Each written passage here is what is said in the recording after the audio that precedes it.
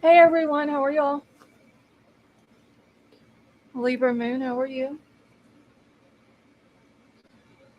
Hey Courtney, how are you?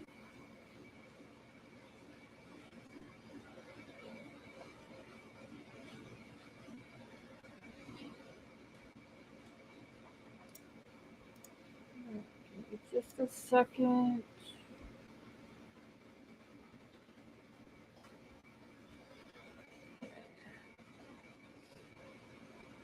Get your notice this time. Oh, so it worked this time. That's good. At least y'all didn't have to wait 10 minutes to get it. Which I was, what, like 3 minutes late?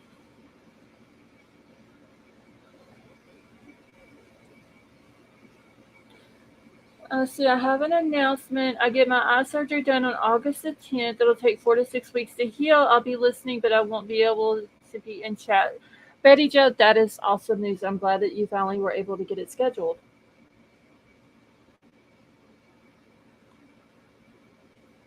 Let's see. Let's see. So you got the notice the second I went live. So maybe they're getting all of the kinks worked out then. Hey, Evie. Kelly, how are you? Betty Joe, you are very welcome. Um, I do want to say that Sally Mae, she is not feeling too well tonight, so y'all keep her in your prayers. She says she'll kind of be in and out of chat. So if y'all don't see her, that's why she won't be in here. Avery, how are you? Hold on. Nightbot just finally decided we want it to work. So email's pinned to the top of the chat. Hey Tony, how are you? Renee Marie, how are you? KDP, how are you tonight?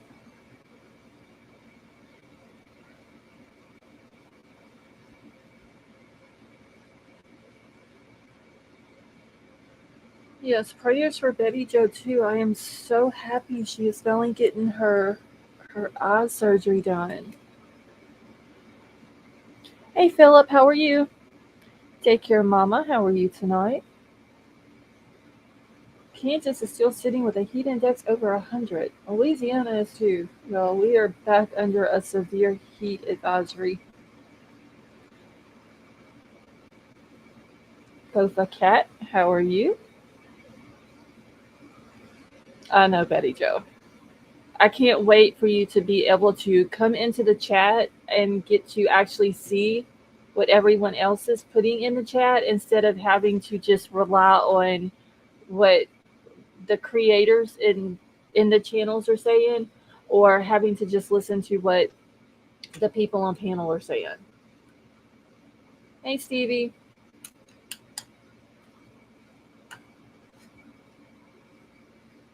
Hey Beckles. OCD Shaggy, how are you?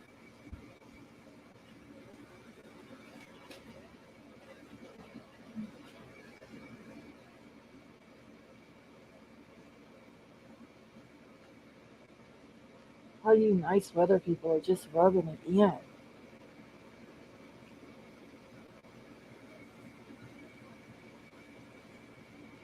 Katie, yes, I am doing good.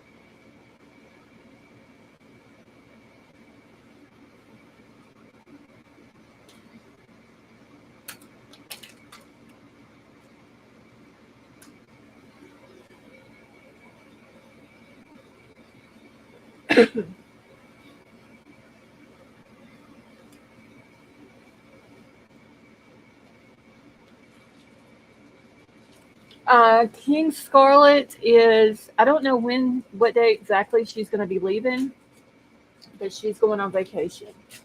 Hey, Cami, how are you? Libra Moon, how are you? Let's see, this might be a stupid question, and I never knew police officers to be in an autopsy examination. Um, Betty Joe, I have heard of that before where they'll go in and and be present during the autopsy and kind of just listen to what the ME is talking about. as they're doing it. Uh, Tonka, what are you talking about, honey?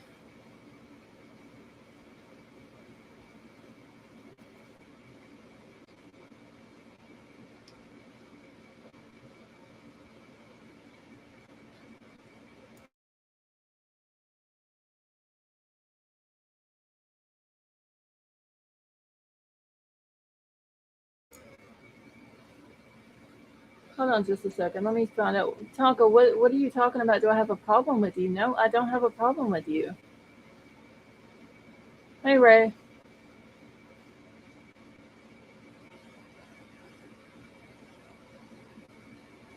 See, so could it be that the officers haven't prepared or finished?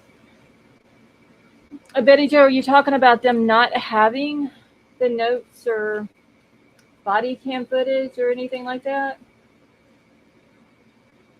But me, I said hi and you didn't say anything. On my post from last night? Hold on. Y'all give me a second. I thought I loved your post. Give me just 1 second.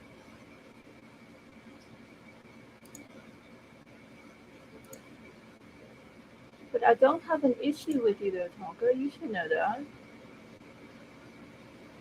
Are you talking about the one where I said that I wasn't going live?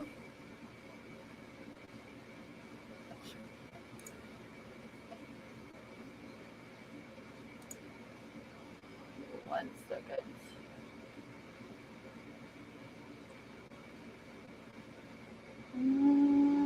Yeah, see, you said excellent. Excellent. Looking forward to it. No, I didn't love it, Tonka. I'm sorry. I thought I did.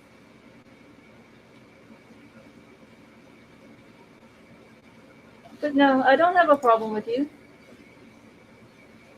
I would hope you. No, Tonka, you know, if I had an issue, I would come to you. I got your email. You know that. No issue. I do apologize. I thought that I had loved your comment with everybody else's.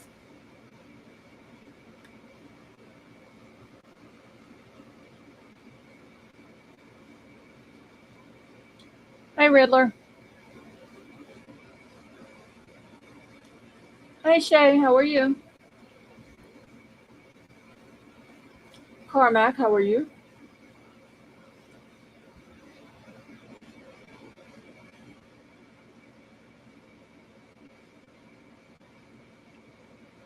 All right. Let me see.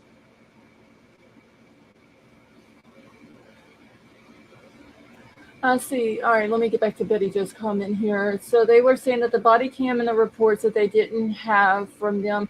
Now, Betty Jo, I don't think the officers would have body cam footage of the autopsy.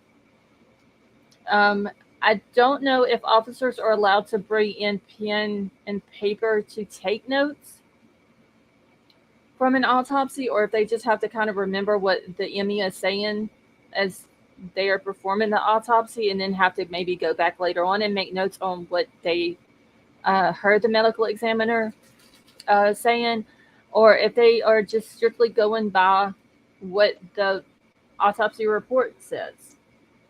I don't know how they do that.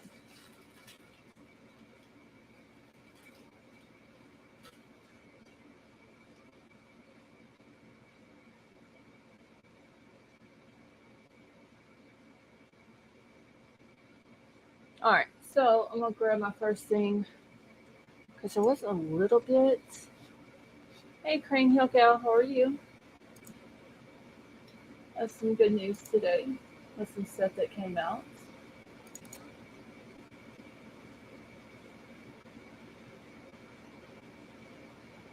1 second. Let me grab it and pull it up here. So the University of Idaho has decided that they're going to hold off on the demo until October on the house.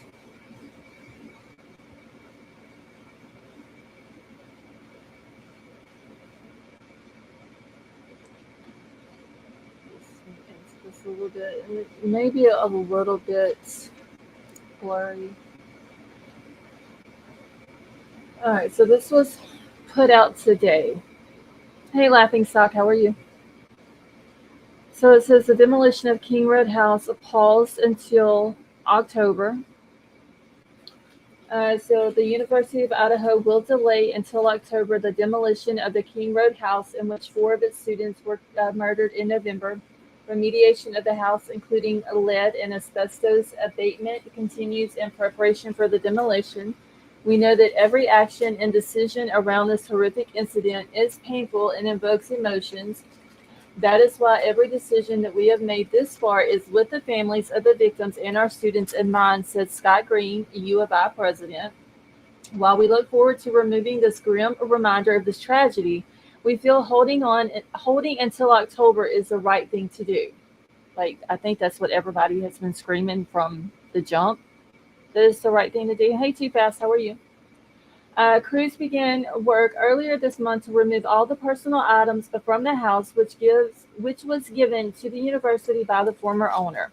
The university is working to make those items available discreetly and respectfully to the families in the coming weeks. The house has already been released by the court, and both the prosecution and the defense attorneys have said that they do not oppose the destruction. We appreciate how many have responded with empathy and patience, Green said.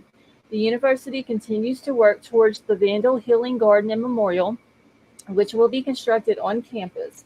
A call for inspiration is now open. The student-driven project will move into the classroom this fall as U of I students in the College of Art and Architecture develop plans for the shared healing space, which I do believe, if I'm not mistaken, is also going to include the tulips, the Ethan Smiles and the Forever Sister tulips that they have come up with for Ethan and the girls.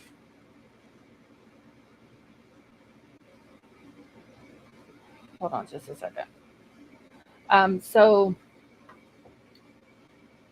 that is some good news that has came out of all of this. All right. Now, Chanley Painter, let me grab her tweet real quick because she said that she spoke with the spokesperson at U of I.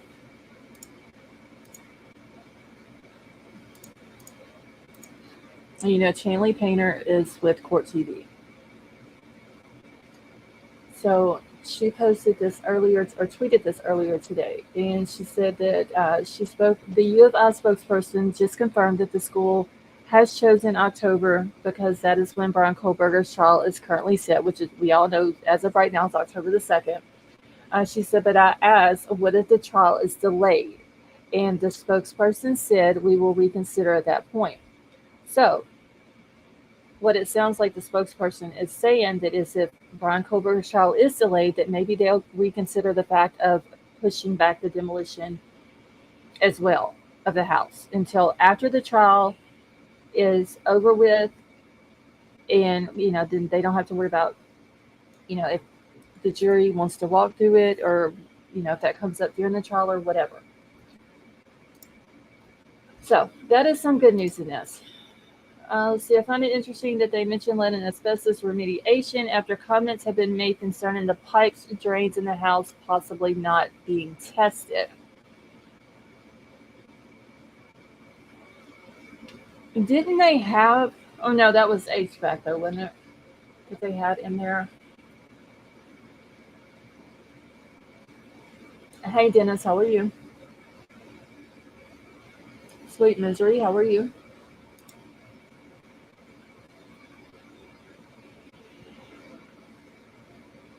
Hold on, y'all. I gotta get my chat back on live chat.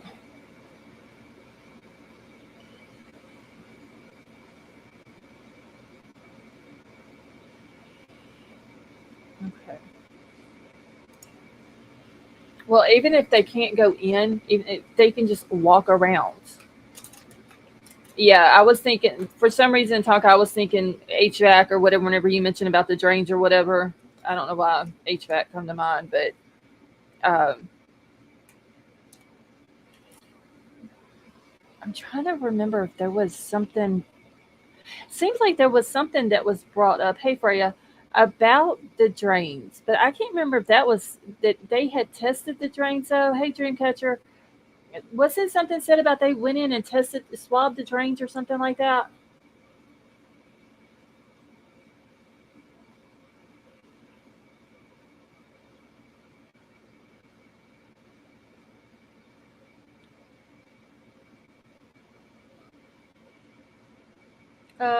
And yeah, that could be it too.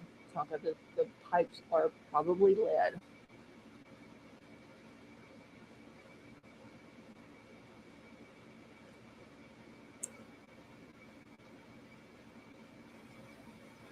Okay, so it could have been Bryan's apartment that I'm thinking of then. I just remember something about some drains or something being swabbed.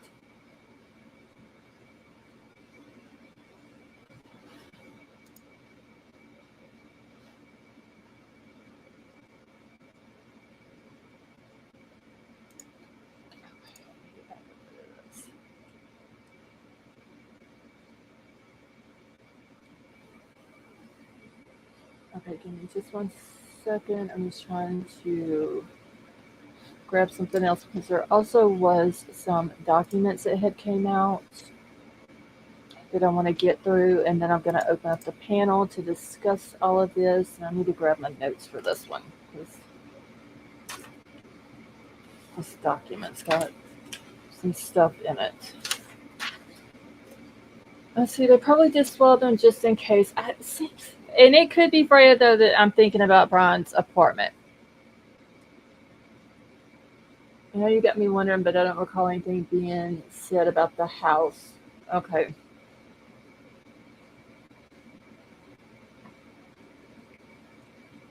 At his apartment, they did. It was confirmed in the doc something about the testing other than what was in the PCA. Okay, it must be his apartment then that I'm thinking.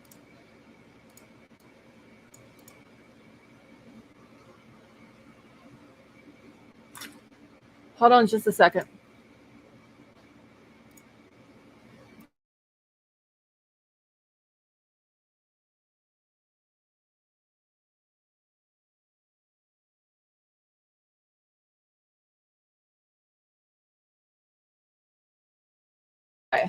Okay, I know where it was from. So, dude on Twitter, who'd you say his name was? Gerald on Twitter, put it out that the suspect had washed his hands in one of the bathrooms at the house. And so they what was it? They took DNA or something out of the got DNA or whatever. That was like a long time ago. That's where I got that from.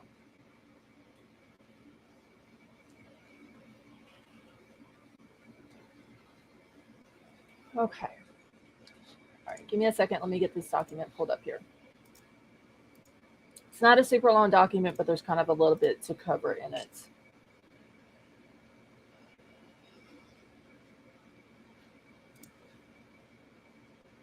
Hey, Caroline, how are you?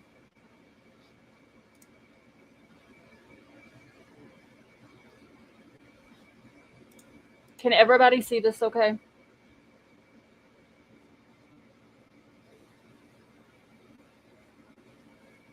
Hey, Brooklyn.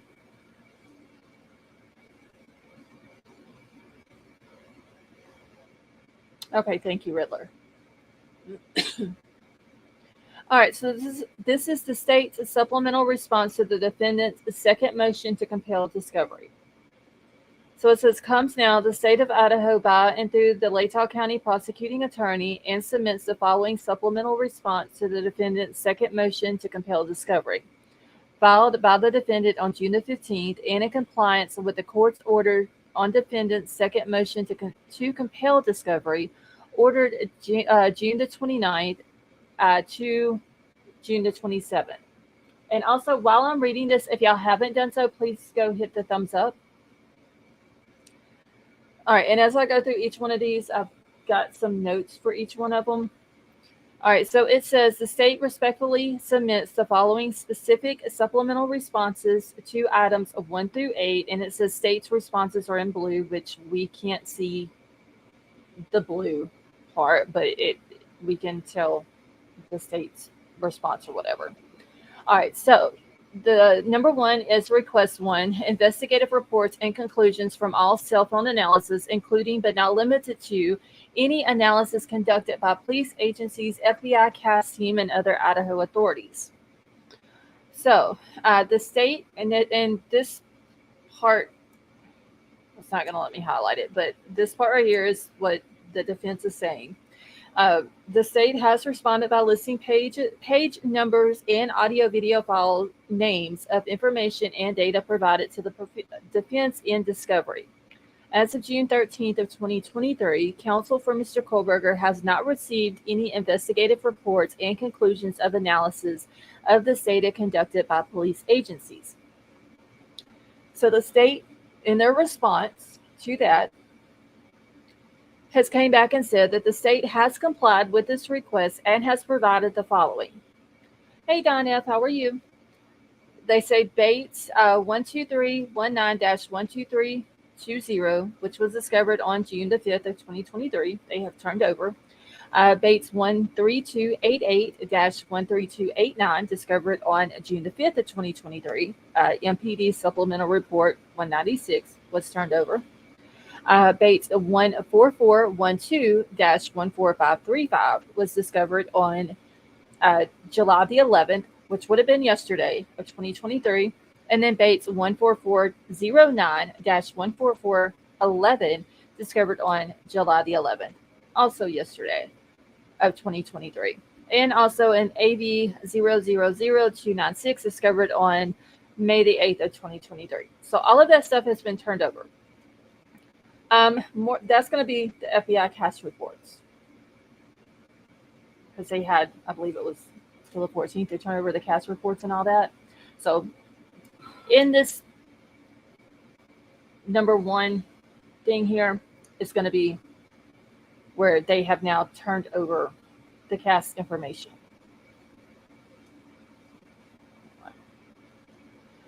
Okay, so they finally got that back. Let me mark this off my notes too. I'm just making sure I haven't missed anybody coming in chat. All right, so request number 4, or number 2, request 4, all footage provided to forensic examiners with FBI used to identify the make and model of the vehicle. Hey, Angela, how are you? A, all reports generated related to the identification of the white Elantra. B, all reports, communications, and documentation related to the change in the year of the white Elantra that they were seeking. And C, the CV or the credentials of the forensic examiners.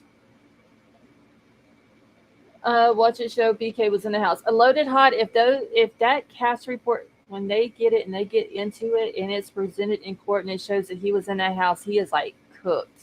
Like there's no getting out of it at that point.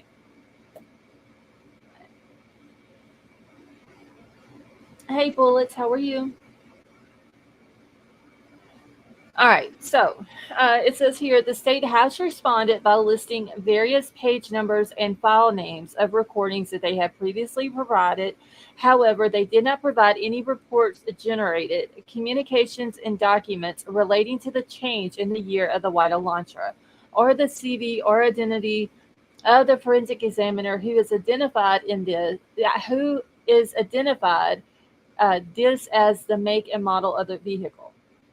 So they're still wanting to, like, oh, we're wanting to know when did this year get changed from 2011 to 2013 all the way up to 2016. Because the first time I heard about it was, I'm pretty sure everybody else has, was the PCA, which was written on December the 29th. And on December the 29th, MPD was still asking the public's help looking for the white Elantra of 2011 to 2013. All right, so the state has complied with this request and has provided the following. Bates numbers 8920-8924, discovered on April the 25th, which is related to A, which is all reports generated related to the identification of the white Elantra. Bates 11651 through 11670, which was discovered on June the 5th of 2023. That's related to B, which is all the reports, communications, and documentations related to the change in the year of the white Elantra. Bates 14263 through 14271, which was discovered on June the 26th of 2023, which was related to C. And that's the credentials of the forensic examiner. So they now have the information on the person who identified this car and then came back. Candy, how are you? Who came back and had to change it. And this forensic examiner, according to the PCA, was it 35 years experience, 12 years experience in FBI. He comes out and says 2011 to 2013, and then some period of time has to come back and change it up to a 2016. Okay. Number 3 is request 17. The state has responded that they are attempting to obtain this information if it exists. The state will comply with this request upon receipt. As of June the 14th, counsel for Mr. Kohberger has not received the information. The state has complied with this request and has provided the following: the hard drive provided to the defense on April the 5th of 2023. And I'd have to go back and look to see what request 17 and 23 were.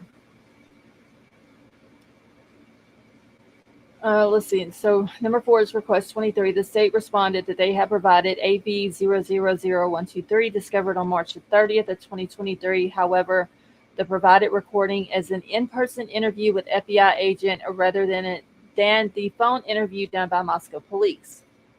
The state has been informed that this phone interview was completed by Special Agent Shirley, who confirmed this reference phone interview was not recorded. Okay. I don't know what FBI agent has an interview, whether it's in person or on phone, in a quadruple homicide that doesn't record the conversation. Hey, Rich, how are you? So I don't understand why the phone call wasn't recorded, or just any conversation that was had regarding this case, whether it be in person or over the phone, why it wasn't recorded. That makes absolutely no sense. Astro, how are you?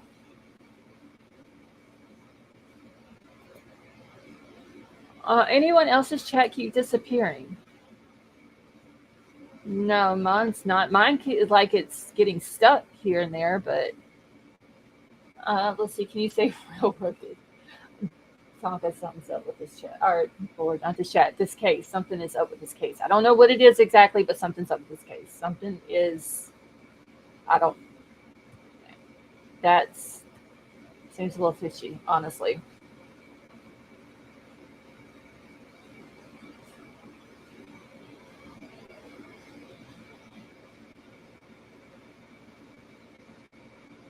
Okay, let's see. Let me get to. Probably, I'm just making sure that I've still got my right notes. Okay.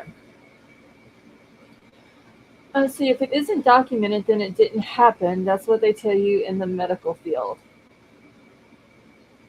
Maybe that's what they're trying to do here, Steve. I just don't. It makes absolutely no sense. Like, she's asking for, it seems like this certain interview, but they're telling her that, like, they don't have it because it's not recorded. Let's see, wait, hold on, let me see let's see. So they aren't defined in motion to compel, they are just listed. Request 17, please see exhibit to defendant's specifics. I just saw, where did her other comment go? For request 13, please see exhibit to defendant's. Hold on, y'all, my chat. I don't know why my chat freezes and then it like jumps and then I'll lose the flipping comments. Okay, Fofa, you're gonna have to give me a second.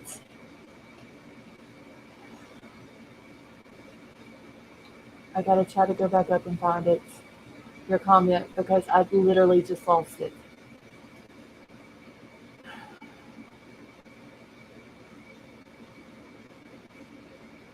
Okay, I think I got it now.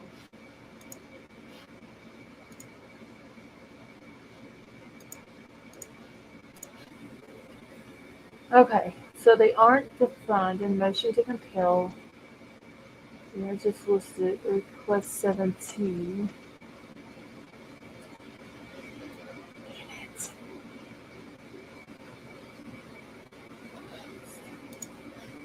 All right, Fofa, give me a date for the exhibit to defendant's first supplemental discovery request. So that way I don't have to go. Now I gotta find your other comment. 123.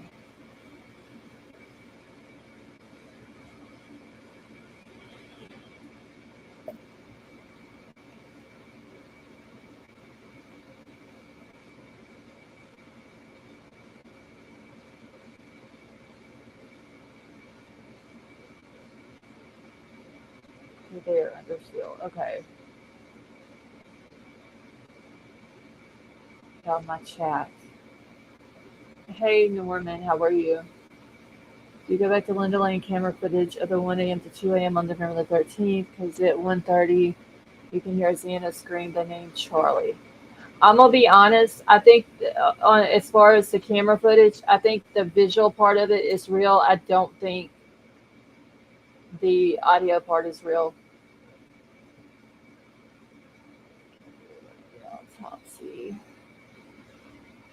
Let's see. I got to go back to my notes on Sleuthie's convo with Kathy regarding the autopsy. I want to say I wrote that down somewhere, Shay.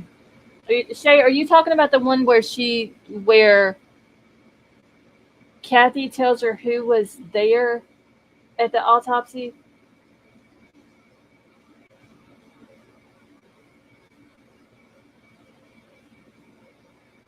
I don't believe for 1 second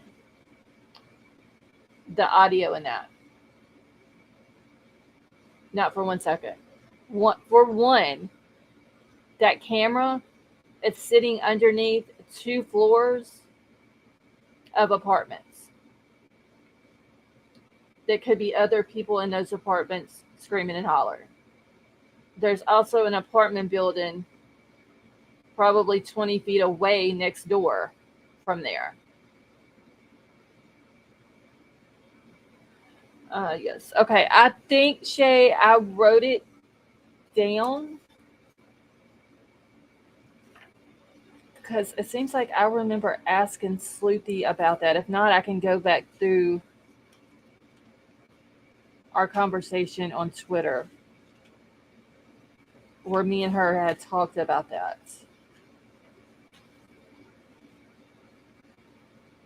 If it's not in this, it's not going to be in this notebook. It's going to be in the other notebook before this one, or 2 notebooks before this one. It's taken, and the reason it sounds like a jar running is because there's a laundromat right behind the wall the camera is on. Real story. It would be a late footage came out. Yeah, I actually watched Sleepy's video this morning. Okay, see, that was an issue she brought up as problematic, and here we see this document, and I'm concerned, to be honest. Shay, you're talking about the autopsy part of it? Like, why is there... I believe that's number 8. Yes, number 8, where they have no notes and all that. Hey, Daisy, how are you?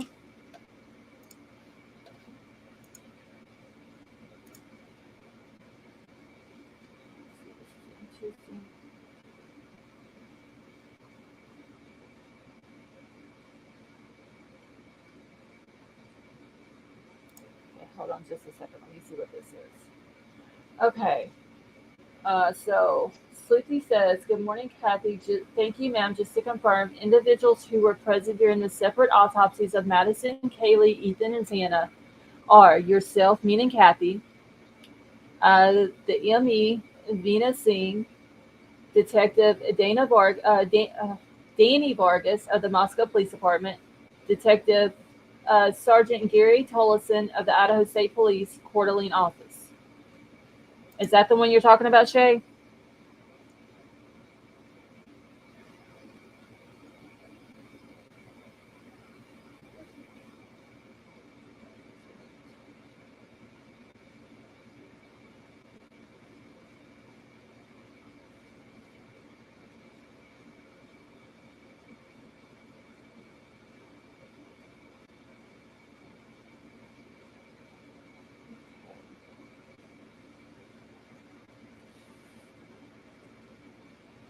All right, Fofa, thank you for sending that to me.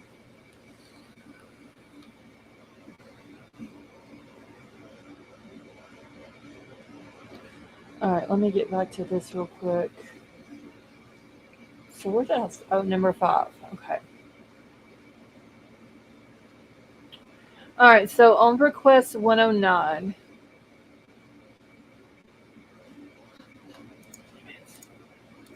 My chat, y'all. This is getting ridiculous. So, request 109, the identity of the FBI special agent that is a member of the Cellular Analysis Survey Team, or the FBI CAS team, that was consulted with to determine locations of the cell phone from 11/12 to 11/13, and all CAS certification records and training records for the involved agents. Yes, also, I thought officers were present and it wasn't documented properly because Kathy couldn't remember. And it was weird. Sleepy was like, "Were you even?" And she actually forgot one of the officers that was there, and she didn't tell Sleepy about one of them. All right, so, all right, so this is for the training records for the cast. This cast officer. So the state objected to this request for the reason that it is outside of the scope of the ICR 16 to the extent that the state intends to offer expert testimony. It will comply with ICR 16B7. Hey, sweet Melissa, how are you? So Mr. Kohberger disagrees as this information was largely relied upon in various warrants, including the arrest warrant. Information relied upon to secure search and arrest warrants is necessary to conduct analysis of Fourth Amendment issues. Further, the entirety of the information could include materials required under Brady. Idaho Criminal Rule 16 covers broader area than the evidentiary rules of admissibility. The state has complied with this request and has provided the following. So this is debate 14409 through 14411, discovered on July the 11th of 2023, which was once again yesterday.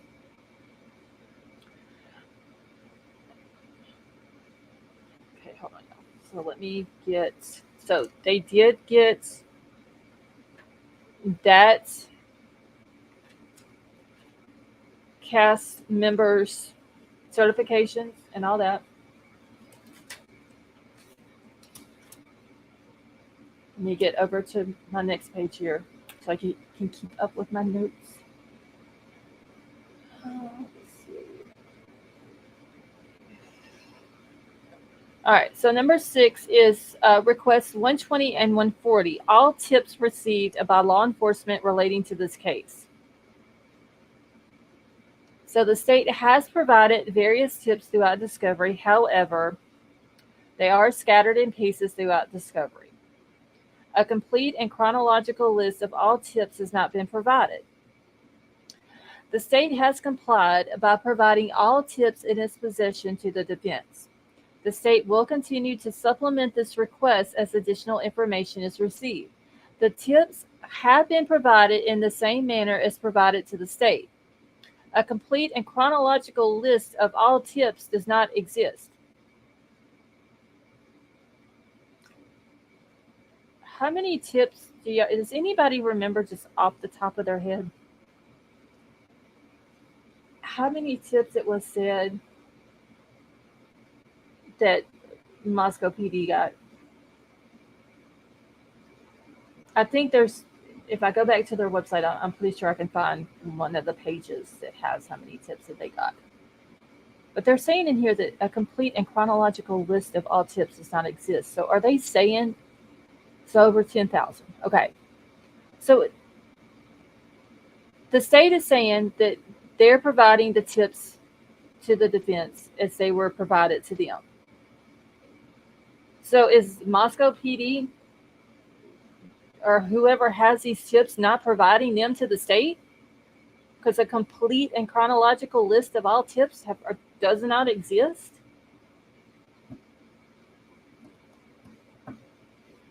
So why doesn't the state have them? Hey, H-Town.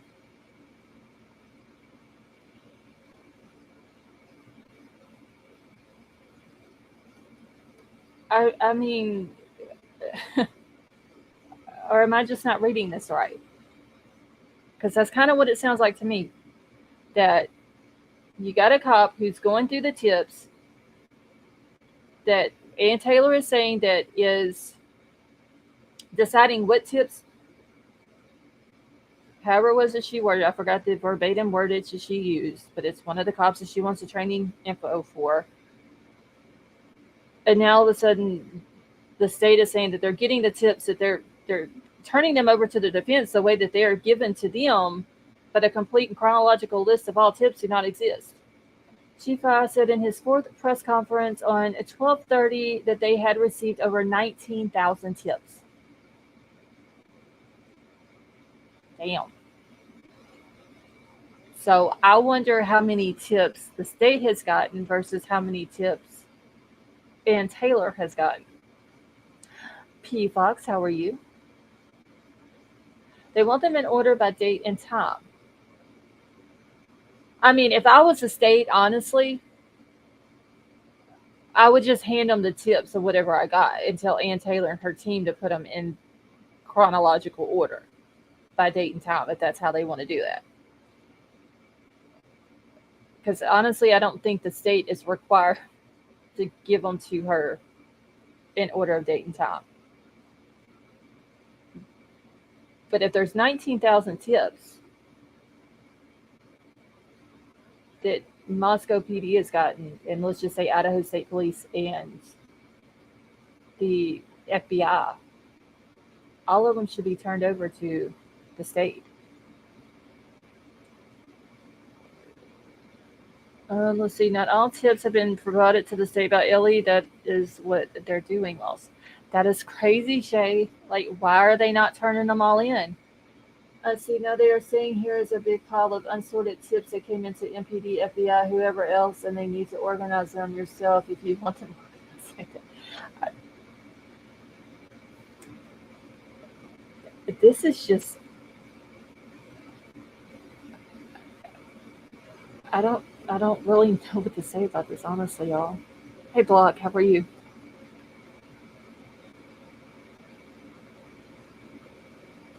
The reason the defense wants the dates and times is because there's a question about the legitimacy of the arrest.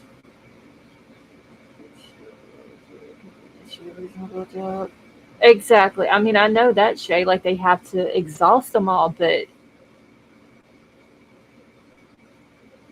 they're saying that there's not a complete list. Like, so have they just not completed the list? Is that what they're saying? Wait, read it. Hold on, y'all. I cannot see my chat that good. Y'all gonna have to give me just 1 second. I need to switch everything around on my desk where I can read this better. We read the second to last sentence. They are saying this is how we got them. Yeah, that's how they got them.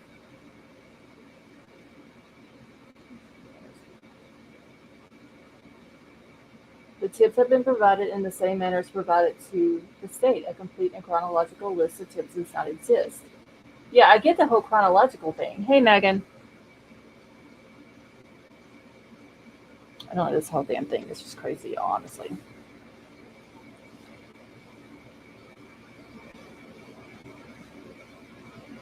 You see, they have a big bag full of tips and just handed them over without organizing. Prosecution is only required to produce what they already have. They aren't required to create new list.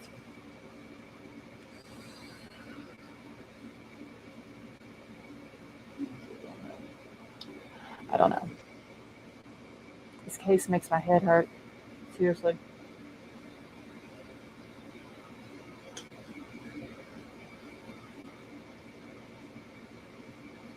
Chrissy, do you think that's going to end up happening? That it's going to be like a Lori Vallow thing?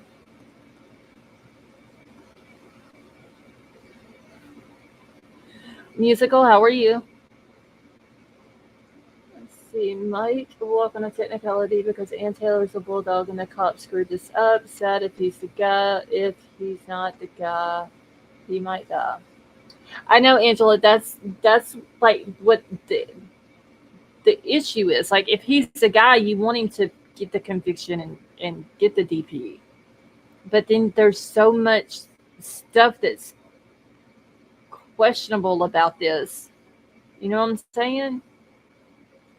Izzy, how are you?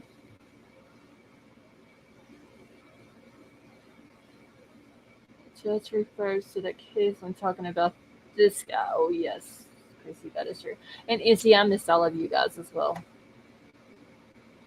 See, who in MPD was going to organize them? How many officers do they have? I don't know how many exactly they have, Sally. Maybe that it's not a very big office.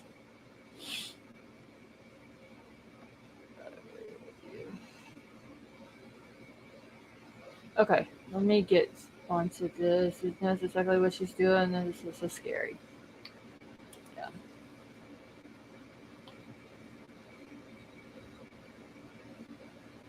All right, number 7 says request 136 all audio recordings related to all search warrants obtained in this matter. So the state has responded that they are attempting to obtain this information. If it exists, the state will comply with this request upon receipt. The defense has been provided with a photograph of a DVD entered into the evidence as item 435 23M-0085 labeled as SW audio.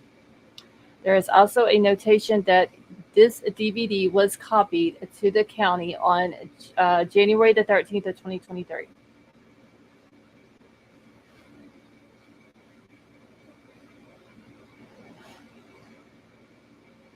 All right, so the state has complied with this request and has provided the following, which is AB 000017, which was discovered on February the 7th of this year. Crime Sleuth, how are you? Let's see if he's not guilty. See, wait, and if he's not the guy, people might convict him based on what's allowed in trial. Sad all around, innocent people locked up every day due to bad PD work. Yeah, I just think this whole case has just got it's very questionable all the way around.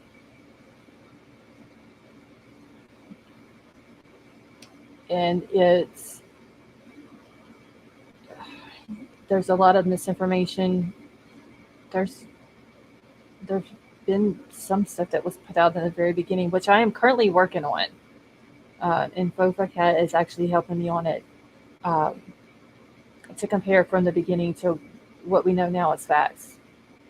So, and that may take me a couple of days, y'all, to put that together. So, don't just kind of bear with me because, you kind of got to like go all the way back to the beginning of this and try to get as much stuff as possible and put it all in one place and then try to get it organized into a live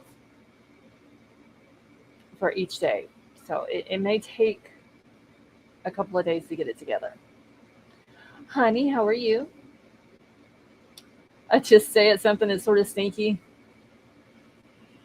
Yeah, honey, yeah, what you said.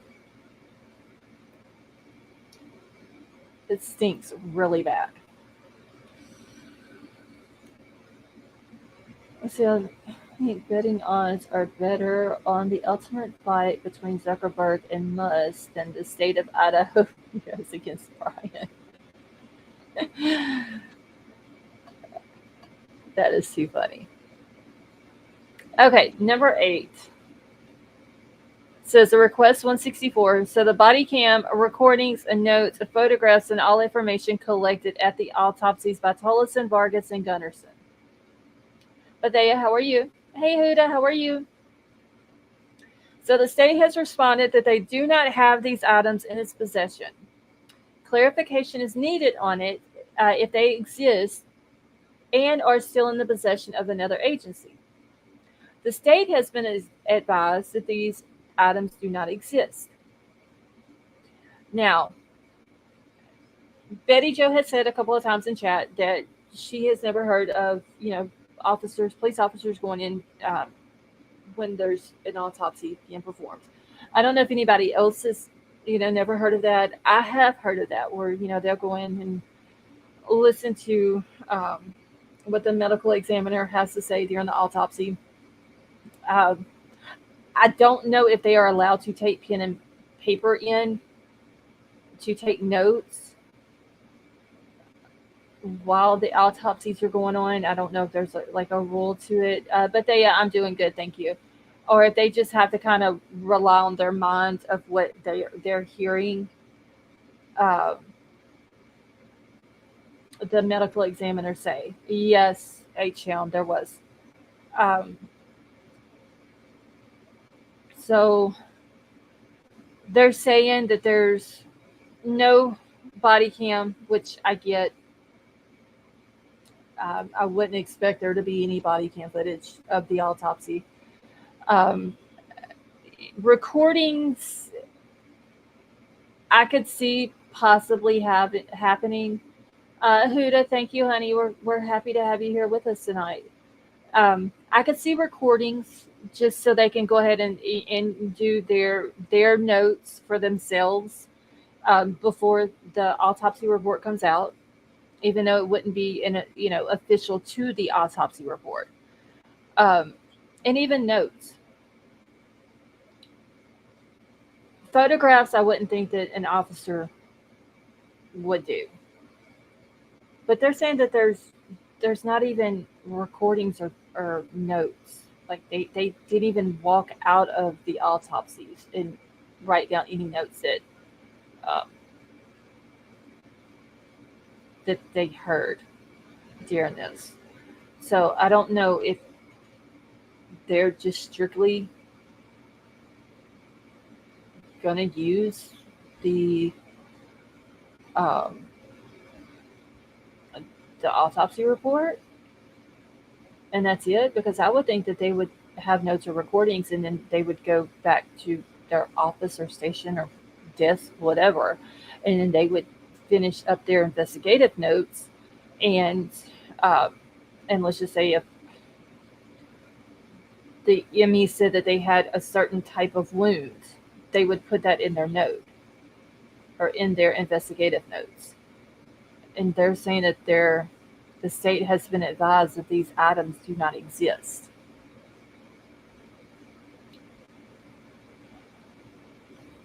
So I don't know. Um, I don't know if that's the way Idaho works, or well, that Washington, because that's where the autopsies were done, or what. I don't know. Shouldn't the police have body cams on? I don't know though, Huda, if they would allow body cams in the autopsies. I don't know if they would allow that or not. Let's see, homicide detectives get insight into the cause and manner of death that might not be as clear from the medical examiner's dictated report. But and that is true, Riddler. But wouldn't you think, Riddler, with your comment, wouldn't you think that they would make a note of that or record that or something so they can go back and put that in their official report or just in their investigative report? And they're saying that like there's none of this. See, MPD news release 1230 states over 19,000 tips, 9,000 through email, 4,500 by phone, 6,000 digital media submissions. Investigators have conducted over 300 interviews. Thank you, Jen.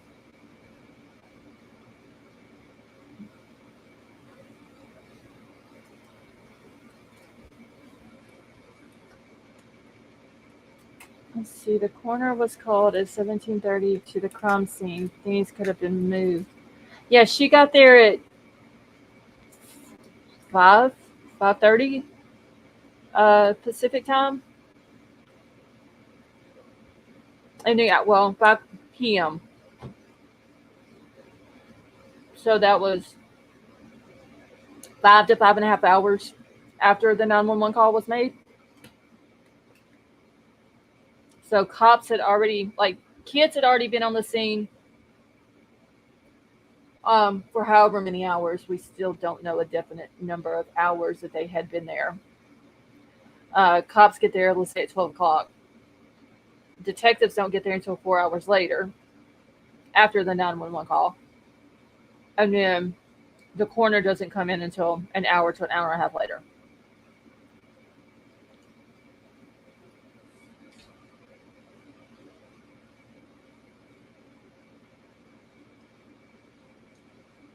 Not that that is true. I think that crime scene was like them kids.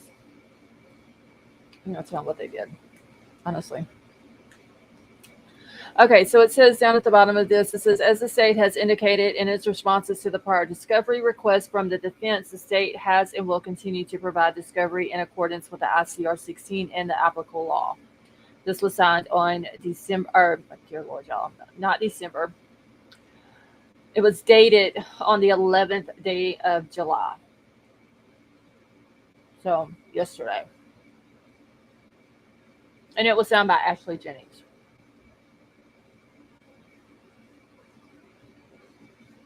And it just shows on this very last page that it was sent to Ann Taylor's office.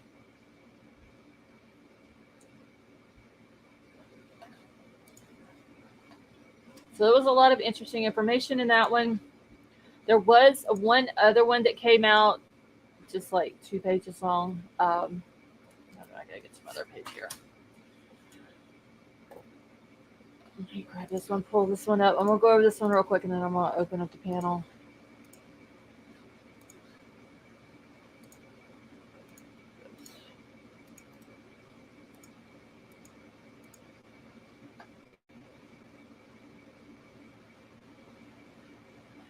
Internet is like, hold on a second, y'all. My internet is like, oh, damn it. Can y'all still hear me?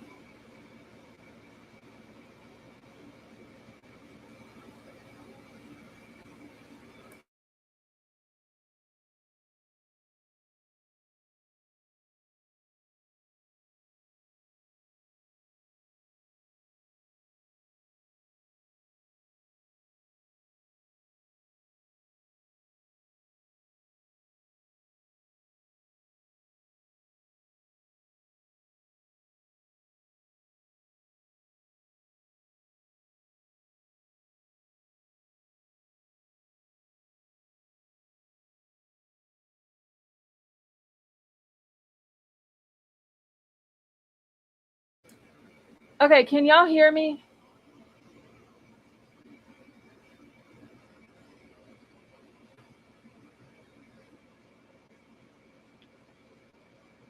Okay, I just want to make sure my internet messed up there for a second. Okay. The chat broke for a minute.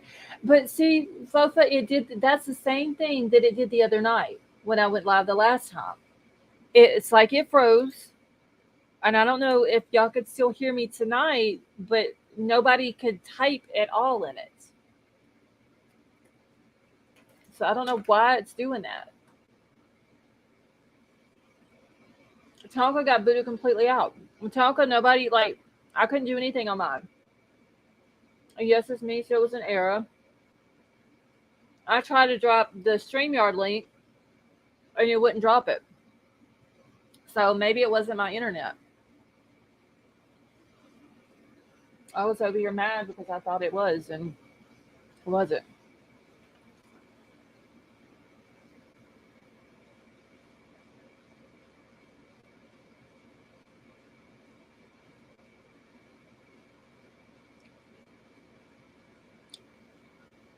Well, hopefully that's the only time it'll do it tonight.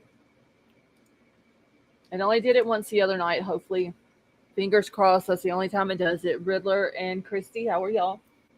Hi, Scarlett. Hey, Okay. hi Riddler. Hi, How sweet are, misery. thank you. Did y'all's internet or y'all's chat act up again a second Yes, ago? it said no service or service interrupted or something. I got an error on YouTube. Okay. Because I thought at first it was my internet that was doing it. And so if everybody else's was acting up, it wasn't my internet. Mine was So I'm good. fine. Oh, well. Riddler's like, mine was fine. Hold on, y'all. I'm not trying to be loud, y'all, but I got to empty these out on my desk. Okay. Let's see. All right. Hold on, y'all. I'm sorting out my gummy bears here. Mine was fine too. I don't know. Sweet Melissa says hers was no service available. That's what mine said. I tried to post a link in the chat for the StreamYard, and it had like a X that came up and says that it can't be, uh, your comment can't go through or something like that, and that you would have to try again later. Mine will sometimes say error. I don't know what is up with YouTube here lately. I was thinking by now they would have the kinks worked out of it, but I maybe thought it not. was my Wi-Fi. Uh, I thought Always it was. just hit the reload when I see that, and everything will be fine after that. But I'm kind of scared to refresh mine because I'm scared it's going to kick me completely out of, Oh, I agree with you on that. out of StreamYard. But maybe it's fine now. Hopefully it doesn't do it again. Okay. Damn, I forgot what I was doing now.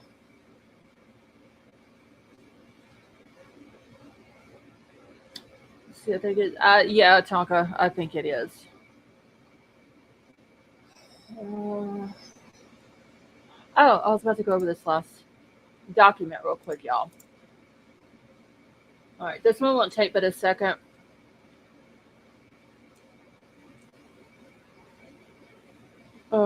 Can y'all see this okay on your screen? Because I can't tell when it's on the screen for y'all if y'all are able to see it okay.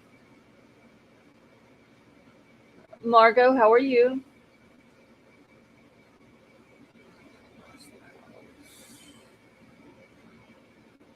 All right. So Riddler, does it look okay for you and Christy? Like, Yes, fine. okay. All right. I just want to make sure.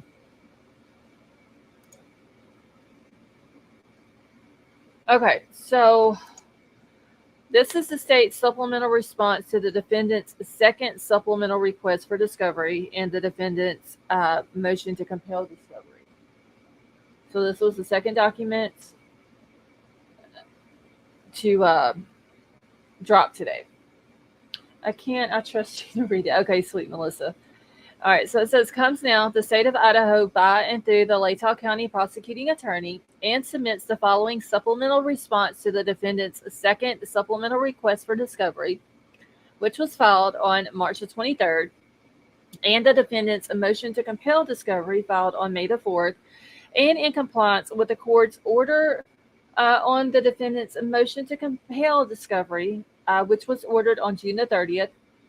The state has complied with this request and has provided the following supplemental specific responses to Item 160 in the defendant's second supplemental request for discovery and Item 6 in the motion to compel discovery. And it's Bates number 14536 through 14566, discovered on July 11th of 2023. The records are limited to the formal post-documented training, the records of briefings, informal trainings, and our conversations are not documented in writing. So, as the state has indicated in its responses to the prior discovery requests from the defense, the state has and will continue to provide discovery in accordance with the ICR 16 and the applicable law. So, this was also signed on July the 11th, which was also yesterday. So, kind of like everything that they were getting yesterday or discovering yesterday, they were also spitting it out in documents. on the same day. So these dates, this 14,536 through 14,566, is the training records that Ann Taylor had requested for the 3 officers. And they were supposed to be turned over by July the 14th. So she now has those as well. So it seems like everything that she was kind of like asking for and has to keep going back and asking for, it seems like she's slowly starting to get all of it. So maybe by October they'll have everything that she's asked for. Okay, from my viewpoint, it looks like they're trying to do everything they can to prevent an appeal. They're not going to knock the house down. They're turning evidence over quickly. They're granting a stay. I mean, they've done everything so far, it seems like, that defense has asked for. I mean, yeah, that could be it. Or what the people have asked for, because public pressure in a peaceful manner, which is excellent. That's the way our country is supposed to run.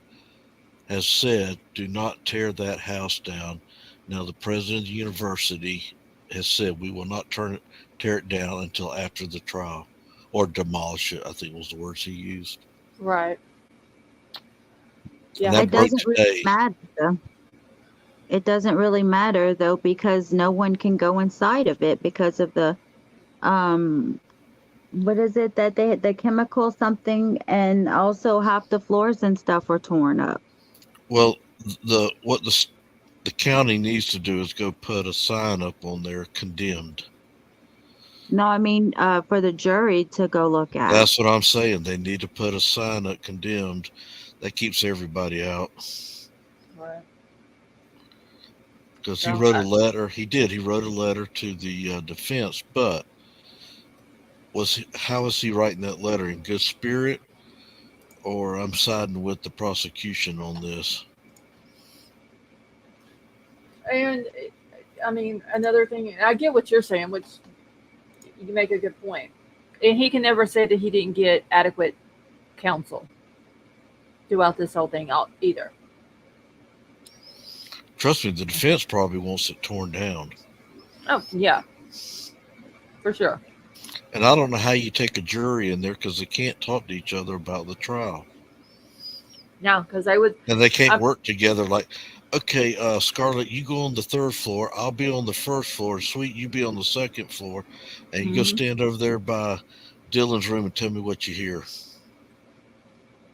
Yeah, can't do any type of experiments or anything like that. Yeah. More than likely. Okay, yeah, Betty Jo, hold on 1 second. Let me grab the link. More than likely, they probably wouldn't allow all the jurors, if they did have a walkthrough, they probably wouldn't allow them all to go through at the same time anyway. Why is it not posting again?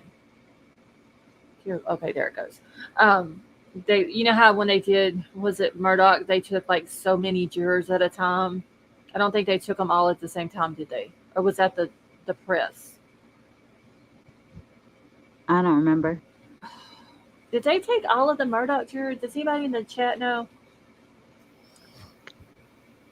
I know they took the jury, but I don't know how many of them went. It seemed like they took like so many of them at a time. They took all of them at once? I know they had a multi-passenger van. I'm not sure how many were in it. Okay, well, maybe that was something else I'm thinking about then. Oh, True Buses. Okay, maybe it's the media that I'm thinking about then. When was it confirmed that Enon was at the grub truck? When was that confirmed, Michelle? Who confirmed that?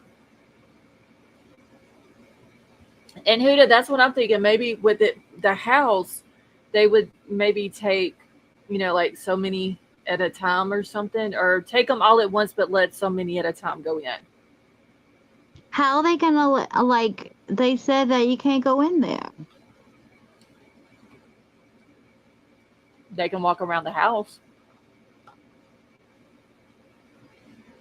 Yeah, they can walk around the property, maybe. Mm-hmm.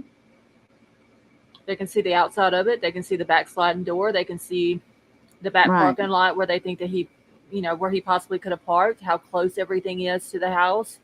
Yeah, that's about the only thing that I was going to ask you if you thought that they would want to do that.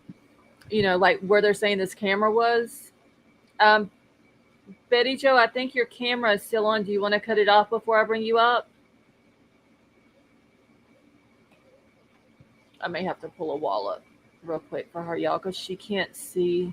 Oh, wait, no. Hold on. She got it. Okay, Betty Joe, can you hear us? Yeah, I can hear you. How are you? Good.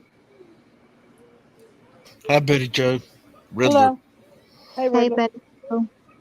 Hello. Sweet misery. All right, Betty Joe, what do you think about all this? What I think about all this? I kind of already know what you think about it. Go out there with mommy, baby. I don't know what to think anymore. There's Same. a lot of twist in this. It's so confusing. Yes, the guys that were there in the cowboy hats, they were there in a van from Washington, but I wonder if they flew into Washington and they had to rent a van from Washington. I don't know if they were. I'm curious to know who them guys were. Did you see the comment? I don't remember who it was that put it, but it said that the video footage from Linda Lane is that camera is on a washateria, a laundromat, and that's why you hear a dryer sound or something like that. Someone in the chat put that earlier. Yeah, that's the reason why you could hear like a dryer sound or something like Yeah. that in the background. Yeah. Yeah, I saw that. Hey, Sniper, how are you? But that's what I wanted to say. Okay. People were like, oh, well, the house was higher than all the other ones or on this hill or something. So that means that the sound will go all the way to this camera, right? Well, if the sound will travel all the way to that camera, then why couldn't Dylan and Bethany hear it? If it was that loud to travel all the way to that camera, why nobody else heard it? Exactly. Hey, Tammy Lynn, how are you? Exactly. If that's the case, then there's no excuse that Dylan has or that she can come up with that she didn't hear something going on in that house. If the audio is legit. But I don't think the audio from that camera is legit. Especially it being put out that at 1:56 that was when it happened. Now, yes, you can hear people screaming and hollering, and that's what time that Kaylee and Maddie got home. I just don't think that's when it happened. I think the whole audio part has been altered. I think that sounds like some Joseph Morris stuff over there going on. Something. Hey, That's what Charlotte. I was saying. Scarlett, the coroner said in her last report that I saw, three of the four were sleeping when they were attacked, but one wasn't because the defensive wound. Mm-hmm. If the three were sleeping, would they scream? If they got, are they instantly gone? I'm sure if the first slice, I don't know what you want to call stab, didn't do it, then they would scream in pain, I'm sure. I would think it would depend on where the first hit was at. Yeah. Hey, Vapor, how are you? If it hits a lung, you usually aren't going to have enough air to force out through the throat, the guttural, or whatever you want to call it, through the mouth and everything to talk. Right. I think there's certain spots in I can't think of. And I don't know if anywhere above the chest. That's another question.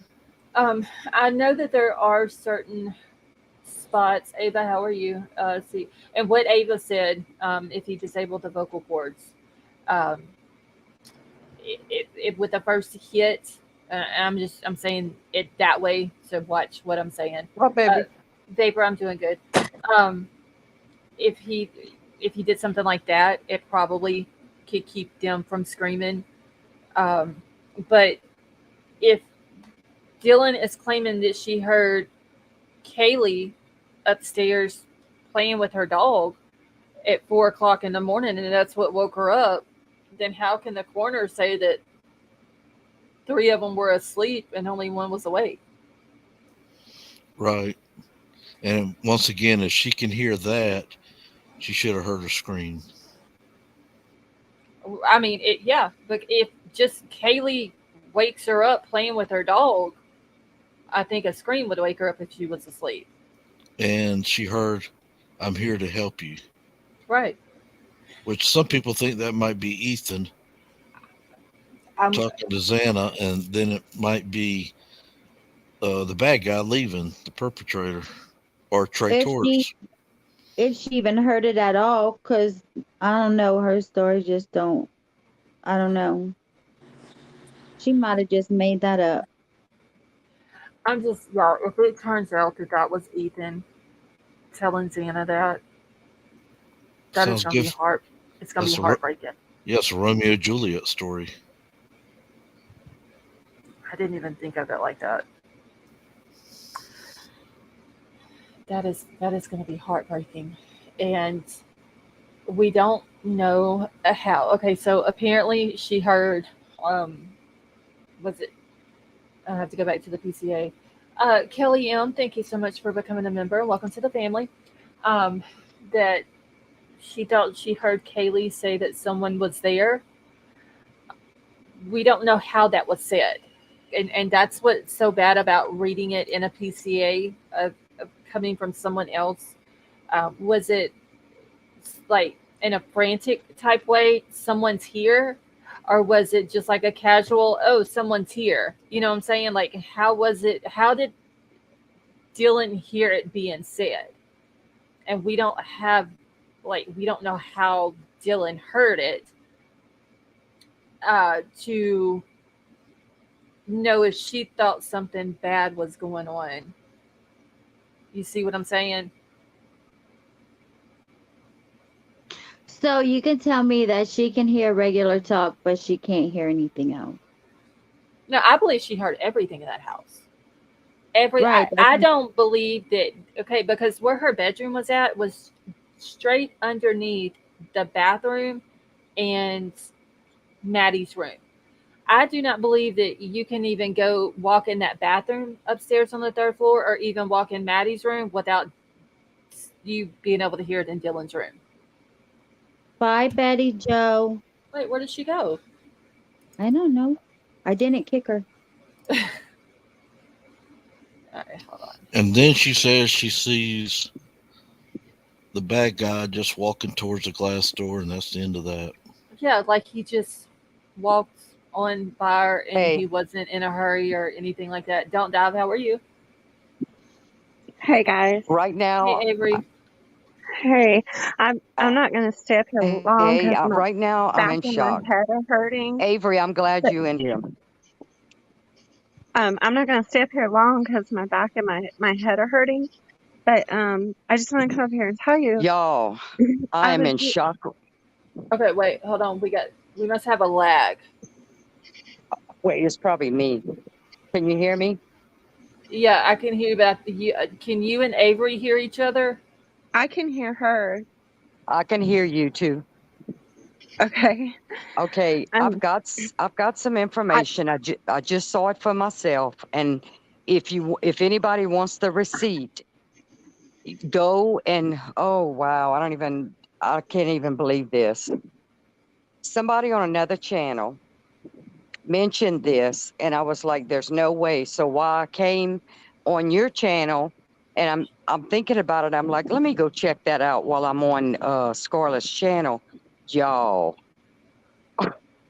I'm like, you gotta be kidding me. I don't know what to say. I'm like in frozen shock.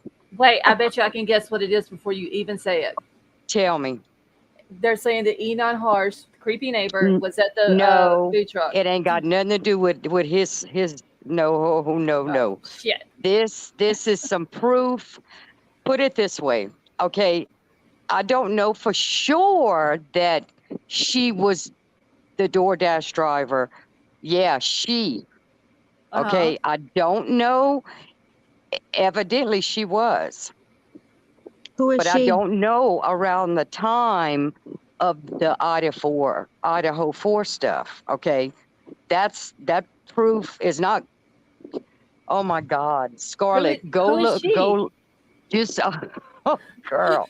Spit it out, my- don't I? I know I'm trying, y'all. Just wait a minute. Just wait a No, minute. keep us in suspense. No, No, Riddler, stop it, Riddler.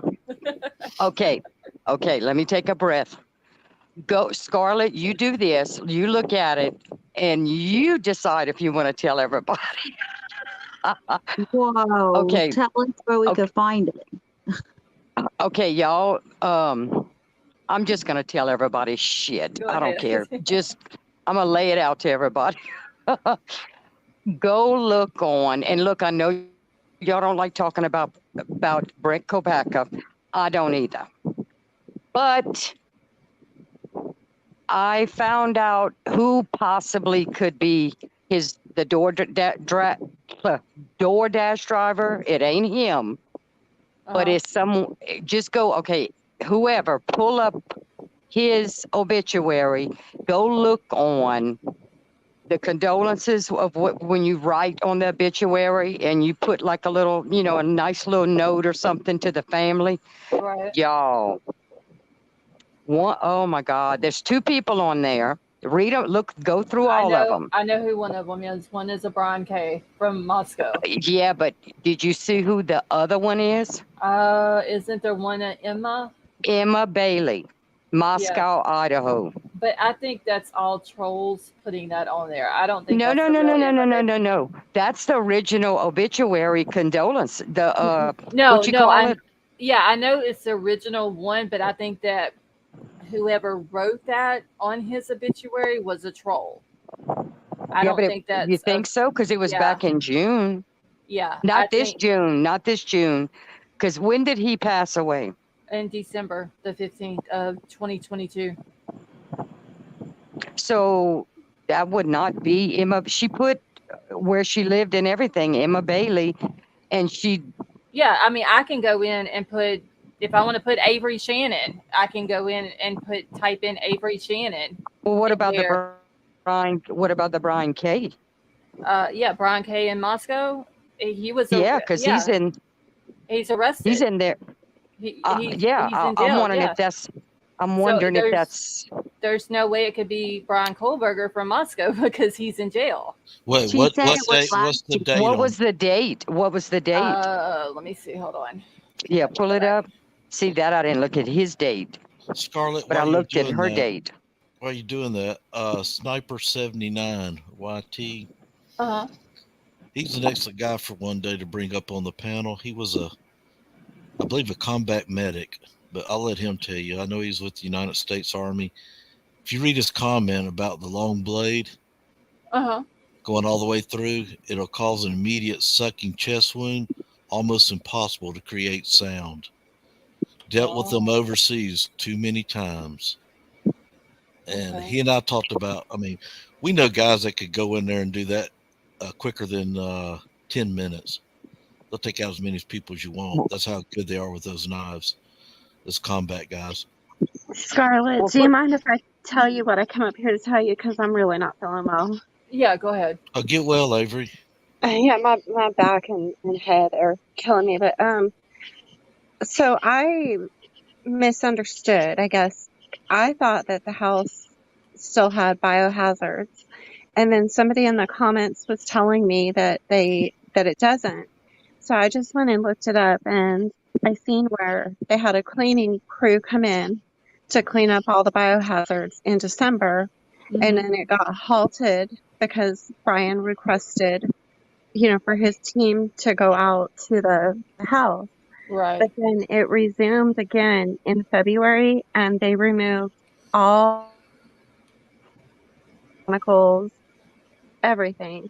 So basically, the only thing they have to do in order for the jury to walk. Wait, Avery, you keep breaking up. Still up here. Hold on. Let me get back to StreamYard. Okay, Avery, you're going like you're going in and out. We can't hear everything that you're saying.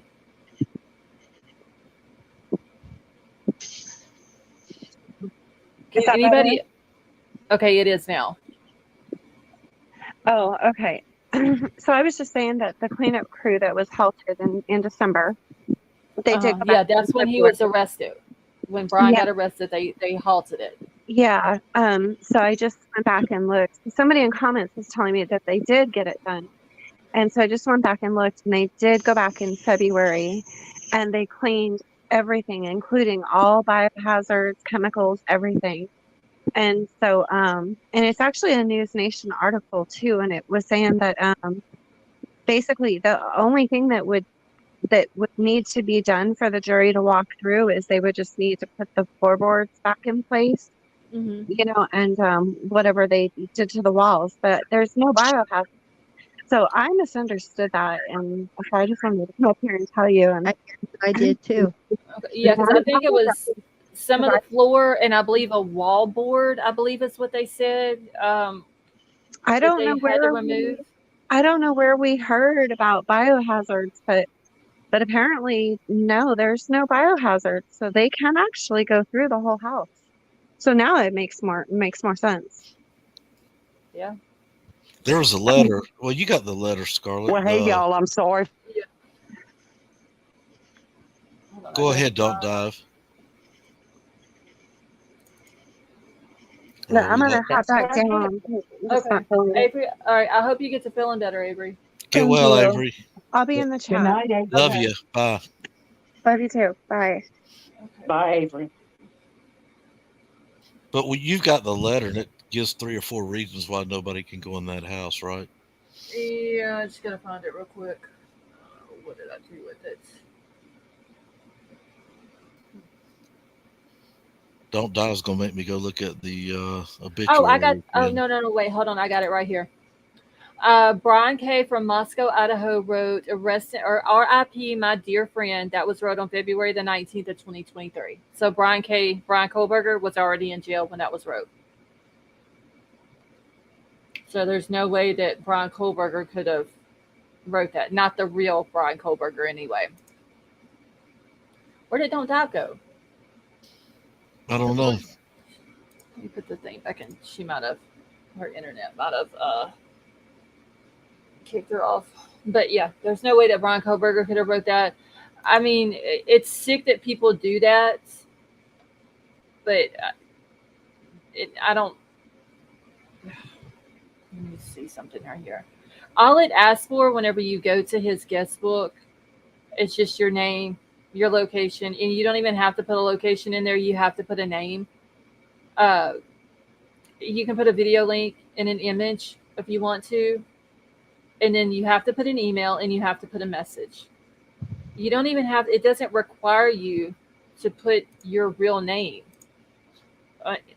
when you sign this obituary. So that Emma Bailey could be anybody that's trolling on this man's obituary. And if that's the case, that's disgusting.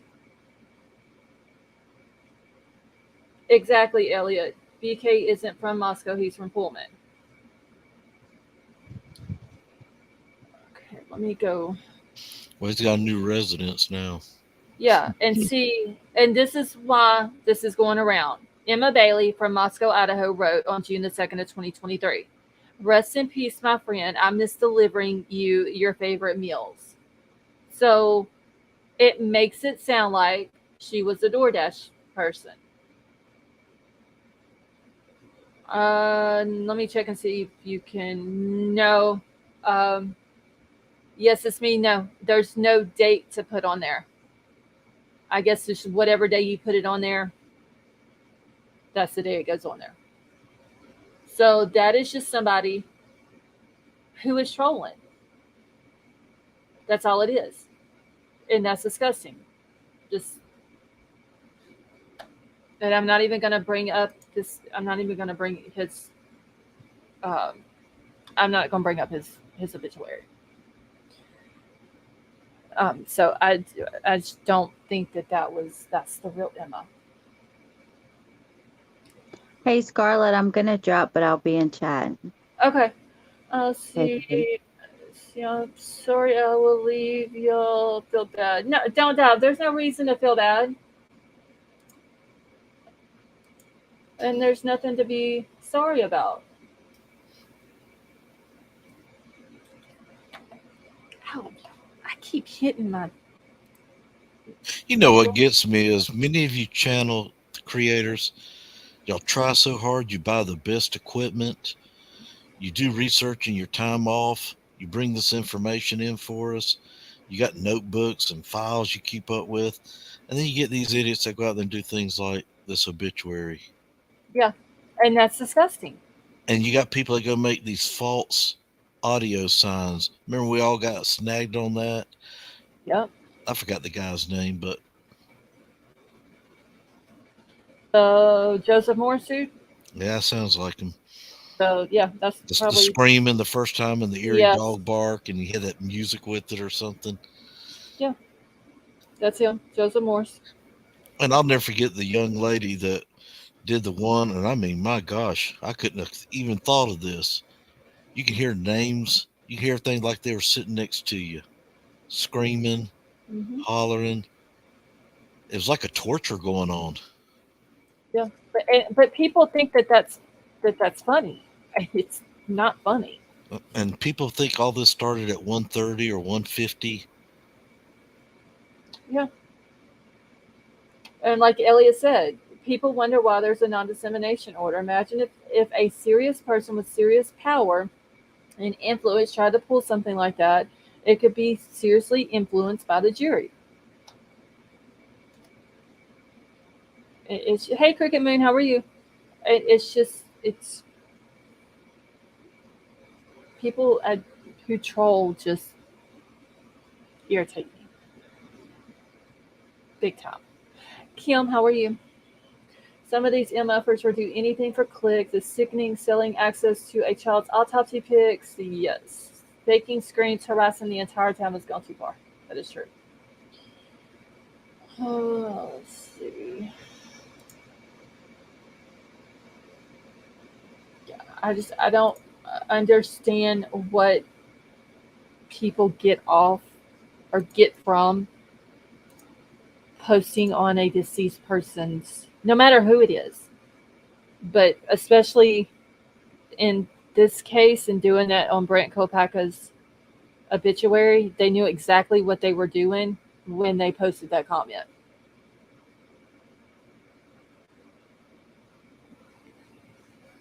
They knew that it was going to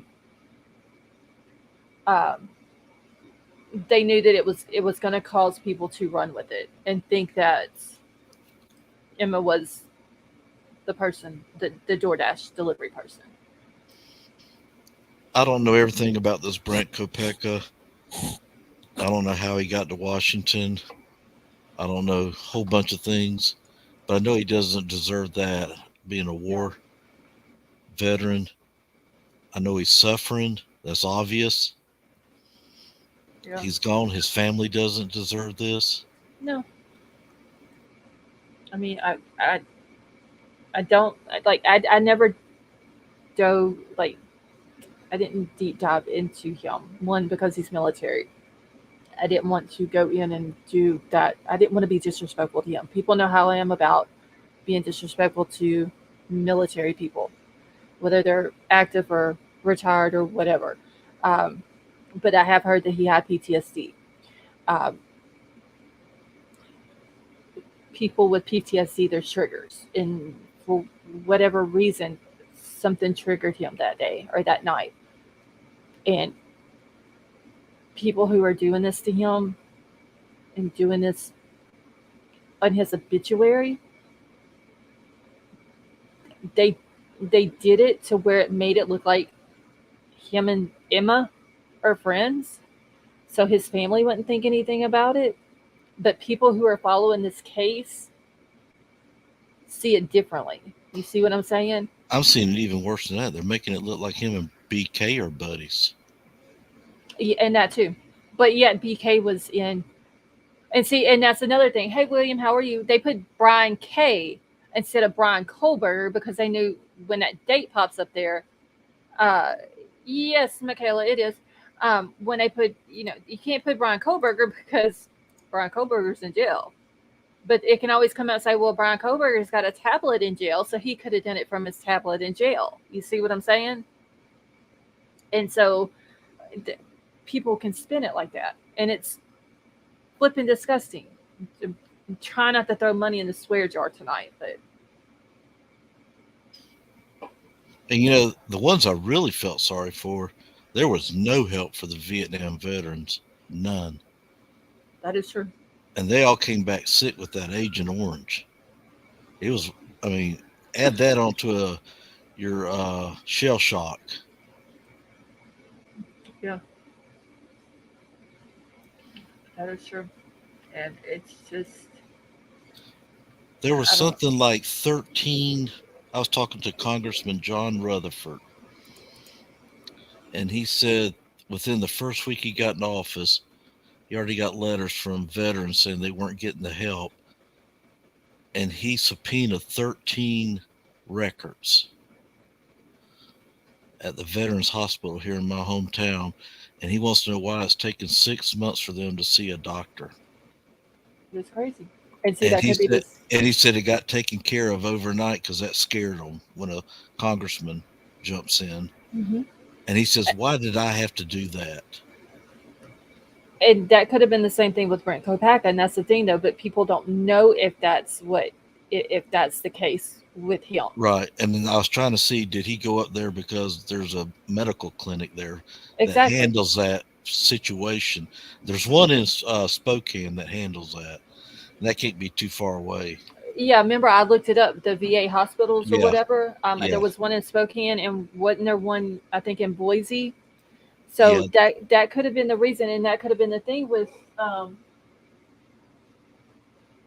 that could have been the thing of what was going on with him. And people don't know what was going on, but they're still, even though he is no longer with us, they still want to keep pushing that, and they're not thinking about the fact that he has a family and a veteran of our country. If they just literally need to stop, that's what they need to stop doing.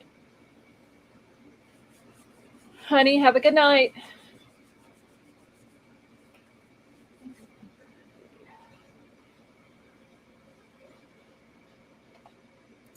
All right. I need to get this up on my screen. I always did wonder if he went to college there as well, or worked there at the college. I don't remember anybody saying if he went to college. But wait, no, they said that he worked at U of I believe. Okay. I think that's where. Hey, Jeremy, how are you? What was it? There was a department there that somebody said that he worked in, and I don't remember what it was. And I don't know how he got over into Pullman or what, or if he moved over there and just drove to U of I or whatever. I don't know, but I forgot what department. But anyway, they had said he worked at University of Idaho.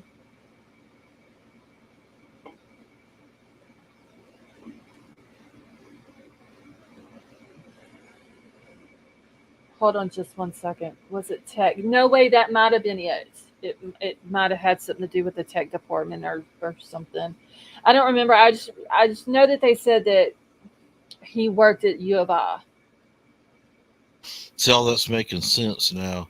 And the one in Spokane specializes in his mental disorder. Mm-hmm. Now, don't get me wrong. I will say this. The surroundings of his death and what happened, I questioned. And I believe it was Vapor that was on panel one night and said that him being in the military, um, why would he position himself for them to um, be able to do that to him? I'm trying to watch my words here, but really, you get what I'm saying. Um, and I think that needs to be investigated, but I don't think he had anything to do with the Idaho stuff. I really don't. But his death, I think, needs to be. I think there's some issue with it. I really do. I don't know what it is. There's just something. Well, the only thing I heard, and I hope I'm right, was that he held his roommates hostage. Yeah. And they sat there and talked to him for about 5 or 6 hours. And then when he fired a shot, I don't know if he fired it at them or not, but they said he fired a shot. How they know it was him, I don't know. But anyway, after they fired a shot, that's when the sniper took him out right after that. I don't know how much time lapsed between those two shots. You can't find anything on it. Try to find something. And who was his commanding officer when he was in the Army? I don't know. Yeah, see, I heard another channel went to blame it on some guy named Payne or something. I think him and Payne was in the military together, but I don't know. Now that'd be odd that they were in the exact one group together. But yeah, other than that, I don't think he had anything to do with it. No, I don't think he had anything to do with the thing in Idaho. No.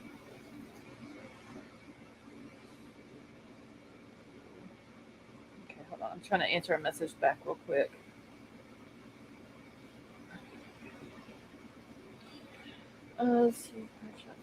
But there are a lot of vets that are bad boys.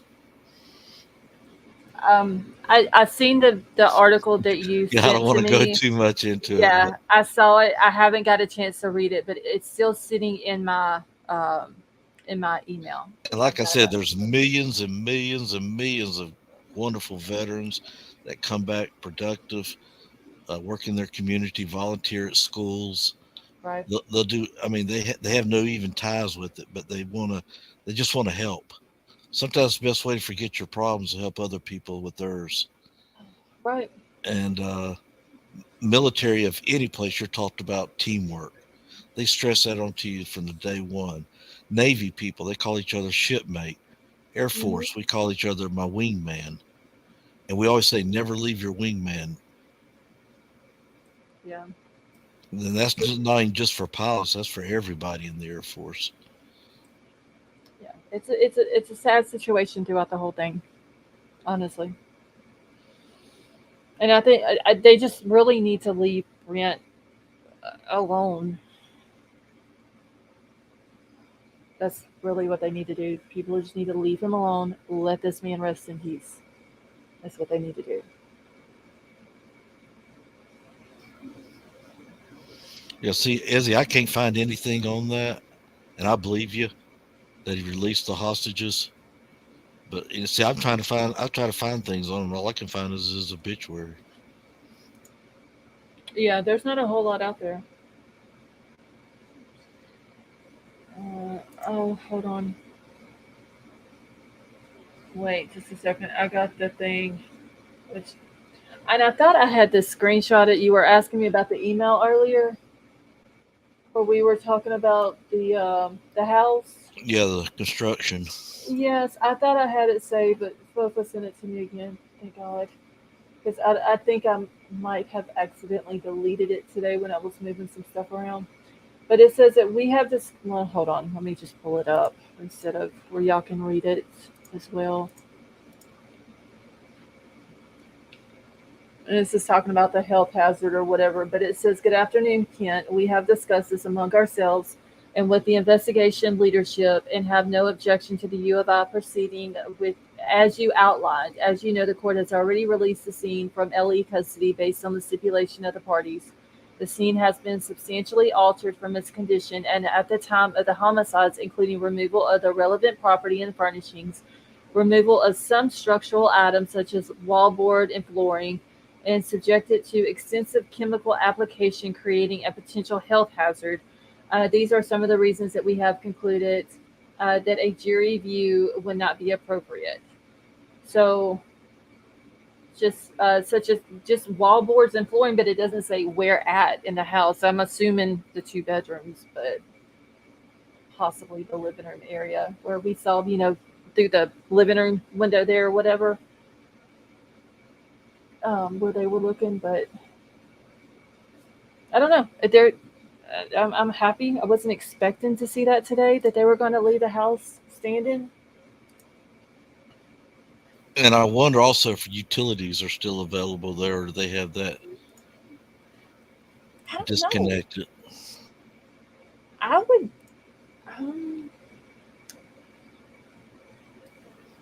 I would think. I would think it gets cold late October in Idaho.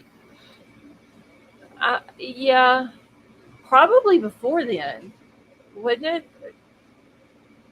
I don't know if anybody's.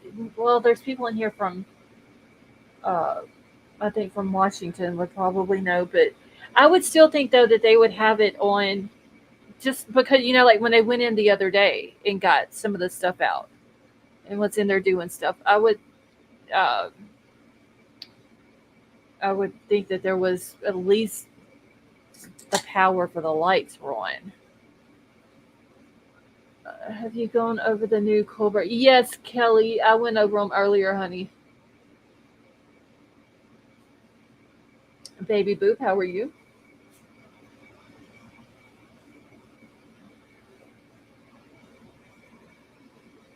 I don't know. Like I said, though, I literally was not expecting them to, because they were like just adamant about we're August the 21st, the kids are coming back to school, and we need it down before then. And everybody's screaming, it needs to stay up. And They wanted it down in March.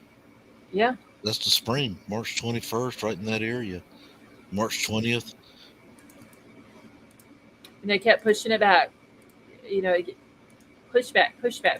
And but Chanley Painter did put it out, though. She talked to the lady at U of I and asked her, what if Bryan's, because that's the reason why they're pushing it back to October. So what if Bryan's trial gets pushed back?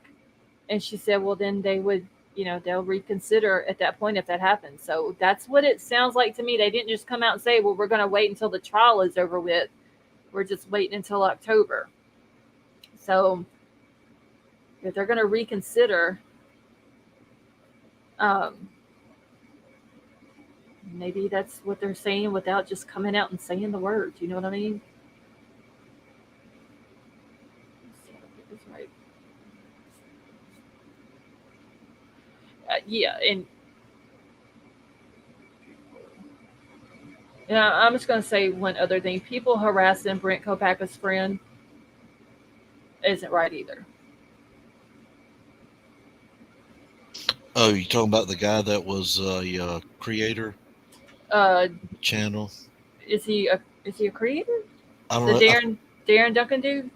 Yeah, he's got. I don't know if he's a creator, but he's got that beard and. Yeah. Yeah. Yeah, I don't think he has anything to do with the case either, and I think in the end he's just trying to defend his friend. I don't think people should be harassing him. Yeah, he was fired up the other night. Oh, Lieberman says he has a podcast. I didn't know that. I thought he had something. He's set up pretty decent there. Oh. Yeah, he was coming after somebody with CC initials. Oh. I didn't know that. Oh yeah. Every other word was profanity. Mm. He got interviewed. I can't think of the guy's name that interviewed him. Shoot. But supposedly he was real good friends with the guy, and he was defending him and, of course, himself. But he said, where's this guy even coming up with this information? Yeah. Yeah, I don't... there's... Like, he was... Brent's friend, he he's just wanting to defend his friend. Can't blame him for that. I don't think people should go after him and harass him and all that.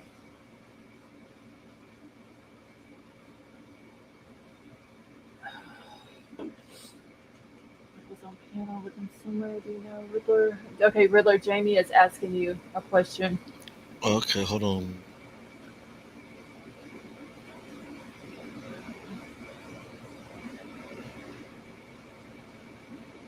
Oh, I don't know if Willie was on panel with him.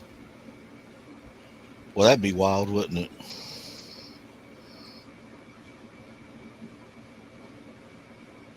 And Willie was supposed to be here tonight. He was asking me if we were on tonight, and I said, yeah, I'll see you there. And he said, okay. But he's with his daughter, so they might have fell asleep or something. Oh yeah, probably so. I know he took her out to eat tonight. Oh, well, that was sweet. They went to the Outback and got ribeyes. Well, dang. Yeah. That was sweet. That's what was sweet. Hey, Mar, how are you? I like Willie, though. He's a good guy. You can tell. And he's trying to learn like the rest of us. Yeah. He seems pretty cool, though. Nat Cat, how are you? Horseface, how are you? Okay, I'm just trying to catch back up. Max Smith, how are you? Let's see, just stopping by before going to bed. Been missing you and everyone. Mar, we have been missing you, honey. How's everyone doing? Hey, Illusions, how are you? Sunset Gazing, how are you? Sunset Gazing said, how about a bloomin' onion? Outback does a wonderful job. At least the ones here, they're really good. Their food. I haven't ate at one, and I don't know how long. Marina, how are you? Hey, I'm pretty good. How are you guys? Hi, Marina. Hi. Doing Can you good. guys hear me? Yeah, we can hear I hear you. you real good. I have a question. Go ahead. Do you mind if I just want to bring up a kind of a cause that I'm like really passionate about, and it. Oh, hold on one second. Okay. Actually, I need to take my YouTube. Okay, that's good. All right. I would call it. It's just like a change.org. Like it's to just sign this panel for someone who, or not panel, sorry. Sign this like a petition to get this guy released from prison who really shouldn't be there. It's really quick. I think you guys would appreciate it, and it costs no money. You'll have to email it to me, and then I'll have to read over it Okay. before. Because Okay. the only people who can post links in the chat is me or the mods. Oh, I wouldn't be able to post the link. I would just look them up. But yeah. Oh, yeah. I would post you the link. Yeah. That's cool. Okay. Yeah. Just email it to me. My email is pinned at the top of the chat, and Yeah, I then have that way it. I can look over it. Okay. It's a very. Oh yeah. Okay, I'll do that. Okay, that'll work. Yeah. Hey, Denny.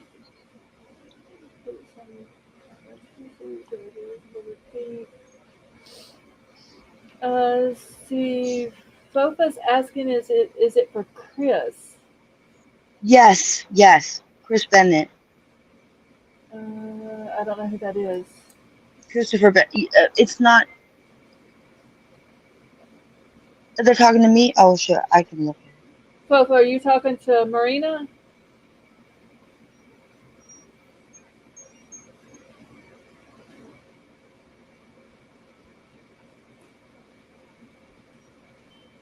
Hey, Tech Death, how are you? Okay, Marina, yes, she said she was talking to you, asking if it was Yes, Chris. it's Christopher Bennett. Yes. Okay, yeah, I have no idea who that is. It's not like all over the news or anything. It's not like that widely known, but All right, Fofa, do you have the link to it?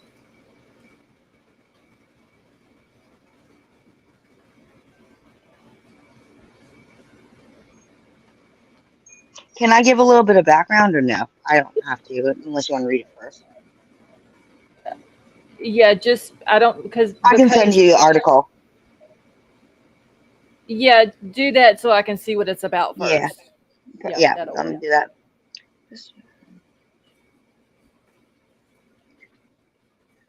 Just a second, I gotta put something. Okay, mods. Hold on, just 1 second, y'all. If y'all could only remove comments that have racial slurs in them or homophobic slurs in them. Hey, Willie, how are you?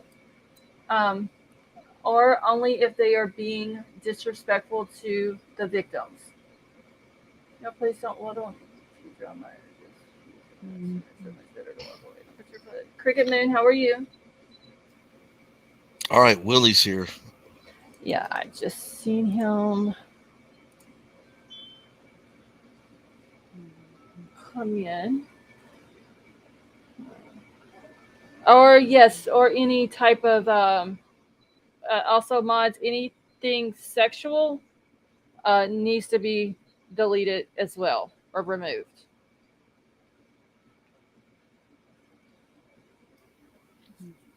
You know, I haven't seen all day Summer Watson. Oh Hope yeah, I she's haven't all right. seen her tonight either. I haven't seen her all day. Normally we follow each other around. Well, it's her and a few others, and we're just What's up, go y'all? from one channel to another. Hey, Willie. Hey Willie, how are What's you? going on? Good. How are you? Doing good. What's up, Rich? Doing fine. Marina? Yep.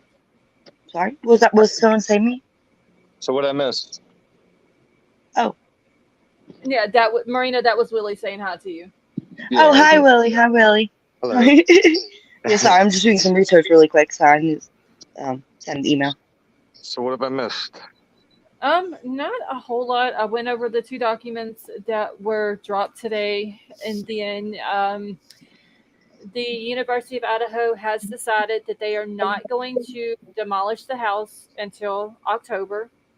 And the spokesperson for the university has said that if Bryan Kohberger's trial gets pushed past October, then that they would go in and reevaluate that situation. And I'm assuming that they would hold off on demolishing the house in October as well.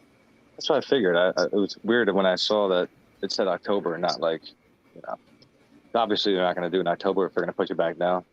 Right, in my because opinion. Chanley Painter, who was with Court TV, she talked to the spokesperson with the university, and the spokeswoman said, they were holding off until October because that's when Bryan's trial is starting, and she's the one that had asked the spokesperson, well, what if the trial gets pushed back? And they said that if that happens, they would reevaluate it at that time. And Gotcha. Without actually saying, well, Bryan's trial gets pushed back, we'll push the house demolition back, without actually just coming out and just saying that. They just said, we'll just reevaluate it. So they're kind of saying that they're going to push it back along with the trial without actually just coming out and saying they're going to push it back. Gotcha. That's what I think too. I don't know. A lot of stuff coming out now. I think they're going to wait till after the trial to demolish it. I'm glad that they are, honestly. Yeah. Maybe they've been watching us bitch about it. I mean, yeah. There's been enough people screaming about it. The families have been obviously they didn't care what the families thought.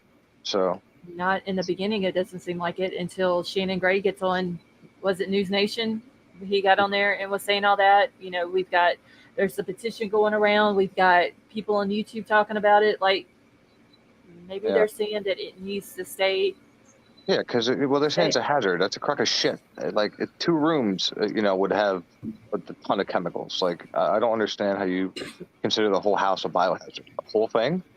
Plus, well, has anybody heard of a gas mask or like whatever it takes for a jury? If a jury wants to be there and feel it in person, like to deprive them of that is just absurd. All right, Will B, thank you so much for becoming a member. Welcome to the family. Avery come up a minute ago, because that's what we were thinking as well. Like there's it's a hazard. The jury's not going to be able to go through it. But whenever he was arrested, they were starting to clean the house, and then it got halted.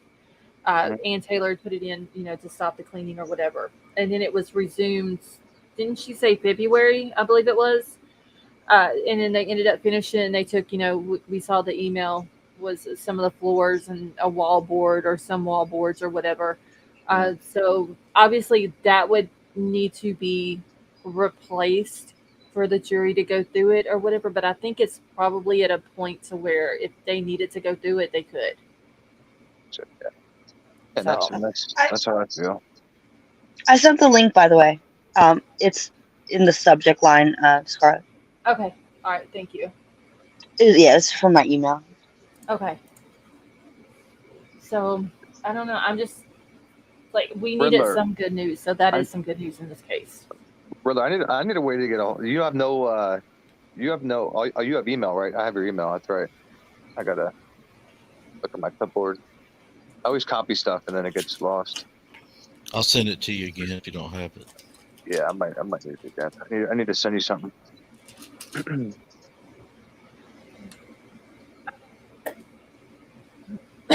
So yeah, Scarlett, I was trying to get a hold of you to tell you. I sent you a message on Twitter. Oh, did you? Yeah, I sent it today. I'm so bad with social media. I was like, I don't know how to send a message. Yeah, I was gonna tell you. I spoke to what's his name? Shit. I spoke to the guy that the clown was saying was all like, he was going through his life, and then he was saying something about Brent. Darren. Darren. Yeah, so I spoke to him like 2 days ago. I was trying to get a hold of you to tell you that, and oh wow. Send me a message and let me know what that conversation was about. Oh, well, you can. I mean, Melissa went live about it last night, showing his podcast, but she couldn't show my, like, when I was talking to him, because it's a little bit of a trigger. Okay. A lot of curse words. He was really pissed off, like really, really pissed off. It was like every other word was. Yeah, he was. But he did set the record straight. I mean, I'll tell you that much. But yeah, I didn't know he had his own podcast and everything, and he had came out and kind of set the record straight. You didn't see that, Scarlett? No. Oh, okay. I haven't got to watch it. Yeah, I was trying to get a hold of you to send you that link. I left you the link, Willie, of the demolition of the house in the private chat. All right, cool. But hey Doug, how are you? Yeah, really, it was like so unexpected too. It really wasn't supposed to happen. It just kind of, he popped in while we were watching the podcast, and then he came up on, and we spoke for a little while. What was that creator's name that was interviewing him? Am I allowed to? I can name creator, right, Scarlett? Yeah. As long as I don't care if anybody names a creator, as long as they're not bashing a creator. Oh, okay, yeah. So, the channel is Unresolved Crimes, and Frank is the creator over there, and he's kind of he doesn't really have a filter, and he kind of just Oh, that's who we were talking about the other night. That you and Frank, yeah, he was the one Jeff H was on. Yeah, he was the one that interviewed Enan, or whatever. Enan came on his panel, and then I was, me and him spoke many months ago, me and Frank, and then we connected like a week or two ago, and then we were on just kind of spitballing about the podcast, and then that's when Darren came in and popped up on panel. So it was it's on Frank's. Yeah, well, it's Unresolved Crime, but yeah, his name is Frank. Okay. Because my husband watches Frank's channel a lot. I don't have time to watch. Yeah, so I'll get him to like I said, it's not really it's not really a big channel, and it's kind of hidden in a stream. Like the stream doesn't say panel with Darren Duncan. It wasn't made for that. We were kind of just, watching dash cam footage and then watching the podcast, and then Darren popped up. So it's I'll send you the actual link, or if I can drop it somewhere. Drop it in back chat. Okay, yeah, because he really humanizes Brent, and goes over how they met and stuff like that. So there's a lot of good, information to get from it. Okay. If you want to watch it. Yeah, I'll go back and watch it. You don't like Frank Tonka? I've only watched him a couple of times. Yeah, you either hate him or you love him. Troll watches him a good bit. Free Spear, how are you? He was human. Let's see, the lawyer did a really good breakdown and explanation of the stay request doc. I haven't got to watch the lawyer in a while either.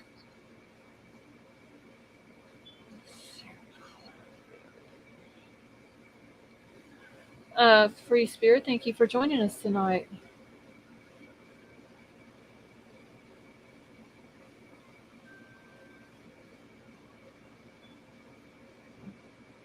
Okay, grab the link real quick. All right, I'm gonna grab the link and then save it so I don't lose it. I think that's the timestamp right there of when he comes in. 45:40. Okay. Yeah, like so we only got it halfway through watching the podcast, and then he'd come in. Okay, I'm gonna email the video to myself because if I don't, I will completely lose it. The only thing I disagree with him, besides using all that foul language, was he says the airborne didn't parachute in the desert, and they did. They flew out of Turkey and they landed in northern Iraq. Really? Yeah. That's the first time a U.S. citizen ever did it. Lieber just had his podcast down there, Scarlett. Wait. Yeah. He said something about he wasn't special forces or something like that. He said, right? I mean, that's what he said to me. But if you're saying, I've got to go back and look it up because they changed names on a lot of things. Okay. Special forces is not the same thing as SEALs and Green Beret. It's a whole new different. And then you got a Delta Force. The Air Force has changed their names. They combined the combat fort controllers and the pararescuers. It sounds like they've got a new name for them. See, the Air Force I'm in, I can't even recognize it now compared to today. They got new uniforms. Everything's different. You can't see the rank on their. We used to wear our ranks on our sleeves. Now they got it on their chest, real small. You almost have to walk up to somebody and see their rank. Wait, did you just tell me to see what Vapor posted? Is that what you just said? Who? Oh, I thought you said to look at what Vapor had just posted. Let me see. Does Vapor say anything?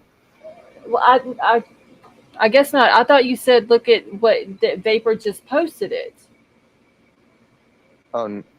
No. I said Libra posted his podcast is Cool Kid Collector. I said Libra. Oh, okay. I misheard you there because I was going through trying to find where he had posted it. I was like, wait, Vapor's not even here. Okay. So how was your ribeye tonight? Delicious? Oh, and nutritious. Unbelievable. I love steak, man. I could eat it every day. Got a buddy of mine. He has to have that ribeye with the bone in it, the tomahawk. That's right. Gives it the flavor. Where did Lady V go? She's still in here? She better come back. She was in here earlier.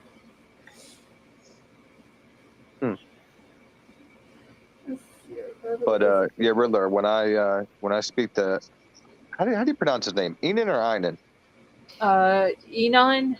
Yeah, when I speak to Enon, I'm gonna grill him about the that time and also the freaking post that he changed where he heard something and didn't hear something. The I'm gonna get 1:30 and the 4 o'clock. Yeah, I'm gonna get to the bottom of that too, because I want to figure out what car was his on the footage. Because, I saw Gary. I saw his video showing, the car wrapping around 4 or 5 times, like every single time a car came into view on that camera, it was, Bryan's car. I want to figure out if one of the times it was his car. So that's one of the questions I want to ask him when, if he, hopefully he comes on either tomorrow or the next day. But we're trying to get him back on because I don't like that inconsistency in what he's saying.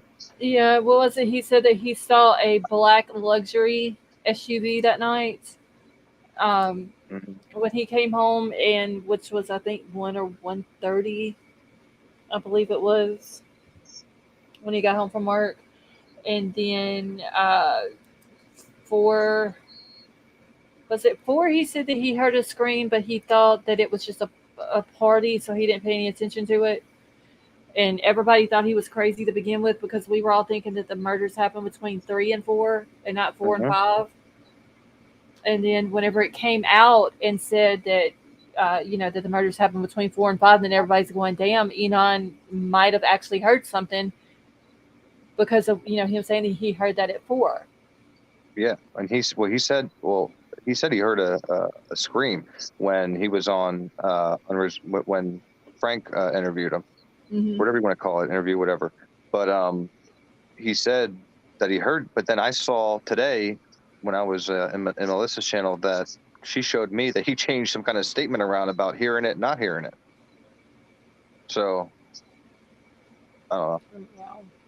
And the times, I saw 1:30 in the original report, but somebody had said 3:45 today, and I don't know where that came from, but Enon claimed that he was walking. I thought Jeremy was the one walking the dog. I thought Enon had a cat.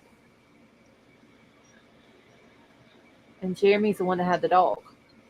Yeah. Like I said, I'm going to try to, I might turn the camera on for that one because I want to get to the bottom of it.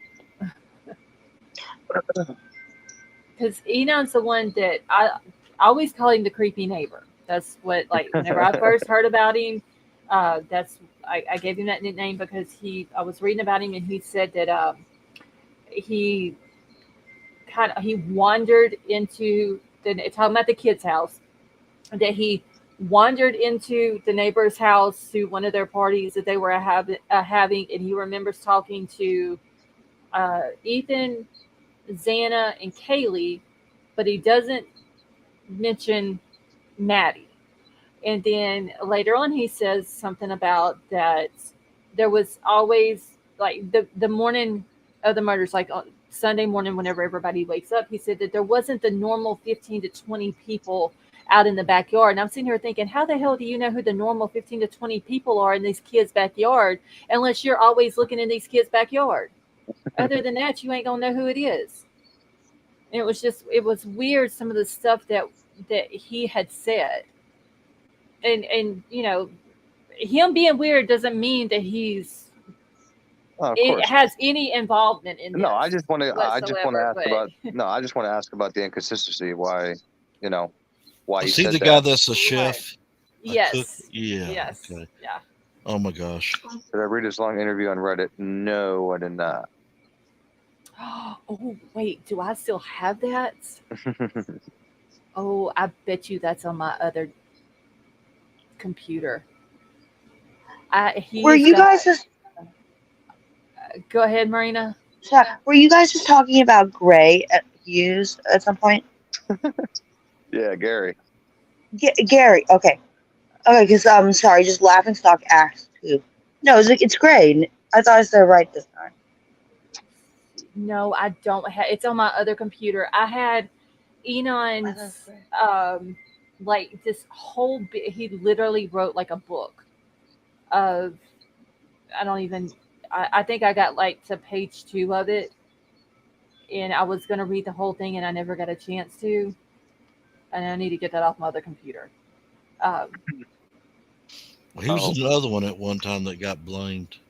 Yeah, but it was weird because he just all of a sudden came out of nowhere. Right. If you remember Riddler, he went to San Francisco. Remember he come out with this interview. Hey, there's Gary.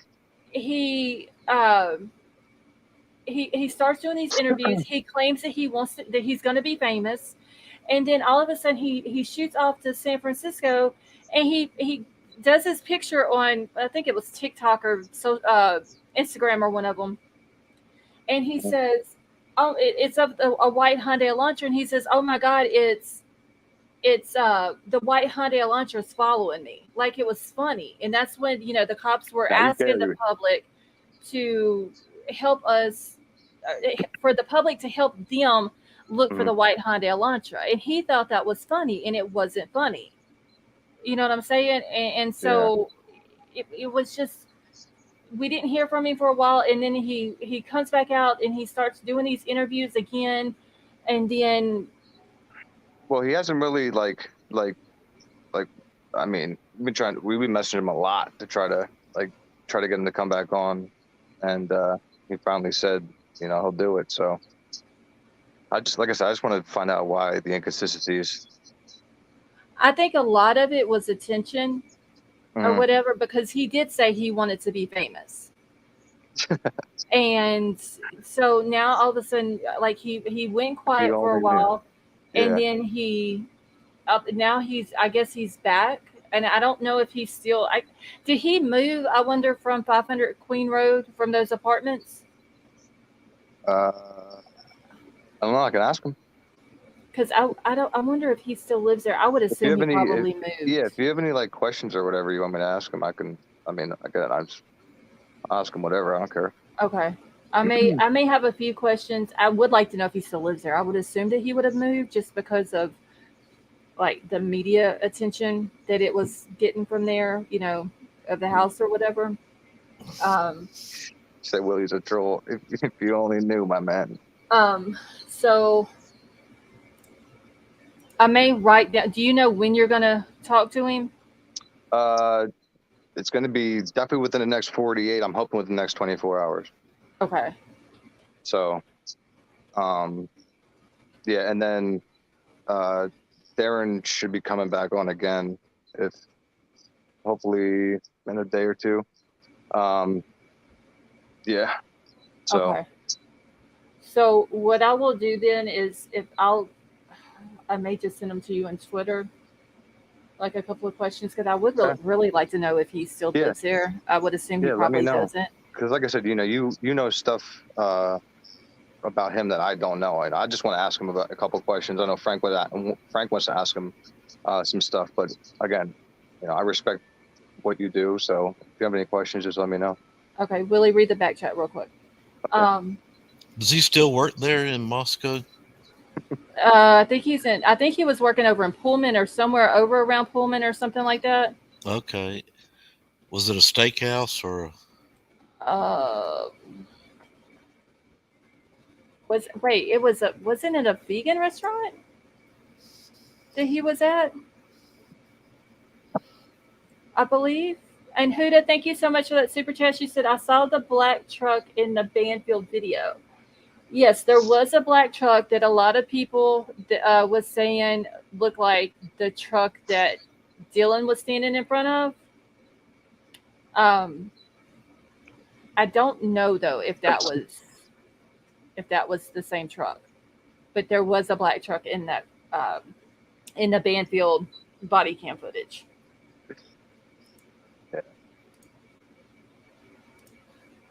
Have they ever figured out who's driving the car with the sunroof? No. I still want to see the person jump shot the freaking drugs from the sunroof into the dumpster. Melissa had me laughing so hard. She goes, he went deep. She sounded just like Marv Albert. Because it has to be 20 feet away. Oh, I could not stop laughing last night, man. That is the most absurd thing I've ever seen. And the red arrow. I just think that that's somebody who was just going from dumpster to dumpster, probably just, you know what I'm saying, just looking for stuff. I think that's all it was. Could have been just someone walking around having a smoke. because they can't smoke inside. Well, again, if you actually watch the video, he never digs to the he never actually goes into the dumpster. You know, like the dumpster's pretty deep. You know, didn't he just like raise the lid up on it and just look down in it? That's all it was. I mean, unless the dumpster was full, but unless the dumpster was full, but I don't see that. Just spot checking is what it looked like. Hold on, y'all. I'm reading a message real quick. Shit, y'all. I hate. Riddler, I was going to ask you something. Shit, I forgot. I got a buddy. He drives around picking up old TVs on the side of the road. And he repairs televisions, flat screens, all of them. And he'll just ride around picking them up. That way he gets parts.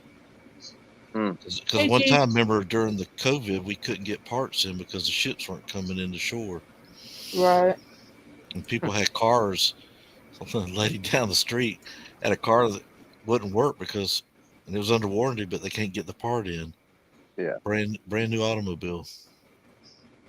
Gary, I have a good reason, my man. Trust me.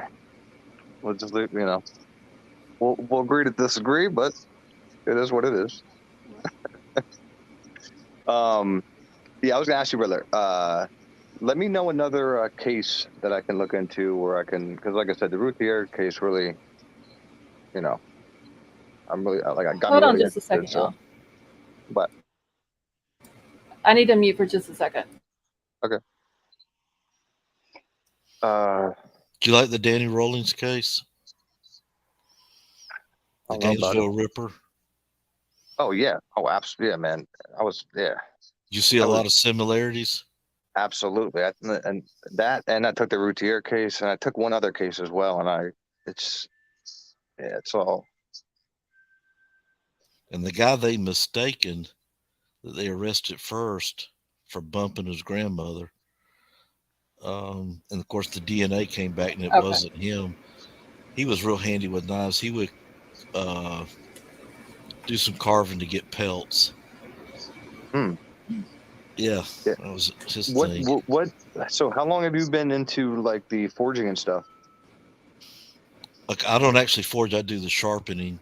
I've been doing that for about probably about 6-7 years.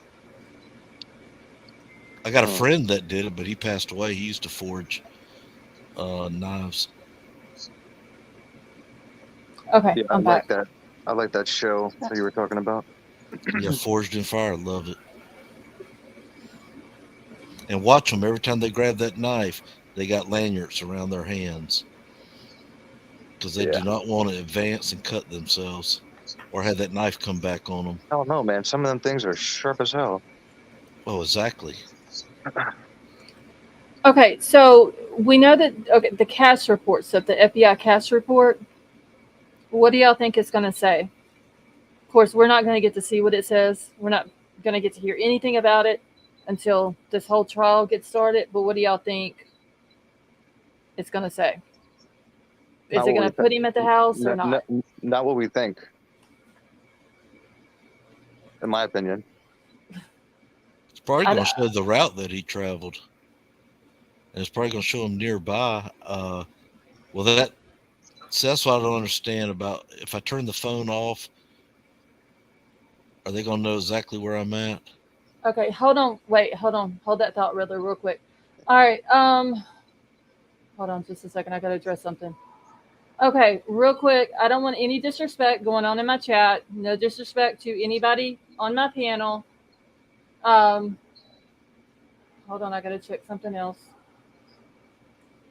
I have asked if it's fine to mention creators in the chat or even on panel, but not to bash a creator that causes unnecessary drama that I don't want or need.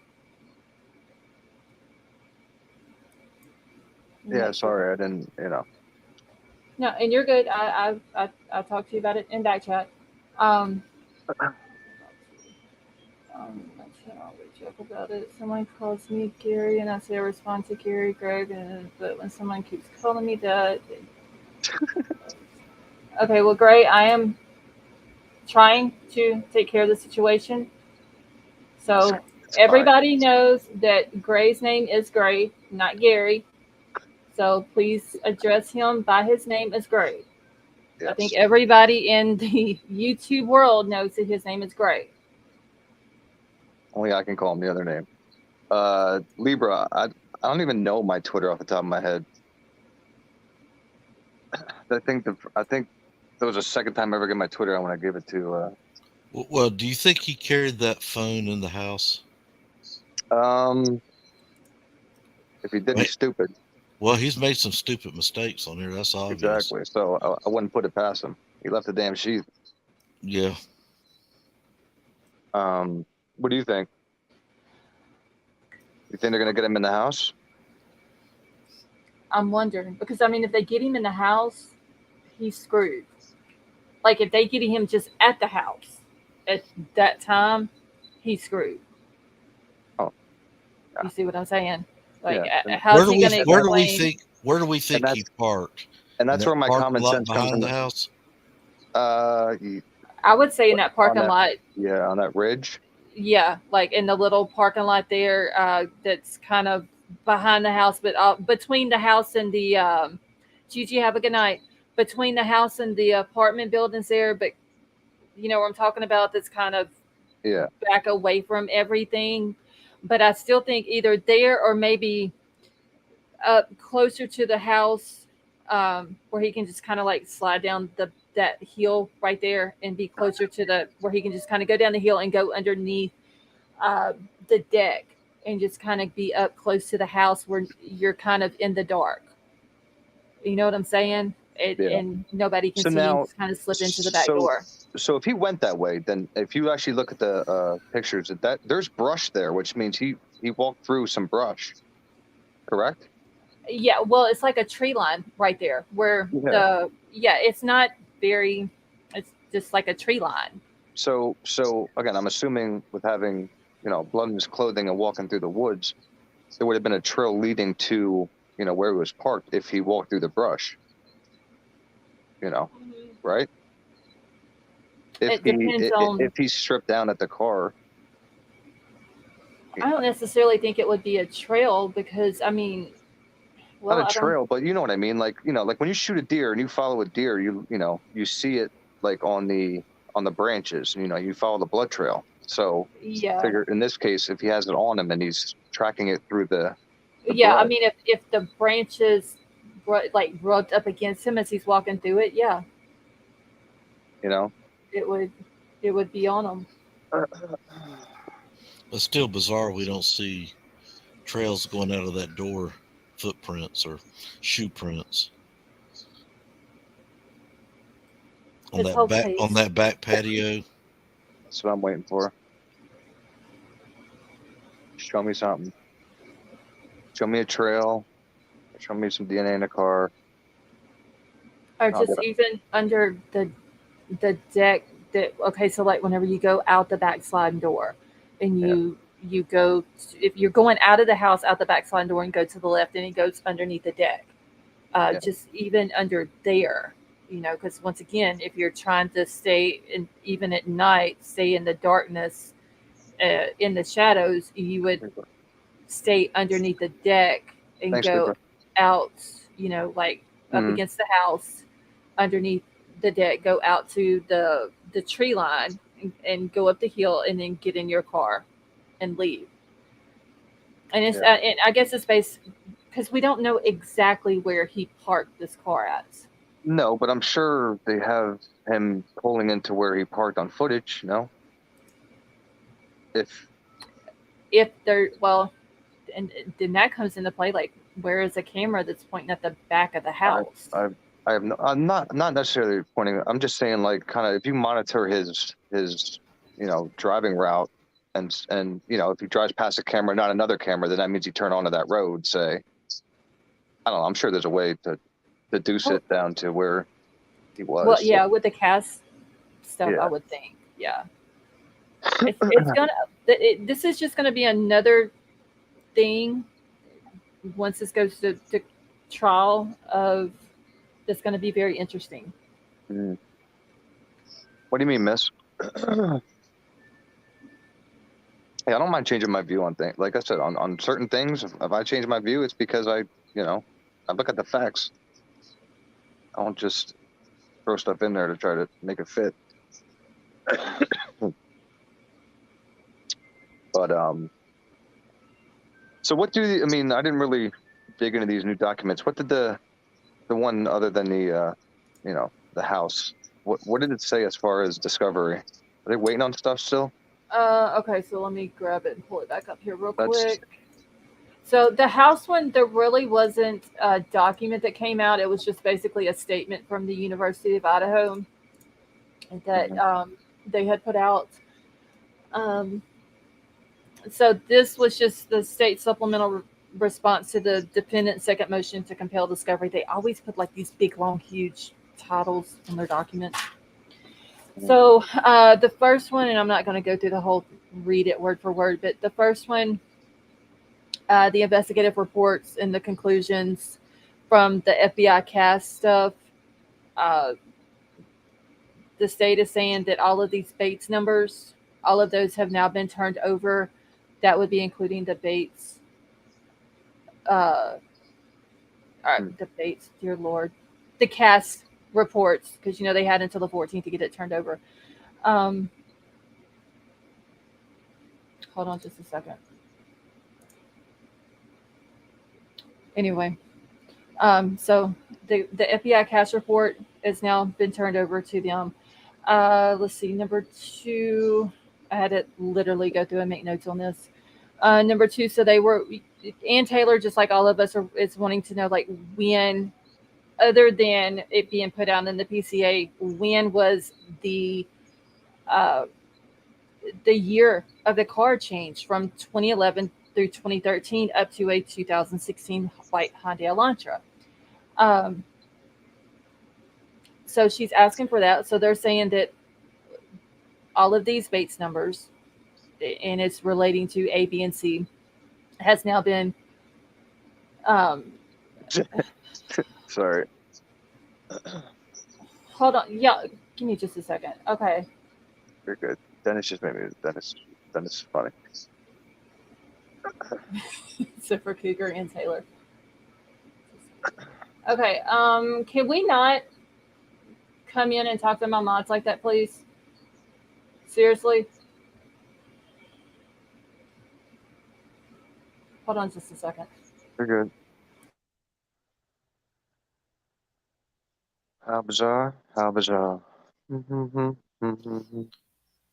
Riddler, what do you think of these docs?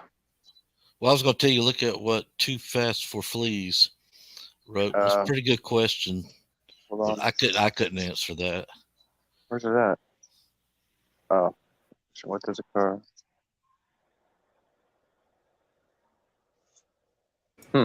Okay, I'm back. All right. Where did I stop off at? Number 2, right? Yeah. Yes, I think. All right. So she's still wanting to know, like, who this person is, that this forensic examiner for the car, who this person is, his credentials, all that. So all of that has now been turned over to her.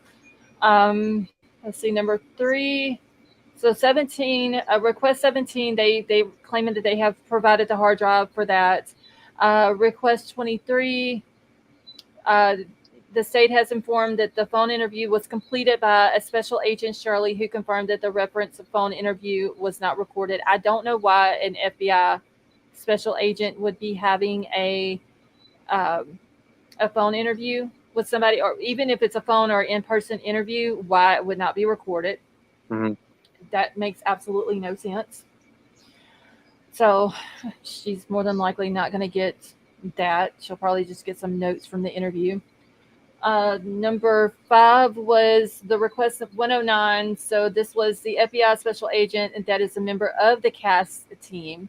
She wanted their training records and all that. So she did get that as well. That's what these, this Bates 1409 through 14411 was for. Wait, what did I must have missed something somewhere. Oh yeah, here we go. I'm on the wrong page in my notes. So that was also sent over. they were saying to begin with, the state was that it was out of the scope. Kohberger, in his defense, was objecting to that, disagreeing to it or whatever, because they're they're using that information to get the arrest warrants and search warrants and all this and that. So they ended up turning that over. Requests 120 and 140, which was all the tips by the law enforcement relating to the case. They ended up providing all those tips to them that they had. And I think they said in chat, one was said 10,000, one said 20,000. Let's see, request 136. So all the audio recordings related to the search warrants obtained in the matter, the state has complied with the request and has provided the following. So that was discovered on February the 7th, and it's now been turned over as well. And then the body cam recordings, notes, the photographs, and all the information collected at the autopsies by Tolson, Vargas, and Gunnarsson. They're claiming that none of that exists. That's what the state is being told. Now, I don't know, like I said, I don't know how, whenever the autopsies were done in Washington. I don't know what their protocol is for whenever officers go in during an autopsy, if you're allowed to go in with pen and paper and take notes, or if you can go in with a recording device. I don't see body cams being taken in, but I would think that they would allow them to do a recording device, and then they can go back and use what they have been told, or if any questions were asked, to use in their investigative report, and then go back and use the medical examiner's autopsy report as well to go along with their reports. So I don't know if that's basically what they're going to use or what, but that was basically the gist of that whole entire document. And then the other one that came out was basically the state turning over the training records for the 3 officers that Ann had requested. So those have also been turned over as well. She got everything. It's what it seems like. Everything that she's has asked for. It seems like if she hasn't gotten it, it seems like little by little the state is turning it over. So from what we've seen so far, they still don't have the knife. Right. Do they have fluid DNA in that house? From what we've seen so far. A pen? Yeah, DNA. Besides touch DNA, do they have that yet? No, they don't. No. Not that we know of.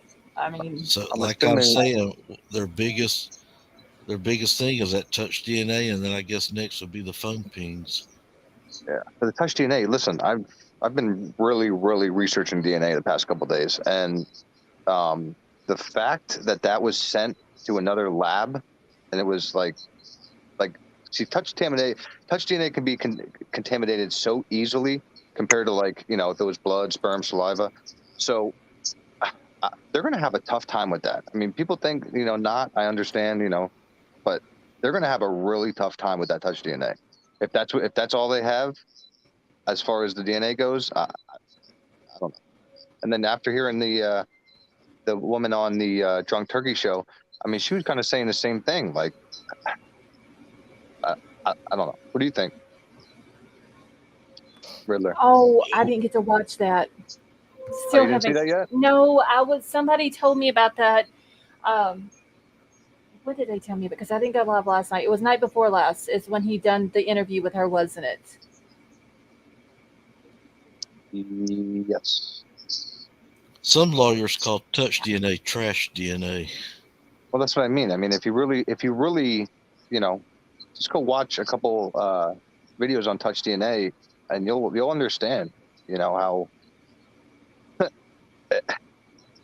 I'm not gonna waste my breath, but just trust me, man.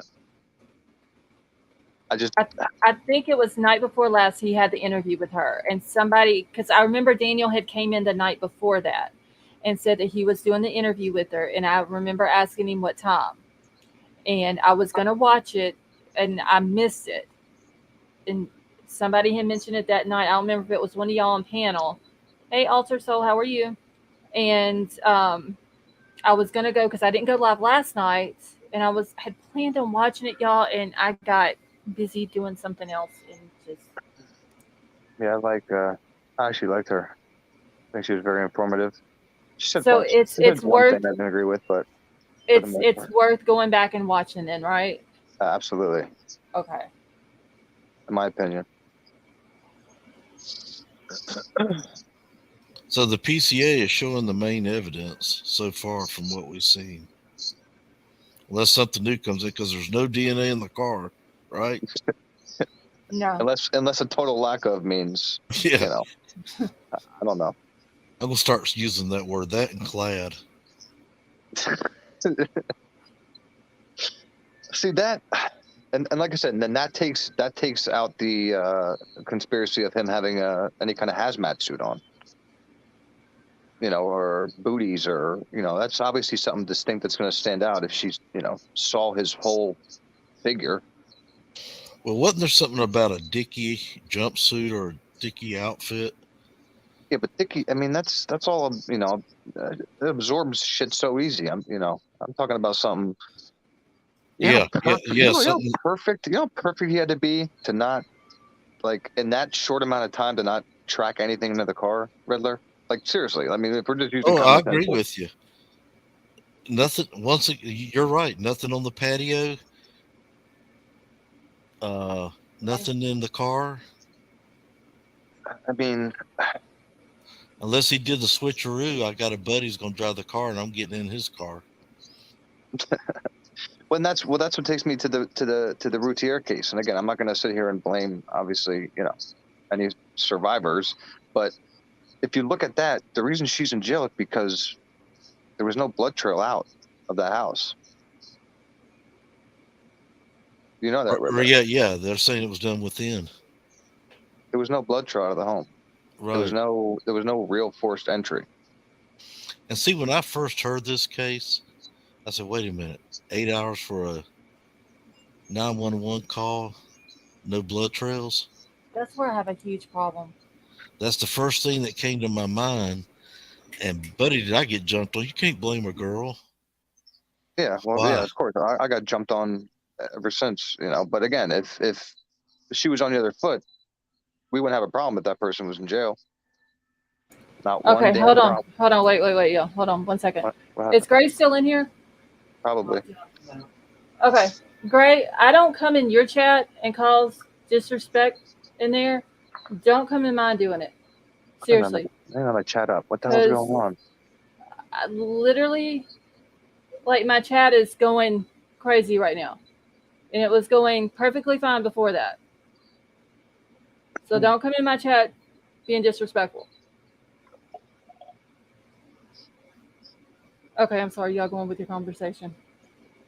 Sorry, brother. What were you saying? Nothing. It was just about when I very first heard this. What was that? Back in December. Oh, yeah. That you got an 8-hour delay on a 911 call, and yet there's no tracks leading out. So what's the first thing a prosecutor or a detective is going to think when he gets there and sees that? You know. And he's going to go after the two survivors. And I'm telling you, I guarantee you those two ladies, they've been questioned backwards and forwards by the state before the defense even knew who they were. Mm-hmm. So that's what I mean. If they're involved somehow, how did they, like, how are they this good that they can just, you know, trick law enforcement? That's what I'm, like, trying to figure out. If they're involved somehow, you know. Kelly, you're asking me what's my theory. I think Bryan K. is involved, and I think he had help, assistance, and I think what he was doing is he's living out the dream or the imagination, the fantasy that's going through his head. And he always wanted to be one of those guys. What do you want to be, an Army Ranger or something like that? He wanted to be something special in the Army. Something to do with the military. Yeah, so maybe he's going to that house and pretending he's going there doing one of those behind the scenes actions that the military does. I don't know. There's something wrong with this guy. It also kind of reminds because a lot of serial killers have been in the military. A lot of them, not all, but a lot of them. Oh, So about it's just 30 kind of of them. There are at least 30 of yeah, them have been. yeah, And all your popular guys that you read about, every yeah, one of them have been in the military. They're yeah, veterans. yeah. Navy, Army, Air Force. I was on board with the whole, he might have done it, but had help. But I'll tell you what, I'm still sticking with it. If he takes his trial in October, he might not have done it. He might have something they might have some kind of exculpatory evidence we don't know about. I mean, what is the only logical reason for him to be like, yeah, let's do it now? It's just, and not take a plea, not rat on anybody if somebody else is involved. Like, this whole thing doesn't add up. It doesn't. No way. Oh. No, No go way ahead. asked a good question. No way asked a good question. Why didn't Bryan join the military? Do we actually know? When did he lose that weight? Like, why wasn't he able to join it? He was in high school when he lost the weight. Okay. Oh, okay. Was it? Shit, I can't even remember what year in high school though. See, now when you join the military, not only do they do a physical before you join, you got this thing called height and weight. And they keep changing how they do it, but they'll even measure the girth of your neck and the girth of your waist. And if you don't match up, they'll give you so long to get under this thing, this weight limit. For a person 5 foot or 6 foot tall, they'll say you have to weigh like 198 pounds. Okay, so like a wrestling thing, like you have to be in this like category. Yeah, exactly. If you want to fight with the heavyweights, you better. Yeah, exactly. That's funny. Okay, cool. That is something I just learned today. Thank you for that. I didn't know that. They have a very strictness about when you join the military about your health. That's insane. Well, I mean, I understand the whole health thing. I mean, they even do a lot of guys. A lot of the reasons we're seeing kids, they don't put this out, but I went to a conference where they talked about it, is the kids' cholesterol's too high today. Oh, I believe it. My son even and that's something different they had in the past, and they're saying they're at unhealthy levels, and they're not going to take in the military. I tried to get my son to eat French pasta today, and like he wouldn't eat it, but then he saw French fries and he's like grabbing them, like no more. Oh my god. I mean, how many kids today were raised on McDonald's drive-through? See, when I was a little boy, you didn't have all that. Hold on just 1 second, y'all.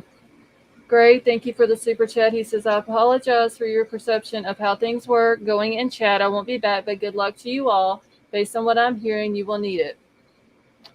That don't sound like an apology, but thank you for the super chat. Imagine somebody pays to insult you. Exactly. What the Let fuck me is pay wrong to with insult you. No, that's how he's. Let me give you $10. Jesus that is not an apology. Seriously. You should. Jesus, you need to get it fucking. I'll send him the $10. How old is he? Back. Too old to be doing that kind of shit. No, too old to be doing that kind of shit. Sorry. Hey guys. Willie, is that you? Who is it? Somebody was talking about the military. Oh, that was me, Riddler. Oh, okay. I served 20 years in there, and they have real strict guidelines of getting in on when it comes to your health. Well, if I may give some feedback on the experience that I had when I tried to join the National Guard in 2009. When in 2009 I wanted to join National Guard. I was a freshman in college, and when I went to MEPS, and MEPS is what? Do you guys remember? I forgot what MEPS standed for. MEP. Are you going in the Army Guard? The National Army. Like National Army. So military. I don't know. Yeah, well, okay. I was recruited, and I went up there. My closest city was San Antonio, Texas, because I'm in Texas. So I went to MEPS, and there was a whole busload of us going going there. When we got there, we were put in a really nice hotel room. This was 2009. And then the next morning, it was like 5 a.m. They took us to a military base in San Antonio, and they gave us a written test. And the written test was not that difficult. It was like a 3-hour long test. Like, think about it as an SAT. They just want to get like mentally what you're doing. But then they did a physical portion. Now, the physical portion, they never took any blood from us. They never took any like mouth swabs or anything, like not even fingerprints. All they did was, and this is going to be embarrassing, but they made us like strip down to our underwear, and then in a Hold room on. that, Hold on 1 minute. 1 minute. sorry. Gray, if you don't like what's going on in my chat, you can get out. Oh my god. Seriously. Or come up I'm on panel. literally sitting here watching. I'm on mute trying to do something behind the scenes, but I'm seeing everything that's being said. Tony. What are you talking about? Sorry, I didn't mean to be rude, Miss Scarlett. No, you're good. You didn't say nothing. I mean, damn, I don't go to his fucking chat and be disrespectful over in his chat. Yes, ma'am. So don't come to mine being disrespectful. The link's down there. Mm-hmm. Seriously. MEP. Somebody put, let's see, military entrance processing station. Yes. It's because somebody was talking about it, and I wish, so I just wanted to give, and thank you, was it Riddler? Yes. Yes, that went into MEPS and did all that. And so they didn't take any blood off of me, but they did make me strip into my underwear and then walk across the floor on my knees with my feet up, with my hands behind my head, and to check how my body worked. Like, good Lord. Yes, and they did that in front of everybody. So that's what I went through in MEPS in San Antonio. And the only reason why I wasn't let in, I had a like a physical condition I didn't know about, like in my hip, that I didn't know about until they said, hey, you need to get this checked out because your leg is not moving the correct way. I was like, okay. But it was literally like a day before being sworn. But that's what they do to you. They strip you down and they make you walk across a room on your knees with your feet up and your hand behind your back, your head, and then make you walk across like a certain amount of feet. And that's my experience with it. So you're basically confirming literally what Riddler said is that they are very like keen on like body. Well, I don't remember the words you used, Riddler, but they care about your physical health. They do, but they never said you're too fat to be an No, it doesn't. Yeah, it doesn't mean physical. No, yeah, sorry. Yeah, no, you're good. Thank you. You're so nice, Marina. You're so kind. No, but they never said like you cannot weigh over this amount, but they just want to make sure you can do these things because they don't want to be held liable, right? Yeah, no, exactly. No, that's what I. Yeah, well, yeah, they don't want to waste all that training, and then we find out we got to get true. That too. That's good. Yeah, that's actually probably right. That training is like $1 million, but on us, they actually took blood tests, urine tests. They made us breathe through this thing. We had to push the ball all the way deep, through these tubes. It was the most physical thing I've ever done, and I mean, way better than what I get in my own doctor's office. And from there, they can tell you, but they get your height and your weight. And you cannot even today in the Air Force, you cannot graduate from what I call boot camp. They call it basic military training. You cannot graduate from there unless you got the weight and the height right. Yeah, and you got to run a mile. You got to run 1.5 miles at a certain time. You got to do some push-ups and sit-ups. So do y'all think that's the reason why BK didn't join the military? Is because of body weight? I'm thinking of his health. Yeah, and was he on That's drugs? what we were answering. Yeah. I don't think he even tried to because he's so selfish that he wasn't even going to try to do that. But really, it takes a lot of guts to join the military. It does, and the only reason he don't look like the guy to me, but all of a sudden now he's got the guts. No, and I wanted to do it because I took a test, right? You take a test even before you go to MEPS. They take, I'm not gonna, whatever. Anyway, I was supposed to be a military police. I just had to pass the physical stuff. But they get you naked, dude, and they look at every nook and cranny Oh on your yeah, yeah. body. Well, wait till you go to boot Yes. camp. Everybody's in the shower together.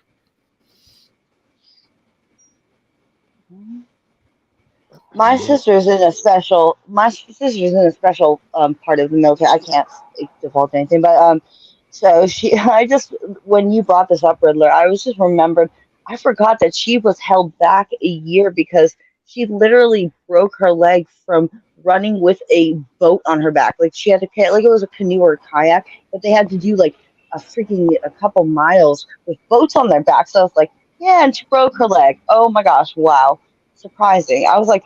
I will never do that, and it was just, I was shocked. If you ever read the Edward Snowden story, that's the guy that was. I know who now. Yeah. Oh, you explain it. And he ended up going to Russia, and he now lives in Moscow. But he was a paratrooper. Yeah. And he broke his leg so bad they said you're going to be disqualified from the army. We're going to kick you out. And my sister is a higher level Navy person, but yes, this is like in her training. Think about this. This guy has no college, but they know he's smart, so they send him to the CIA, and he passed the exam. Oh, good.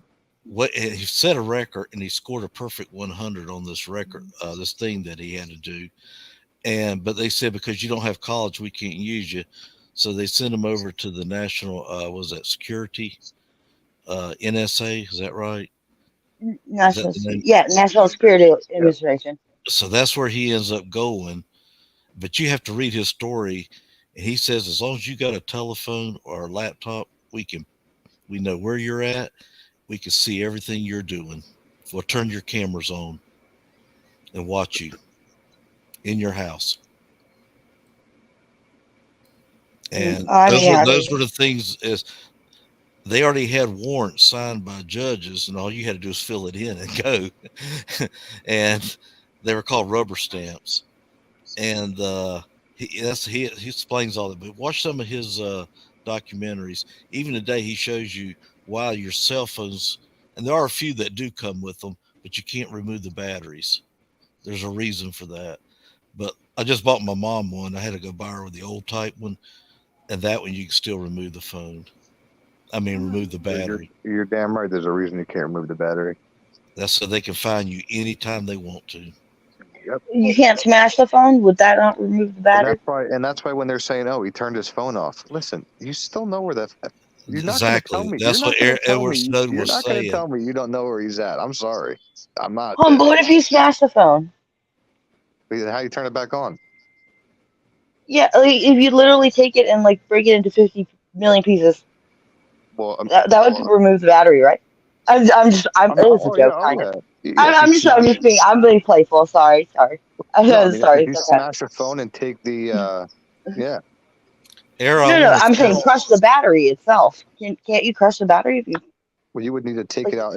You would need to rip the battery out, rip the motherboard apart. What if you put a 100-pound boulder on it and whoosh on the phone? It would rip everything apart, right? That's what I'm talking about. Sorry. Hold on 1 second, y'all. Hold on 1 second. If anybody in chat has got an issue with somebody else in chat, just block them and don't keep arguing with them. Seriously. Oh my God. What's going on tonight? This shit's getting old. I've done told y'all this is not preschool. Seriously. Jesus. Questioning every time somebody says something. How do you know? It's just a flipping comment. If you don't like it, block the person. It's that simple. Lazaro, you're exactly correct. 2 words, Patriot Act. 100% correct. And all the drama that's happening in YouTube, do you think that this is not even productive for someone that has a responsibility, a creator to do this kind of stuff? We're under the microscope right now. We're now going to go against each other. That's very irresponsible. Yeah, I just don't understand why it's so bad that people have different opinions. I forgot. Are we not in America? I guess not. I guess not. I guess what I can do is write BK and ask him, how come you never joined the military? I'm sure. Oh, I'm sure if he's you gonna get answer you. Riddler, I'll say if there's you some do hot that, girls. There's some hot girls here that want to know why. They love to see you in a uniform. I Besides, wanted to say that he probably didn't pass the psych exam, but I don't want to be that rude.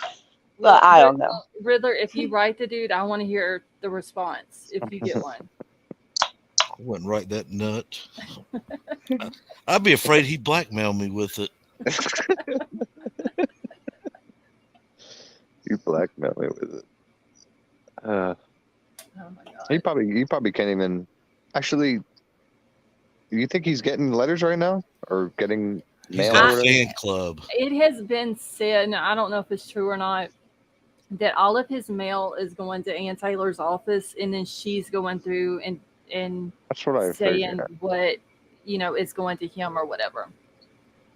Okay, he's definitely getting mail to with women who are just fond. They all always have it. It's there's no question. I'm sure he does. Maybe he doesn't get it himself, but Ann Taylor gets them. I think it was within a week, a lady from Kentucky was already Oh, sure. infatuated with yeah. him. Believe it. Yep. She was his wait, what did she say he was? He was her, was it her divine, how did she put it? Oh, God, that's even worse. Divine. Her divine counterpart, I think it's the word that she used, or the phrase that she used. That sounds like some Lori Vallow stuff. Sorry. That was another crazy case. Oh, she's one of my favorites. Oh God, that woman. Not favorites, in that way. But And Scarlett, I'm still looking for that video I saw about the psychic. I still can't find that one, but got my notes, but I can't find the video. Well, look, this is I'm gonna give my opinion here. Not that anyone asked for it, but the only reason I'm like, no one gives a shit. But okay, look, the only thing that is weird is that when Bryan left his apartment, it was at a random time, right? I bet everybody here can give me a time, 1 in the morning or No. He knew exactly when to leave. He knew remember? exactly when to like leave his 2 something. apartment. He was not stalking. He was not waiting for the time to attack. I believe that it just the movement, right? Because not everybody was at the house, right? Mhm. Until everybody was at the house, then at a random time, Bryan decides to leave. Either he had someone as a lookout, or maybe he was a lookout. But explain to me his decision on when he decided to leave at the time he left.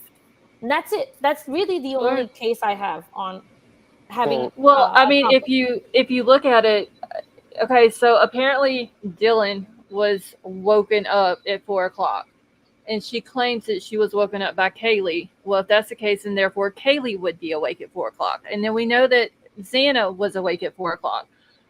And then all of a sudden, DoorDash shows up at 4:00, and then Bryan Kohberger's car shows back up at 4:04. And they're saying that, the murders happened, from what we're all guesstimating, between 4:04 and 4:20 when the car is seen leaving at a high rate of speed. So it's like everything is resonating around this 4:00 time. Mm-hmm. So if he's the person who went into the house and did this, how did he know about this 4:00 time? Mm-hmm. When all of this movement was going on in this house at 4:00. So then, bars close at 2, but Bryan didn't live hours away. It was a drive's way. He had to have a purpose. I believe it just sounds to me, in my opinion, before Mr. Big Channel says, anyway, sorry, that was rude. Sorry, I apologize. But it's just, how do you make sense of when he decided? If he had been there several times, the people don't party every day at the same time all the time, right? This was a weekend or something, and this was during a holiday. So I think that's important to look and then at. you also have to take in consideration, okay, he's been there many times, right? He's staked this place out, I'm supposed to believe. But then yet he goes in when a DoorDash driver comes, lights are on in the house, and there's vehicles in the driveway he does not recognize, which means, and I'll sound like a broken record, there could have been 15 people in that house for all he knew. but yet he just walked right in without a care in the world. How many people were in there, right? Outnumbered, Exactly. not with a gun, but with a knife. Yes, exactly. Explain that to me in a logical sense. An inside man, but he doesn't have one. Yes. Apparently. Well, Allegedly. see, that's what I. I guess that's what everyone's asking. And I'm okay with being wrong. I'm okay with being wrong, but it just me too. But it's good to have questions because nobody has a definite answer. Nobody can 100% put him in the car right now. You can't even put him in the car. And no one actually will ever freaking. I don't think would pretty much know what happens in the house except for Bryan. Even the ones that didn't get hurt, they're not going to 100% know. I don't think if they were on every floor with it, but whatever. That's just in my opinion. Could you imagine where we would be at if he'd have let crazy. If he'd have left the phone at home and not dropped his knife sheath, if that's his knife sheath? Well, thank God he brought the phone and dropped the alleged knife. If he wouldn't have dropped it, and there would have been no phone, and he would have left that at home. He might have, yeah. There would still be the cameras. Yeah. Yeah. Yeah, but that's just not enough. I don't think that's enough to do anything, though. Just camera. I mean, it's a party house. People go back. Right. That's what I want to see. I want to see his license plate. It would have took more than the cameras to get a PCA activated. Yeah, that's exactly what I was saying. So when you got all that circumstantial evidence on him right now, that's what they're building the case on. And I guess they're going to try to say that Dylan's a witness, but all she described was bushy eyebrows. So in reality, right now they have they have the witness is obviously waiting 8 hours before 911's even called. So you have a possible contaminated crime scene. You have no motive. You have no weapon. Okay, and those are two pretty decent things. It's all circumstantial. In a death penalty case. I mean, and I'm sure if I think about it, I can think of some other. No tag number. I mean, again, if they can put him in the car, if they have his plate or something like that, then yeah. But I didn't see it. I haven't seen it yet.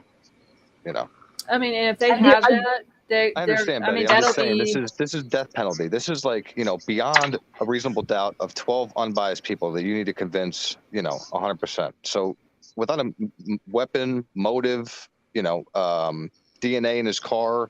I mean, you have touch DNA. You don't even have spit, saliva, or semen, and I mean, it's tough. That's all I'm saying. It's tough. I'm not sitting here arguing. It is circumstantial evidence, but I do want to remember So my boyfriend actually pointed out to me, when they kind of blamed him, arrested him for the crime, instead of getting angry, he said, "Who else was arrested?"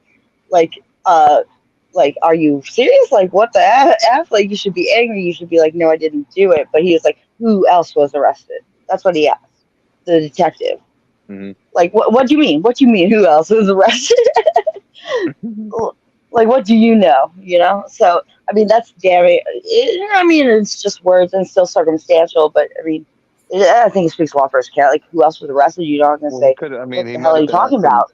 Well, maybe he thought one of his parents, were arrested just because they, whatever. If I was arrested for murdering, unaliving for people in the house, I would be like, but here's the thing, I would get so angry. But you gotta understand, maybe he didn't know what he was getting arrested for. So maybe he thought they were just great. Hold on a second. Hear me out. Sorry.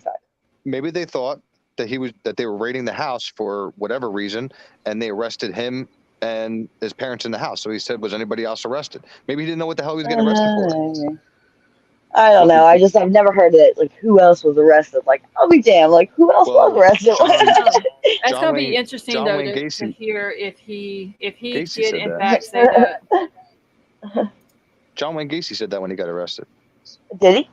Oh. Yep. I've heard. I think he was playing it smart. I think he was being. Oh, maybe he could be in the same boat as him. I don't know. John Wayne Gacy was smart. Yeah, but I've heard defense lawyers say that too. And that way they can say, I don't know. Is anyone else being investigated? Okay, that's different. That's a nice way. But you would usually say something else. But that was his first thing. Who else? I think because they do make a point of it, and so That's why I think it's a little bit more significant in this case as in another case, essentially, because like they're reading the body language. I don't know. I'd have to This rewatch guy it. wants to play one part military, next part defense lawyer. He's playing both. He's got fantasies going on And then inside of his head. He seems arrogant. You also have to like think about how many people were awake, like how many kids were awake at that time partying, like how many phones were pinging, how many I mean, just look at the footage. Look how many people were just doing, walking by, driving by, doing this, doing that at 3, 4 in the morning. So you have a bunch of phones pinging. Okay, I'm sure they could have pinged 20 phones in an area, 50 phones in the area. So again, if you're just going to go just by pings and not have any strong DNA, not have a weapon, not have, I mean, how can you just take that and run with it? And then, in a death penalty situation, I just don't. And that's why I think that's why he wants a speedy trial, because he knows it. I mean, what's the other logical reason that he wants this trial to happen sooner than later if he knows law? I don't know. I just can't wait to the trial starts. Is he just stupid? I have a general question on pings. Is pings like when you? I should know this. I don't. But when you use a phone, that's when it pings, or does it ping anytime the phone is actually just on? So a ping is basically, so there's about I think there's like 3 towers in the whole area. So a ping. Yeah, I know what that is. Yeah. So a ping could, I mean, to be honest with you, a ping could be 10, 15 mile radius. A ping is not exact by any means necessary, like at all. Well, no, I'm just asking. Sorry, I asked the wrong question. So I mean, like, so do you get a ping if you're actually calling somebody? Or if your phone is idle, you're not using it, but it's on and there's Wi-Fi, does that still ping a tower? Yeah, you can ping. Okay, so you're in a college campus or around the college. I know they weren't on campus, but around one, wouldn't there be like more than like there would be like 100? Well, that's what I was. Yeah, that's what I said. You could have. I agree. You could ping 100 people that night. I mean, come on. I just didn't know if it was like when you use the phone, because like I guess that's tracing, like when they need to trace a call or something, you have to be on the phone or whatever. Yeah. To like get your geolocation. Like back in the old days, though. Keep him on the phone. 20 more seconds. Scarlett,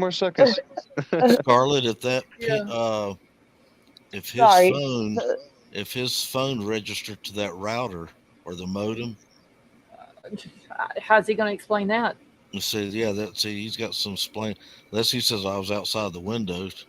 But why were you that close to the house? Well, that's the thing. If his phone connected to the Wi-Fi, that means that he was there before and knew the password. Right. Now, if you're saying that it tried to connect to the Wi-Fi, you can do that by driving by somebody's house. I mean, everybody go on your Wi-Fi right now and pull up your Wi-Fi. I'm sure you're going to hit all your neighbors, right? Yep. So you'll hit 6 or 7 neighbors. There's nothing to me. Yeah. Again, I don't go with this fairy tale. This could be that. No, what is it? The thing though with this house, with it being, I think, so far off the road, I don't know how far like their router would go out. Like if you pass my house, you're not going to touch my router because my house sits so far off the road. And the same thing. But it also depends. It also depends how strong your router is as well. And see, that's what I'm saying with their house. Like, is theirs strong enough that people out on the road that's just passing is going to pick it up? You see what I'm saying? Or do they have to be like physically close in the yard to pick it up? Again, you see what I'm saying? Yeah, I don't know. I'm just like if I bring up my Wi-Fi, I can actually hit my neighbor that's like 2 doors down from me, because again, it just all depends on how strong your. Again, you can get a modem or router. Yeah, your connection. Yeah, it depends on your broadband and speed, and if you pay for like if someone is more. Yeah, like spends more money on the buildings, internet. Scarlett. Like the huge office buildings. They probably they have a huge router or something like that, and you can connect to it from all the way to the opposite side of the building. So it just all depends on. Like McDonald's. I know I can do it outside their building. Walmart. Yeah. McDonald's. That's what I was thinking. I used to pick up a restaurant that's about 2 blocks from where I live, and I was. And if you check it, like, if you're in like a shopping mart, like where there's a bunch of like stores right next to each other, and you're like in the middle of the parking lot, you're gonna get all of them. Like guess. They're not gonna be very strong, but they'll be strong enough. Again, if he actually had the ability to connect to the Wi-Fi, that means he was there before. which means that's a connection. Well, I don't.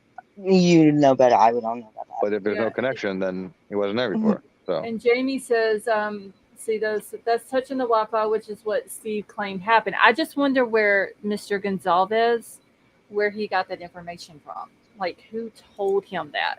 Oh no, easy. Listen, if they can put him in that house, yeah. But if you know. Yeah, if he's even put him in that house. If this guy's as smart as he thinks he is, you would think that he would know not to bring his phone unless he's trying to contact somebody. Or his but car. I guess they. But I guess a lot of people who do these things think they're smarter than they actually are. Yeah, but I figure somebody who's a criminology TA is, that's probably step one is don't bring your damn phone. Yeah, and everything from this whole But yeah, he was stupid and all this, so yeah. Whatever. From the onset of everything, he seems very arrogant, and very narcissistic and into himself, and thinks. Well, let me ask you this question: would you want this guy living next door to you? Hell no, heck no. No. Yeah. See, yeah, there you go. 52 terabytes of freaking stalker weird stuff? No. My friend said, that person has issues. He's like, I'm trying to calculate what that is. He's like, that person's got issues. He should be locked away. He doesn't even know about the crime. Scarlett, do you remember when they interviewed the family? And I don't know if it was the mother or the daughter said they actually saw the video of somebody dropping them off. That was Kaylee's sister, Olivia. Okay. Talking about dropping Maddie and Kaylee off. Right. Yeah. So there's a video of that. We just haven't seen it, right? No, we haven't seen it because that's when the cops first came out and said that Maddie and Kelly got home. Was it at like 1:45? And then Kaylee's sister goes and finds this Ring camera that shows that they were actually dropped off at 1:56, which is a damn shame that the victims' family members have to go out and find a video that proves what time they actually got home. Mm-hmm. Well, that's what I was getting around to. Instead of the police having to go find it. So you can imagine what Ann's having to go through the defense. Yeah. And I still don't understand how you can put in a PCA 4 to 425, but yet he makes a getaway at 420. The car's speeding off. I don't know. Is that right? The timeline just is odd. Yeah. Car is seen leaving the area at 420 at a high rate of speed. Because again, if you're putting social media activity on phone at 412, okay, that's 8 minutes. Now, and again, you have to consider him walking back to the car, starting the car, and then hitting that camera at that time. So it's a 5-6 minute ordeal inside. He knew exactly who was behind each door, yet he never went in that home. He never once tried to open Dylan's door. Why? He had a purpose. There was a purpose. Yeah. So how the hell did he know where to go? Exactly. He had studied this place. He had probably been in there. That's just my opinion. But people were sleeping all over the place in different rooms at night. That's what I'm saying. It doesn't make sense. I mean, he would have, in order for him not to open Dylan's door or even go down to the first floor to know that that's where Bethany was at, he would have to know where everybody in the house was at. Yeah, because I was reading over some old newspapers. That's logic. That's just logic, right? Sorry, I apologize. They're showing Bethany and Dylan on the first floor. Later, we find out Dylan's up on the second floor. And then we got two girls in the same room. Do they do that every night, or is that just that one night? He picked and chose what he wanted to do. He picked and chose what he wanted. He knew what he was going to do. This was planned. He's a freaking criminology major. How are we going to... Why are we not you guys, but remember, this is what he does for a living. I'm a music teacher. So if I, when you have a specialty, you're going to, I don't know how to explain it. I'm frustrated. Listen, I understand your frustration. Trust me. It's like I said before, it's like, practicing how to hit a baseball for, 10 years. And then you get in the game and you don't know how to hit, 40-mile-an-hour fastball. It just doesn't make sense. It's step one. Step 1, don't bring your phone. Step 2, don't bring your car. This guy brings the sheath inside, not around his belt. He brings it in, and then what? He throws it? Like, I don't know. It just, this is it. But then again, then you got to say, well, then he's not that stupid because he left no DNA trace out of the home into his car. So how the hell did he do that? I don't know. I wonder though. Okay, so they're claiming that he's been there 12 other times, right? Sure. And it was always, what was it, late afternoon? What did they say the times were? Late afternoon or late in the night or whatever? I wonder if he was watching, like, stalking them, yeah, but like learning their habits. Does that make sense? Well, and it's not about practicing murdering people, but you learn the laws. You know what law enforcement is looking for to make sure someone is indicted. You know what I mean? Like, he understands these in and outs. Because someone's like, well, they don't murder people. No, but they understand this world. Yeah, and that's why I'm trying to, like, I don't care if anybody listens to me or not. He is going to have this trial in October. And he knows this stuff better than all, like, in my opinion, better than all of us here. So, and then he's like, yeah, let's go, bring it on.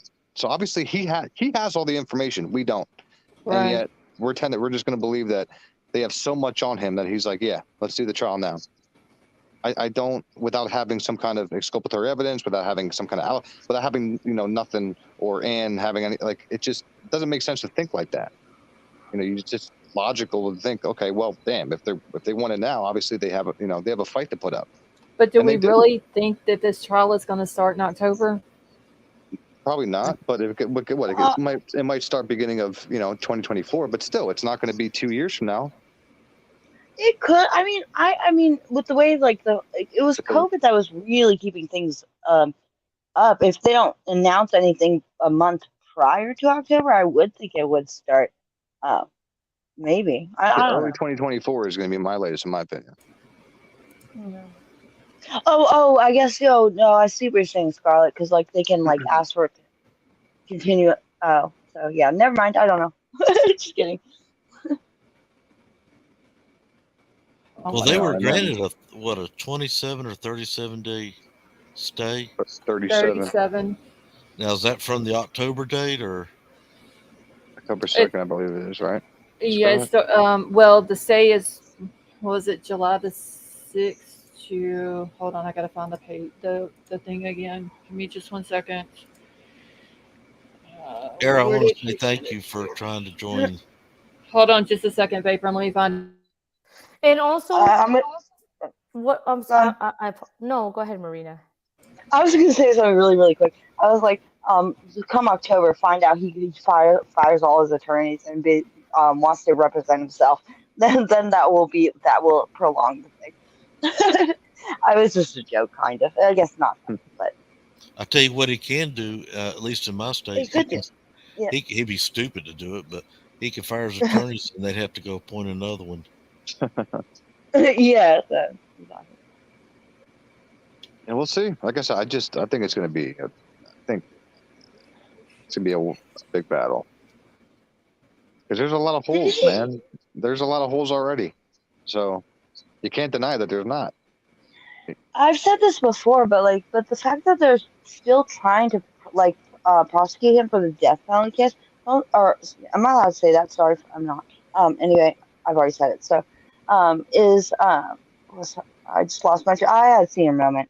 Or no, wouldn't you think the prosecution has enough evidence then? Because that's not a minor like a misdemeanor. That's a really big thing, like someone else said earlier. Well, we've seen all the evidence so far. So they have to be holding something back, right? Because I know that this guy they can't. That's the whole thing. That's what everybody's been telling me. Oh, they got this. They got this smoking gun. They know everything. Yeah, but they do, but we don't. That's what I'm saying. They choose to. Yeah, but we don't matter. I'm going by the actions of the defense right now. Is what I'm focused on. Nobody else, everybody else, just thinks this is normal. This is not normal. Dan's bring it on. But the prosecution is still keeping the D penalty on the table, right? What do you mean? Yeah. Yeah, they still got the option. So they have to have something that we don't, as like a public, we don't. Of know. course. Yeah, I mean, they have a lot of shit we don't know. But I'm saying the defense knows everything that they have, and you would figure if they have some kind of smoking gun, and Bryan would talk and say, hey, listen, maybe we should push this back and extend your life for Christ's sakes. But yet they're like, no, let's do it now. So obviously they saw something in what they received, or there's not enough. She feels something. I mean, obviously she feels some kind of way, or else. It could all be. Yeah. No. Thank you. That actually clarifies that a lot. Thank you very much. That's awesome. Thank you. So that makes more sense to me. Thank you. Back to you. We'll see. I'm just trying to catch up in chat. And I'm just speculating. I'm just but again, the defense. No, that was a great. No, I wasn't being sarcastic on that. That was great. Thank you. I really do appreciate that. I'm like sitting here clapping to myself. And also, any questions that I ask, I'm just curious because sometimes you don't get to. What's great about Scarlett's channel is that sometimes you get to interact with people that you don't normally like. On my channel, I don't get to interact with a lot of you all, or even Gray Hughes or anything. So it's a time where I want to ask like questions, and so I don't mean to sound rude. That's why I like coming here because we can all bounce off each other and learn. So I just wanted to make that clear, and I don't mean to seem rude, but Scarlett, I want to tell you thank you so much for what you're doing here and this platform. Yeah, seriously. Oh well, thank you. I second and third that with Ara, and I also never mean to be rude. Sometimes I can be sarcastic. I try to tone that down on YouTube. So you can definitely call me out if I am, and I will drop it, and I will apologize immensely. So that's it. No, you're good. I mean, everybody's entitled to their own opinion, no matter what it is. And I know, but about getting bashed and all that. I mean, you guys saw what I had to put up with for a little while, but now look, I'm able to just say my opinion without any repercussion. Right. No, I know I haven't done anything, but I can sometimes if something gets too passionate, I'll I'm just saying it in advance. I'm apologizing in advance if I ever get too rowdy. Just be like Marina, knock it off. None of us have the definitive answer, so nobody's wrong. Literally the only thing that we know as a fact, 1,000% fact, is that 4 kids were brutally murdered, and for no reason at all. In a certain location, in a certain state, and that's why I'm kind of happy that the trial, and like I said, I'm happy that trial's happening now, sooner or later, so they can get some kind of closure, whether he did it or not, or I mean, actually, it would not be good if he walked for the family, but I mean, at least they don't have to wait 2-3 years, of all this bullshit on the internet, and people, I'm sure they watch this, this stuff and all this stuff people put out about all the false information and stuff. At least now the trial could happen and it could just be put behind them. Right. I'm sure they hate this, and I'm sure they watch it all. It's kind of hard to stay away from it. Especially Steve. I'm sure he's involved. Wait, what do you mean? I know. What? Like following everything. Oh, okay. Like he's not, I'm sure he's not just sitting there. I mean, the dude has been out there just what is the word to describe what he has been doing from the jump? He's doing what a daddy is supposed to do for his daughter. Yeah. Lobbying, kind of? No. Investigating. He's been boots on the ground. He's been keeping this. He's keeping this. Yes, he is keeping these kids, and not just Kaylee and Maddie, but all 4 of them. He's keeping their names out there. He's making sure that this wasn't going to be a cold case. He's whatever needs to be done for justice for these kids.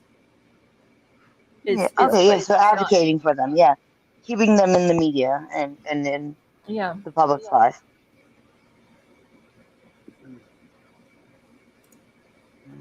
This one is it's a crazy.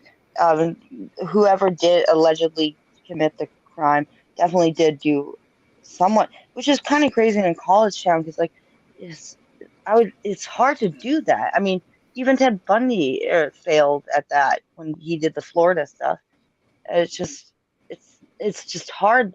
I don't know. There's too many theories. My head hurts. Bundy, Right? Bundy, It's And got, just that's gonna like bang one your head off a person wall. doing. Bundy got caught in a vehicle in Pensacola, Florida. He didn't get Yeah, caught. I He know. didn't get caught for hitting the girls or the one in Lake City. That wasn't But discovered till later. I know, but the thing is, the girls could definitely identify him because he did leave some alive, and it was so frenzied. He left DNA and stuff. So regardless of whether they had caught him then or like later, he left DNA everywhere on that one. This guy did it, or on the BK case. DNA wasn't out when Bundy was hitting. Bundy got caught because he had teeth marks in a Oh, one okay. of his victims, and they matched it up to his teeth. And I would want to Well, know from that jury, how were they going until that came out? Because it looked like Bundy was winning the case. yeah, he also was defending himself. That was never gonna happen. But yeah. Well, here's my thing. Well, here's my thing, Riddler. If Darlie Routier, right? If she's in jail right now because of no blood trail leading out of the home, and now somebody's on on trial for the death penalty with no blood trail leaving the home on the opposite side of where Darlene was, I don't see how you can tell a jury, like how you can explain to a jury how there's no blood trail leading and then blood in his car. I mean, how do you explain it? Does anybody have a theory of how he might not have tracked blood out? That is a good question. That's why. Wore a suit? Yeah, that's why I that's why like I really like my head hurts thinking about that kind of stuff. I would think there would even be. I would think there would even be dog hair. Unless he knows there was a trap door in that place. Car, and they couldn't find that either. Yeah, because there would have been dog hair throughout the home. You're saying, right? Exactly. And even if he was wearing like double layers of clothes that he could pull, where would he put them? I don't know. Yeah, but then like you still have the blood, you still have the knife, like you still have the bloody knife. So like you put the knife down, on your seat, like you don't like you put the knife on top of your car, like man. And Dylan never said Maybe she he saw him buried it steal a 10 knife. feet under in the backyard. I don't know. Did they check the backyard? Well, I don't know. Did he pre-dig it since he had been around there stalking and it's a party house and no one? This is a really random, like very, very. I'm just like, it's like that's how like mad I'm getting now. Well, not mad, but frustrated. It's like maybe one of his stalking events when they were all partying, he was burying a hole in their backyard. I don't know. Jeez. Using little sticks to cover it up, like while they're like out during the day. Y'all in my chat, give me a second. I saw a comment just a minute ago that somebody said something about a Tyvek suit, and now I can't find it. Oh, what? I'm sorry. I apologize. I'm being a little bit silly now, but I mean they're all potential theories. What did you say? I'm sorry. I'm being a little silly now, but like whatever I'm saying, I'm not at least saying that like little fairies came around. I think it's all. Okay, I can't find it now, but it was something about a Tyvek suit, and I seen somebody had mentioned it earlier about could he have had on like a black Tyvek suit with a black mask, and now I don't see it. Globug, thank you so much for being a member for 5 months. She says, "Yay, I'm 5 months old." Black booties. Yamaha biker, it was me. Okay, Yamaha, hold on. Let me find your comments. I still want to know. Oh, go ahead. I'm sorry. No, I'm just saying my chat is being. I don't know what is up with the YouTube chat tonight. Okay, so Tyvek suit or something. Okay, so Yamaha biker, are you the one that said a little while ago about it being a black Tyvek suit, or could he have had on a black Tyvek suit? Possible. I mean, could that have been what he had on that Dylan seen him have on when he walked past her? And then and then like black booties. possibly. And that could be the reason why there's nothing outside as far as we know. But he's got to take all that off in the kitchen before he steps outside. Right, because there's got to That's be. right. I mean, I don't understand. But then when you take why it there's off, it's going to something- be, you're going to leave like a little circle of. But the Blood only thing behind. we hear of, a footprint is a Latent. yeah, and it's a diamond One. shape soil, a diamond shape treads on the bottom of the Yeah. shoe. Right. And Elizabeth, only thank one. you so much, honey, for being a member for 3 months. She says, Scarlett, take a breath. You have a great channel. Thank you. I do have awesome people over here. Thank you so much for that, Elizabeth. And I'm still wondering, how did the Jack in the Box bag, and I know everybody was, oh, that could have been from a night ago or 2 nights ago. I don't think it was. How that bag got into the kitchen. What do you mean? How gonna? You mean? She picks it up. Well, the driver shows up at round 4. Mm-hmm. So if that's that same bag, that means somebody had to answer the door. By the time they found their food and carried it upstairs, put it in the kitchen, what is that, 402? Mm-hmm. Betty Jo, thank you so much for being a member for a month. And she said, ask Ted Bundy how he did it. Now, I don't know a whole lot about Ted Bundy and his stuff, just from what y'all have talked about on here. Ted Ted Bundy mostly clubbed females over the head. He lured them in his car, and then he was, oh, look at that over there. And as soon as they turned their head, he'd club them. Oh, well. So Okay. how can I ask? How can I ask Ted Bundy how he did it if he didn't walk into a house and unalive 4 people with a knife? Yeah, well, no one actually. No, let's not get. It was just like a. Well, no, I'm just saying, like, you know, it's too. It's. I'm saying, like, this is. I want it, like. It's unless we had a tie. The only reason. Unless he had a suit on and booties, like, then then I'll go with that, I guess. Well, Ted Bundy was also. I have already escaped jail. You understand? He was already on the run. This was his last hurrah. He was already going to be convicted. So he had already escaped jail twice. I think he escaped jail 3 times, or prison. Okay, the shoe print in front of Dylan's door, mm-hmm. That has never been confirmed that it was a size 9. Yeah, no, it hasn't. Who said that? There was people in chat saying it, but it's never. We talked about it. Size 9, he definitely. I mean, he seems pretty tall to only have the size 9. Ron's a size 13. When he was arrested, that's what they arrested him. His shoes that he had on was a size 13. But it's never been confirmed that the latent shoe print with the diamond pattern sole in front of Dylan's door was a size 9. Dreamcatcher, thank you so much for being a member for 6 months. Which is a van, right? Yeah, well, that's what they said in the PCA, that it was like a Vans type shoe. Jeez. Every kid's college, Yeah, every college kid too. Exactly. So could it have been one of those kids that was at the house earlier that accidentally? Well. Listen, if they took a latent shoe print to corroborate her story, wouldn't it be a size 13? I would. Oh well, not if. I mean, if it's Bryan Kohberger, son of a bitch. Give me a second. Well, where is the shoe print? My chat is messed up, y'all. Y'all are gonna have to give me just a second. Okay. Riddler got kicked. I'm trying to get him back up here. I'm back. Okay. All right. Sorry. Where y'all. was the shoe print found? Yeah, you can go on with it. It was found right in front of Dylan's door. Hey, Tree Baby. Okay, so Huda was the one that mentioned the black hazard suits. Okay, I knew I'd seen it somewhere. Thank you, Dreamcatcher.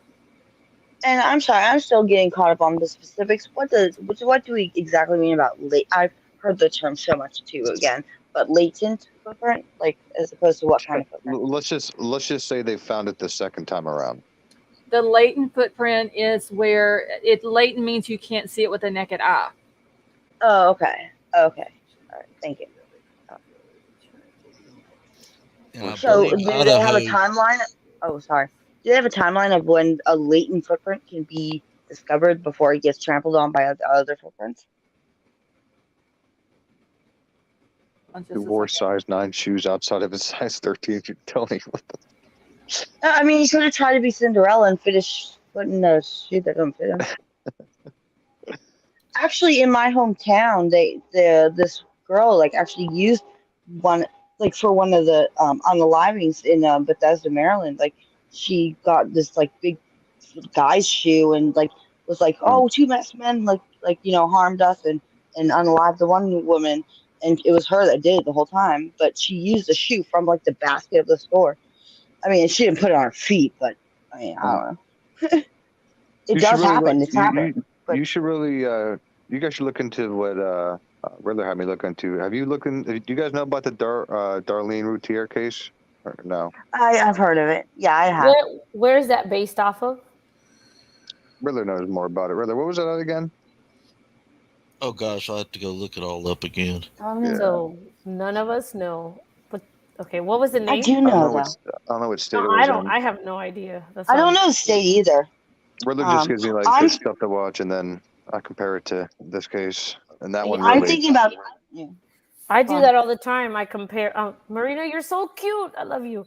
I love you. I do that all the time. I compare about cases, and there's always something about one case that connects to the other one, something that triggers me about something else. Right? Isn't that the two cases I showed Willie, the other one's the Gainesville Ripper with Danny Rolling.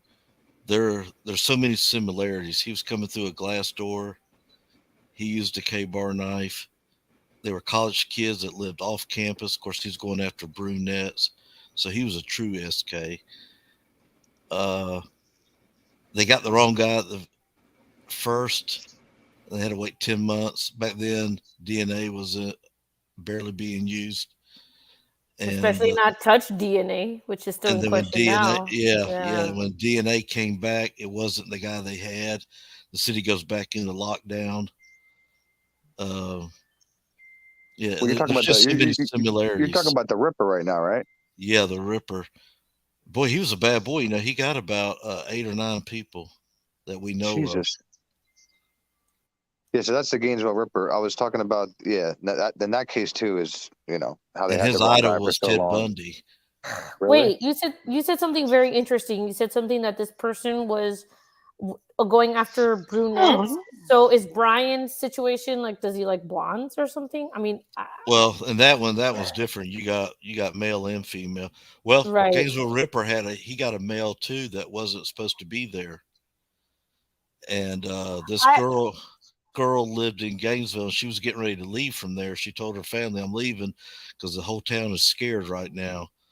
And so this guy, he's real big, muscle-bound guy, played football the whole world. You can see his muscles ripped. And the Danny Rolling broke into the house, and nobody's there. So where did he go? He hid in the house. Now, my buddy who was investigating that crime says he thinks he went in the attic, and somebody else says he went under the bed or in a closet. Well, anyway, he stabs both of them. That reminded me of Ethan and Xana. Well, so also something to consider, and you and everybody here, let me know what you think. Like, if I look at somebody, I cannot determine from far away how tall they are or whatever, but I don't know. I'm not going to say it's because I'm a woman, but I also don't know. Go east and west, kind of. So does Dylan know exactly how tall someone else is just by looking at them, especially when they're in the shock? I guess. Well, how tall is Unless she? he's non-shock. Well, how tall is Dylan? She's tall. Yeah. So I mean, she should know the same height as me, 2 inches taller. Yeah, that's true. Yeah, but she's in a frozen shock. I don't know how long. I'm not a doctor, so I don't know how long a frozen shock lasts. 8 hours. Who said she was in frozen shock? Did they see? Because it was 8 hours before they even got to the place. So it's in the how PCA. Is she still in frozen shock? I'm past that frozen shock shit. It's hearsay because only she know. I mean, no one can really know. There's no cameras in the house. How do you actually know that it was going on 8 hours before a crime even took place, or after? Well, how many people came over? You can't tell me she didn't feel under threat because if you read the PCA, it says the killer was then the killer then left the scene, which means that she felt threatened, obviously, and she got that's up 3 her times. opinion. While it was happening. Yeah. Well, that's what she says. So we're going to discuss. Well, Of again, course. that's again that they obviously they're going to use that in court. Yeah, that's a hard. Yeah. And then if she gets cross-examined by Ann Taylor, if you're And triggered then easily, turn the TV off. yeah, no, I agree with all of you. You guys are all saying very good points. And then I was just also thinking, it also does. I completely forgot about this. In cases, obviously, what the jurors perceive the. So it's going to matter about basically how the people that are subpoenaed and are Hold on, Nora, testifying, I'll get it how for they you. present. Sorry, how they present to the jury. So if they're believable or not, because apparently this is a very circumstantial case. So it's like Well, if they believe this one woman or this one guy, the it's gonna jury is going to be the that's joker gonna in matter. the deck. The jury is going to be the joker in the deck because we don't know what type of people are going to be on the jury. If you get someone that was like when I was on the jury, if there ain't a murder weapon, then they don't have a leg to stand on. But then you got But other people who says, but well, it's as it's long as gonna they got be Depends on the circumstantial state, the evidence, county. it's gonna be interesting though. If the knife that's on this just labeled knife in this return from Pennsylvania when he was arrested, if that's the knife. right? If that's the knife or if it's a pocket knife. If that's the knife, and he's asking for a speedy trial, he's definitely the Now, stupidest son of a bitch I've ever now seen. with that knife, would they have the DNA results on that knife? Yeah, Because I'm telling you right sure. now, you do not wipe off DNA from a knife. It's porous.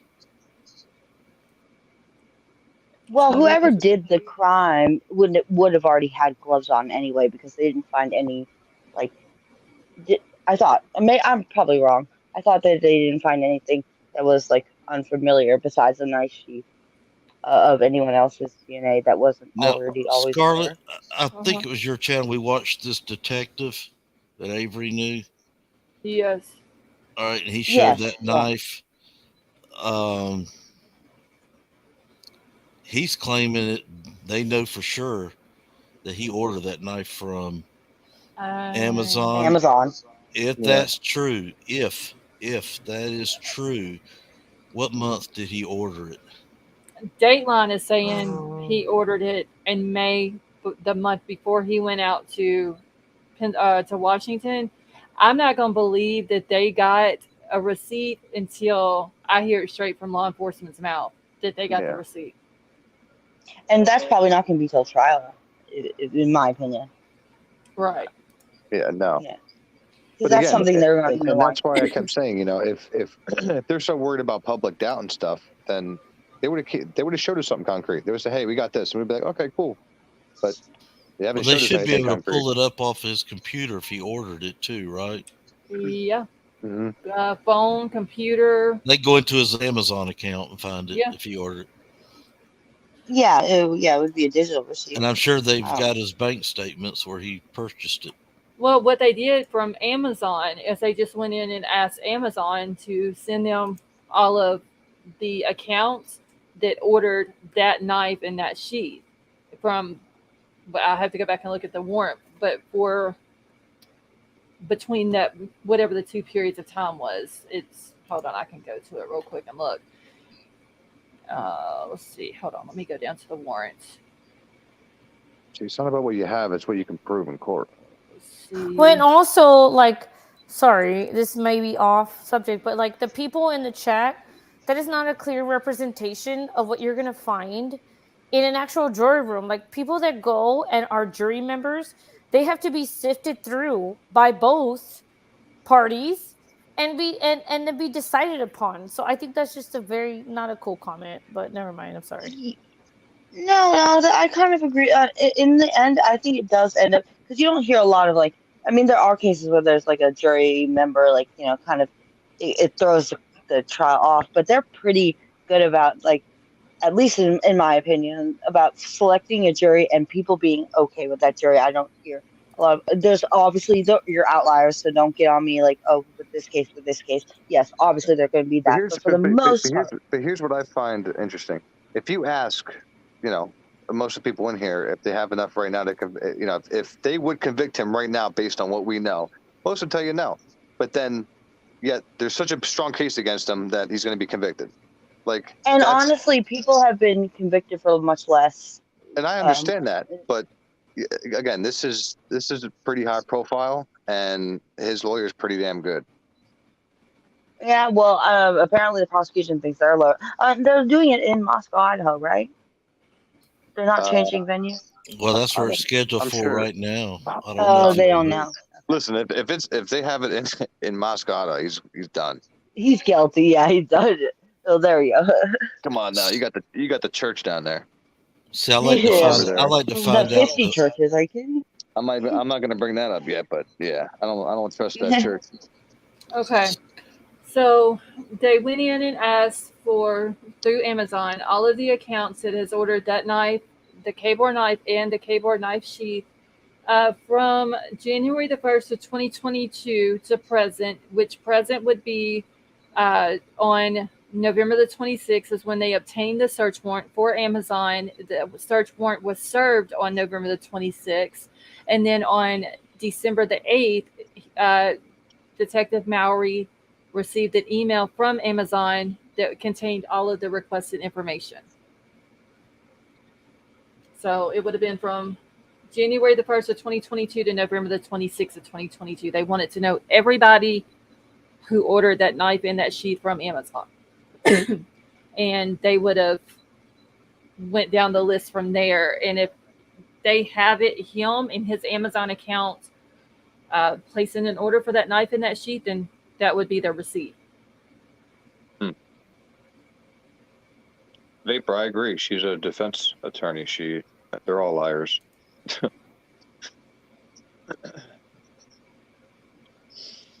All of them. I'm just saying, he got a pretty good liar.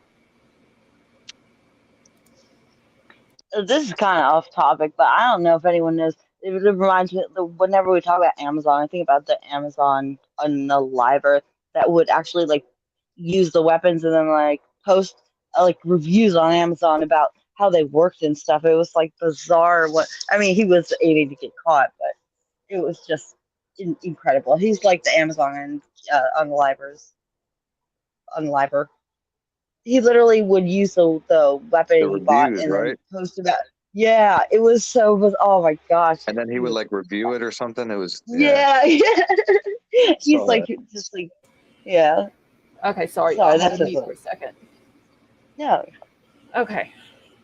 So we'll see. And like I said, if we're gonna look, y'all, this trial starts and we get to watch it, and boom, there it is.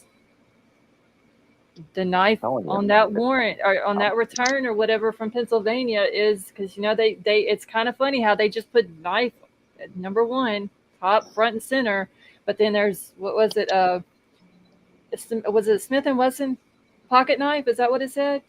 And then the Taylor cutlery knife, but they don't give any type of description for the other one.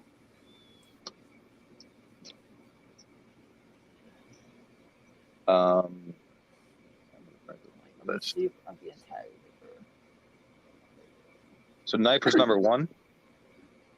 Yes, it just says knife. That's it. And then like the third documented item that they took from the house, I think it's third or fourth, was the Smith and Wesson. I think it said pocket knife. Hold on. So why are they describing in detail the second knife and not the first? But then they also put a Taylor. Was it Taylor cutlery knife? Was that the name of it?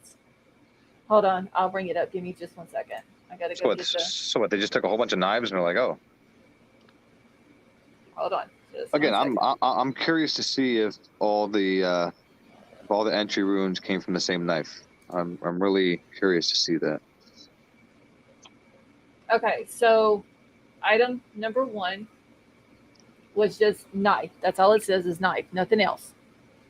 Item number two, Smith and Wesson pocket knife is how they have it listed. Then the third knife was a Taylor cutlery knife and a leather sheath.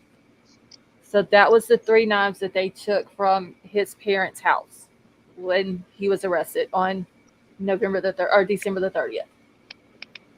Let me ask you a question, Scarlett. If you think they found the murder weapon, do you think they would have told us?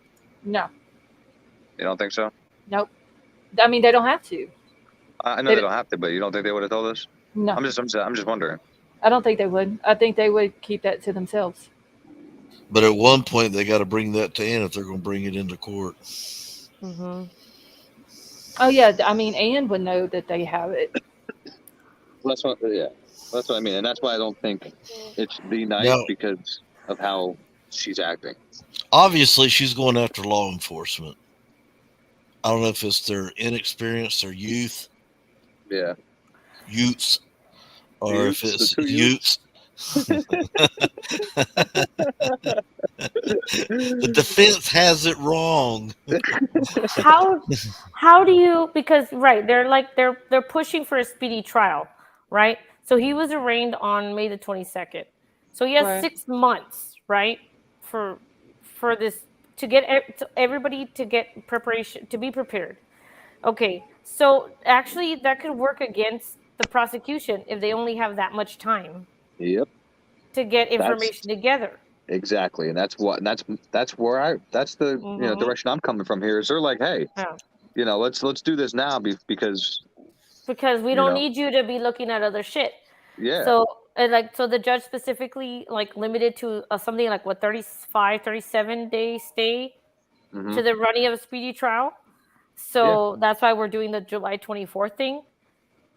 So what does that say to you about what they have collected and what they have and what they hope that is not seen, essentially? But I mean, it tells me that she pondered over all the evidence and she's like, hey, so far, she's telling Bryan they don't have enough to, take you down with the death penalty. Let's do this now. I mean, or else she said, oh, look, they have all this overwhelming evidence. Let's do this now. I mean, let's do it quickly because we don't need people to be looking at the shit and coming up with other information. Well, she could also be looking at, did these law enforcements that came in here, have they been trained and signed off on what they? But that's the thing. Would you really risk your client, being convicted just on a technicality, and then you're going to risk that just to have a hearing earlier? No, but I think it'll be part of the icing on the cake. That I know. I know. She's going to attack from every angle. Oh, absolutely.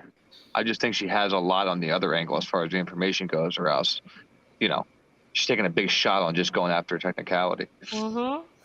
And then there was an order issued July, right? For the costs, July 7th, for the cost of the grand jury preparation and transcription, because Kohberger, how would you describe this? Being indigent? Indigent. Indigent, yes. Can you guys explain that? Because I feel like there's so many technicalities that people are just pulling out of their ass to delay this or not. I don't know. It's difficult for me to kind of understand. Well, he's considered an indigent because he has no method of he's broke basically. He can't afford a personal attorney or private attorney. His income is under the minimum standard of living. Right. So he qualifies for a public defender, and so therefore the county is going to have to pay for the transcripts, and that's going to be a good bit, depending on how long the grand jury took, how long that process was. Yeah. Okay, and like I said, and in my opinion, everybody who's still following this case, I'm not obviously follow a channel for, I'm saying if you follow the case and you're thinking about all the time and you think he really did it, if you're still following it, obviously there's still something deep down that you're unsettled with, you know what I mean? So I feel like even if people say, oh, I think they still know that there's still that possibility there with what has come out so far. Well, really, I'm gonna kind of not go against you, but for with how me, many holes? Okay, go ahead. With the holes, I don't give a fuck. This guy did it, or it knows who did it, or was there. But I think that it's gonna become this whole the technicality. Let's call it the technicality game. Okay, so you know how OJ got away with what he did. I'm sorry, I refer to that because now my opinion on that is not clear. Yes, it's so much bullshit, bro. But it's just. People that like to read the fine print and technically this and technically that. Okay, fine. Do what you do. But to me, it's interesting. I know he's guilty, but to me, it's interesting to see how this plays out. You see what I'm saying? Yeah. It's like watching the car crash happen, but the crash happened. Well, look at freaking. Well, I'll bring it up again. Look at freaking Casey Anthony. They had fucking. Oh my God! Don't even know. Exactly. It pisses me off. If somebody like that can get off on a freaking technicality, and you look at this case with all the holes and all the shit going on, and you don't think it could possibly walk, it's absurd to think that. That's like the worst. Yeah, that's. And I'm not saying BK's OJ. I'm saying just like the controversy behind such a crime is what I'm saying.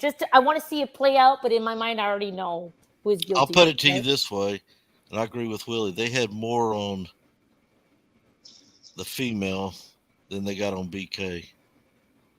Told you. And they still couldn't convict her on Casey Anthony. They had that more on her. Libra Moon, yes, we can see you. Decomposition, and she got off. And I'm supposed to listen to Touch DNA. That's what you remember. Okay, again, OJ. Remember when DNA was like a thing at all? Remember the OJ trial was like nobody talked about DNA until the OJ shit, right? I feel like this is like a 10 years later, 20 years, 30 years, but now Touch DNA. So it's like one of those cases that is kind of like creating a new sector in true crime. I think that, you know what, I was just thinking, I think in a way the defense kind of has an angle if they think of, because like you also have to be able to eliminate any other person for the prosecution. It has to be without a reasonable doubt, right? So it has to be, there's no other person who could have done it. But this is a party. I keep on going back to this is a party house because it helps for both the defense and prosecution in a lot of points. Yeah. So it's like, how are you going to race everybody who's ever been in that house? Just so with the shoe print and like the sheet. And honestly, he probably does have a connection to somebody there because if there is Touch DNA, he touched somebody who had been in the house. So by proxy, he knows somebody who's been in the house. Well, let's put if it doesn't come down to them. Well, let's put people around that home around that time, right? There. So let's take the last person that they were with before they all went home. Who was that? Scarlett? At the grub truck? No. Yeah, no. Who was the last person to see them before they went home? Well, that would technically be no. One or two people?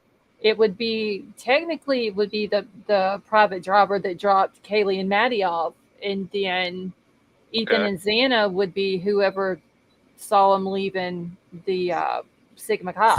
So we don't know who the last people to see those two are? No. That's based on the PCA though, it says that Bethany seen Ethan and Xana at 1:45 at the Sigma Chi. But Bethany was also supposed to be home at 1:00. I quite figured out how that works. All right. So we take the private driver. We take whoever, I'm sure somebody saw, the other two last. Then you take DoorDash. That's what I was going to say. If Xana got the DoorDash straight from the delivery person, then the delivery person would have outside of the house. Would that for Xana? Ethan can't say outside of the house. Okay, so we have say 3 so far, and then now you have the multiple sources of DNA that they said that they found. Mm-hmm. And you said that they found DNA on that glove too. Scarlett? Well, there was 2 unidentified male DNA sources found in the house where the victims were found, and then there was 1 that was on a glove outside. So there's 3 total that they found. So 3, 4, 5, 6. You don't think I can sway a jury with 6 other people? All you need is doubt. You need to just give them a little bit of doubt. That's all you need. That's it. And that's what people don't realize. You don't need to prove innocence. You just have to give some people doubt on the other side. Yep. That's it. That's why everybody's saying, where's his alibi? Where's his alibi? He doesn't need a damn alibi. No. You don't need an alibi. What's he going to say? I went driving. It's a college town. It makes it difficult. A college town makes it very difficult. I used to live in one, and I worked as a delivery driver.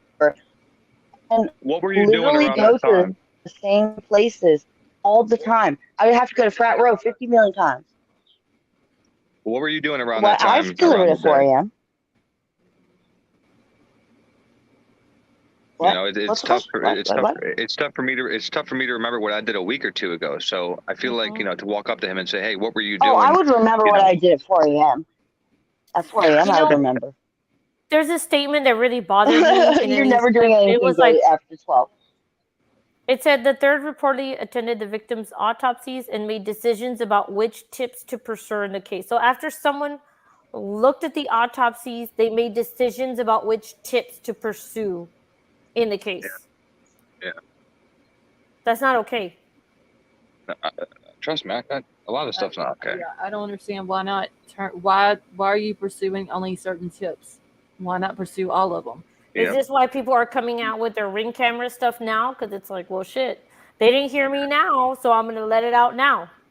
They didn't hear me then, so I'm going to let it out now. Yeah. D, listen. I'm not saying that juries don't like alibi. I'm just saying you don't need an alibi. That's you know, and so sometimes an alibi can hurt you. Well, if you remember at the beginning of this case, law enforcement says we checked every store that sells K-bars, and nobody can Look remember. at Murdaugh. Yeah.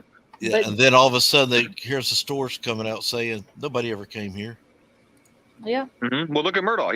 He lied, right? He said that he was somewhere and he was on camera, right? Yeah. So do you think it would have been smarter for him to not say nothing? He'd been smart not to take the stand. There you go. I will say, in terms of the Murdaugh case, at least as much as the S show that it was in the beginning, at least it did come to everyone, in my opinion, is pretty okay with the resolution that happened. It did come to a close for the most part, peacefully, or where everyone could be okay with the verdict, at least okay. But this one, I don't know. The trial's going to be very interesting, in my opinion. In March, the Idaho governor, he signed a law giving the state's Department of Corrections up to 5 days after a death warrant is issued to determine if the lethal injection drugs are available. Yep. Does this have anything to do with Bryan? Well, let's see. I read it the other night. I think November. That was a hot discussion in here. What? that Okay. I brought up.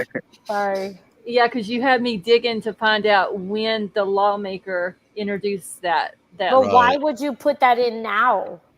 Well, that's what we brought up. That was the question. Because yeah. It was brought up because after this happened, that's when this law was introduced. This whole firing squad thing. No one thinks it's weird. No one thinks that's weird. Yeah, I do. It moved super quickly and got pushed through and then passed and it took effect July the 1st. The good side, thank you so much for that, and says thanks Scarlett and Mods. Thank you so much, the good side. That was very nice of you. So it moved super quick, and it seems like that it was only brought up because of this case, because the Gerald Pizzuto guy has been on death row now for 30 or 40 years. Yes. He's had several death dates. Yes. One being this past March. They could not get the chemicals. So because he is in such bad health, and I believe he is now on hospice, they're going to let him live out his days on death row. This is why, if you are not subbed to Miss Scarlett, you need to do it now, because she's doing her shit. She knew exactly what I was talking about. I'm researching shit, and she's answering to it. But so there you go. That was a hot subject 2 weeks ago. Well, I'm late. I'm sorry, but it matters. No, but it matters. I mean, because it was brought up. Because Bryan, don't you think that he knows people in the circuit? Because he's a student. So when I was a music student, I knew people that were heading the chairs in the state of Texas that did laws, that made laws for music, right? So there's someone I work with here in my little town that is on a board that is in San Antonio, Texas, that makes laws for music education. I am their friend. You know what I'm saying?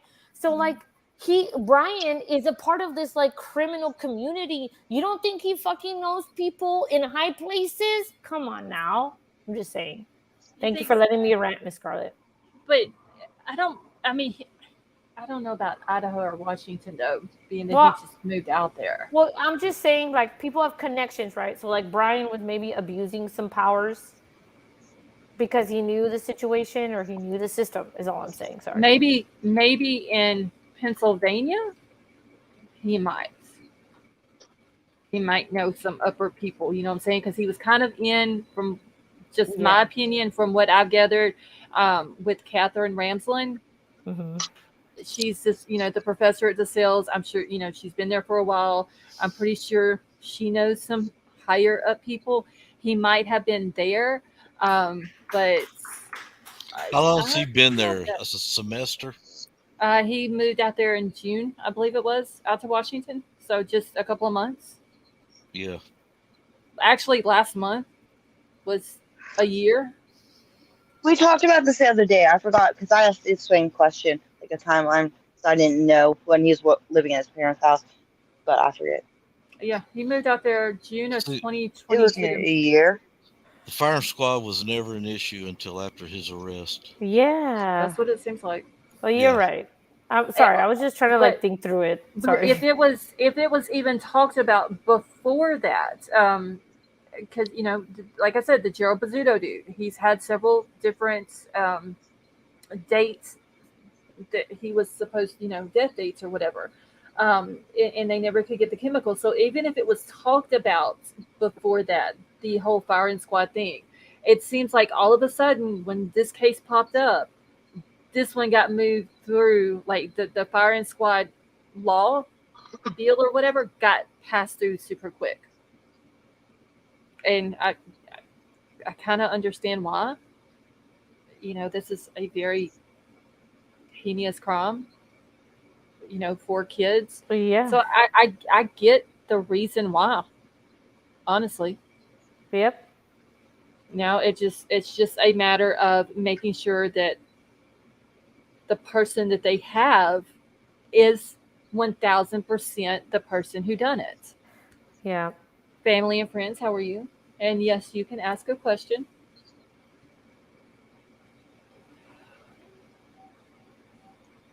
By the way, your panel's doing, I love your panel. Every day, you know that. Yeah, I've been having some really great panels. Yeah, for real. Yeah. We're just like talking and debating. We're just talking and debating. I could be wrong, and that's okay. We found out also that victims would receive information from the state. Really? Except they're supposed to. Like, we got so and so arrested.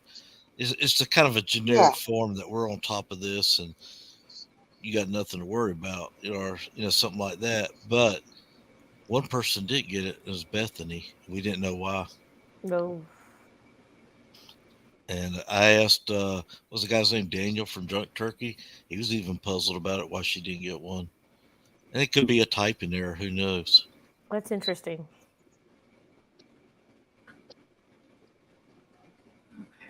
Well, that's also more of so you don't hear it from the media. They want, like, law enforcement wants to tell you first before.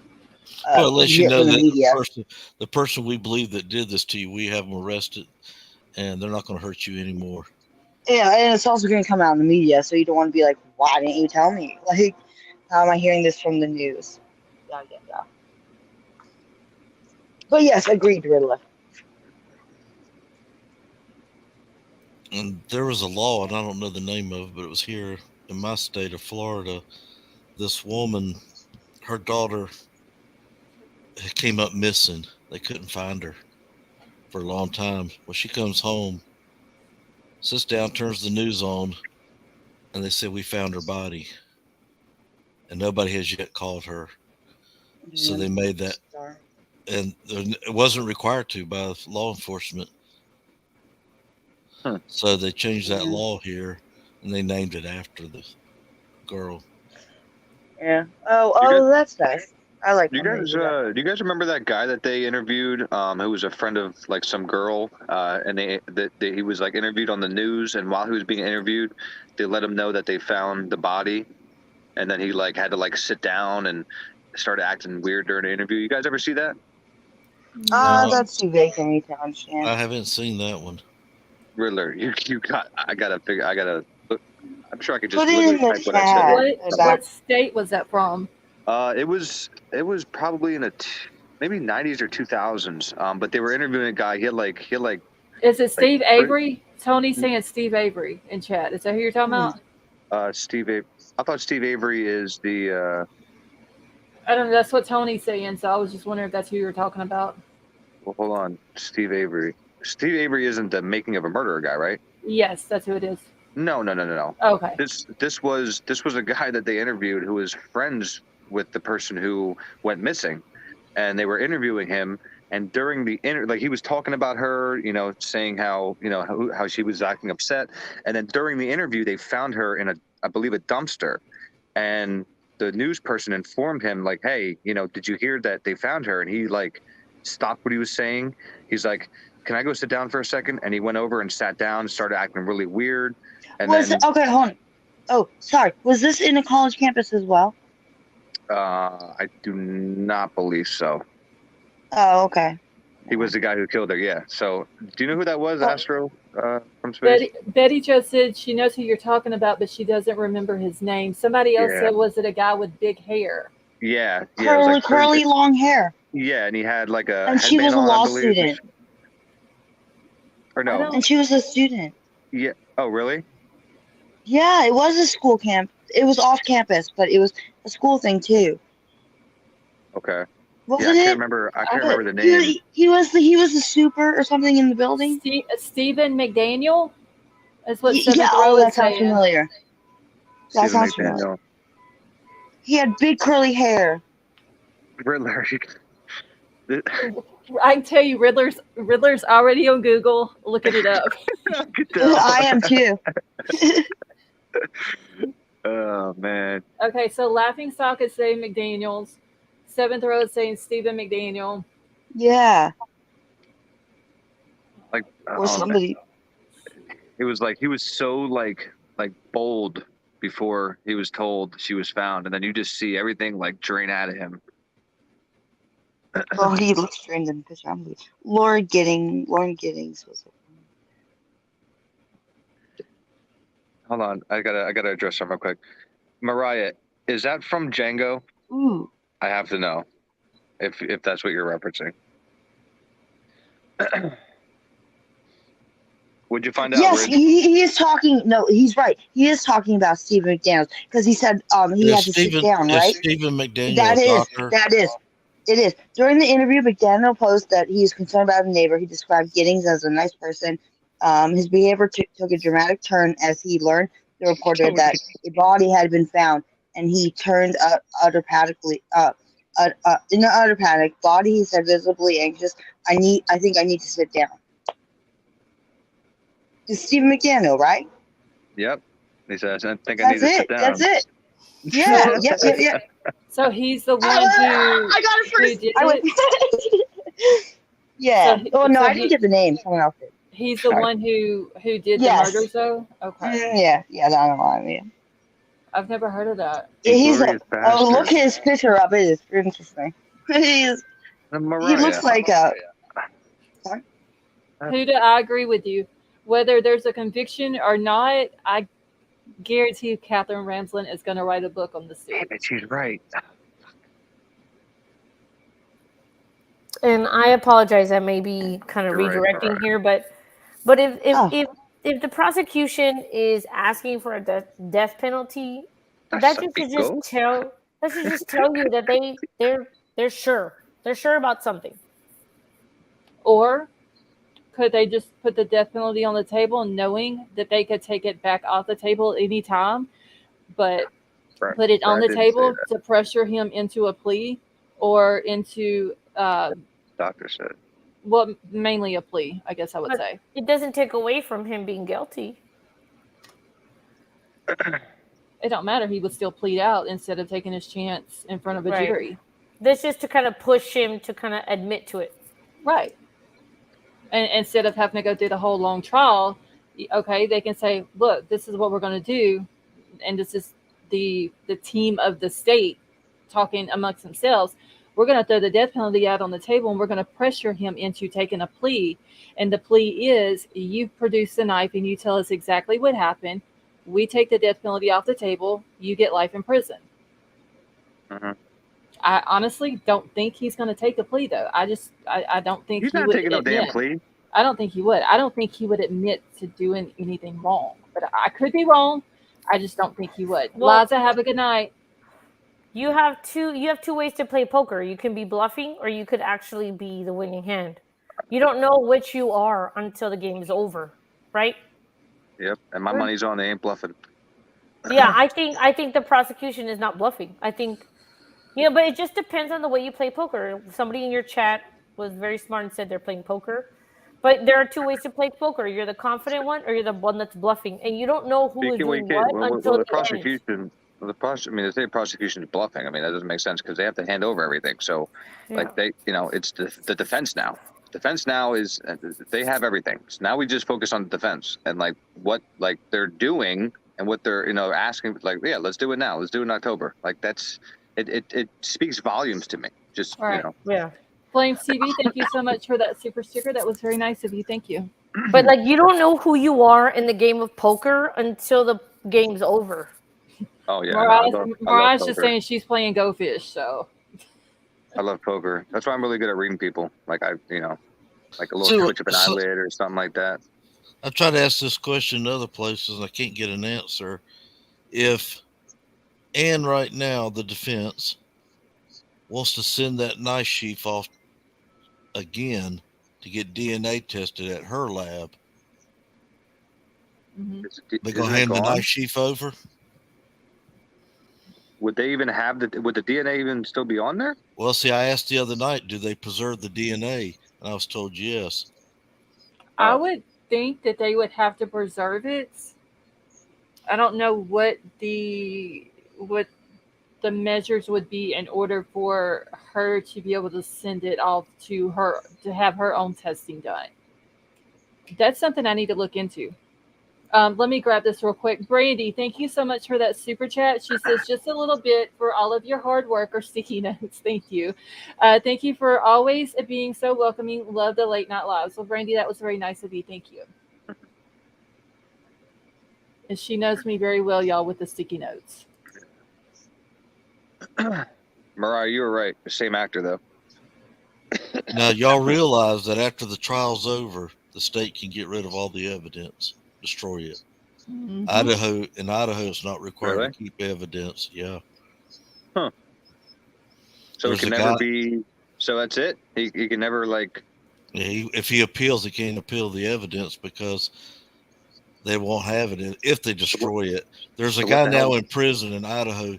He says now with this new DNA out, this will prove that I wasn't the one. But they can't find the DNA now. They said they destroyed it. Huh. That's weird, dude. How can you appeal something and then they say, oh well, the evidence is destroyed? Exactly. I have a question. Sure. I apologize for interrupting. I have a question for everybody on panel, especially Miss Scarlett. But like, let's say that he is found guilty, but no explanation of why he targeted these people is presented. How would you guys feel about that? I mean, we'll probably never know why now. Unless he confesses. Well, only he has that answer. Yeah. So. Well, my question was, how would you feel about that? Like, how would you feel about it? Let's say the trial goes, he's guilty and he's convicted. How are you guys going to feel about not knowing why he did what he did?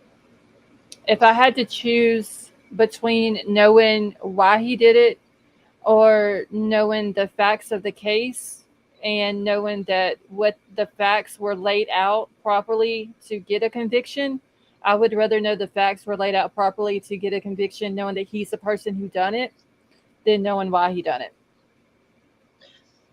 I think that you're actually speaking in terms of the family members. I don't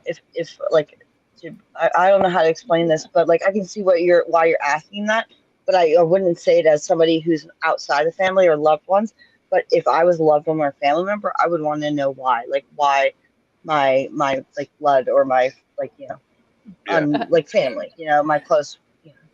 Yeah, but Tony, like I said, It's always like I said, like, why did that happen? the problem is now at this point in time, we'll never know why. Even if he is convicted, we'll never know why. that is why true. he did it. But yeah, Tony, but thank you so much. Hold on, let me grab this real quick. yes, Tony, ma'am. thank you so much for that. He said for eyebrow conditioner. The reason Thank you why for I that, laugh Tony. is because like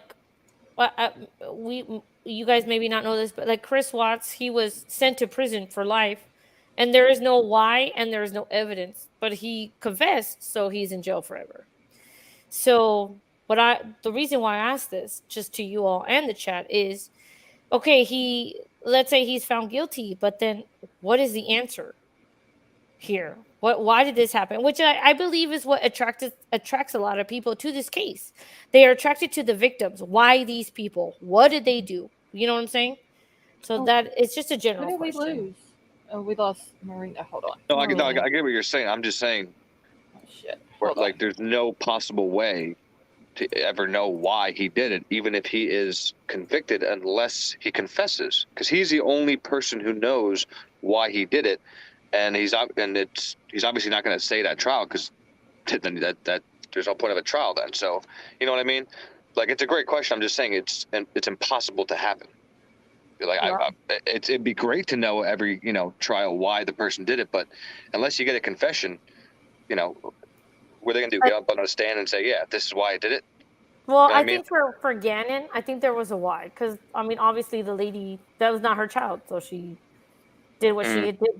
Now, unless he confesses later on, if he's convicted and then he says why later on, that's obviously.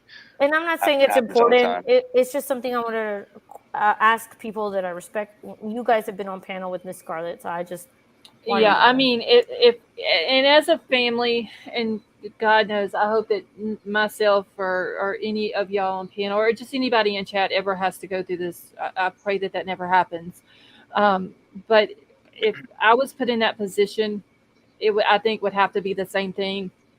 If I had to make a choice of knowing who done it, and then this person is called, and let's say, like Bryan, and there is evidence brought before a court and presented to a jury, I would rather there be 1,000% proof that this person done it.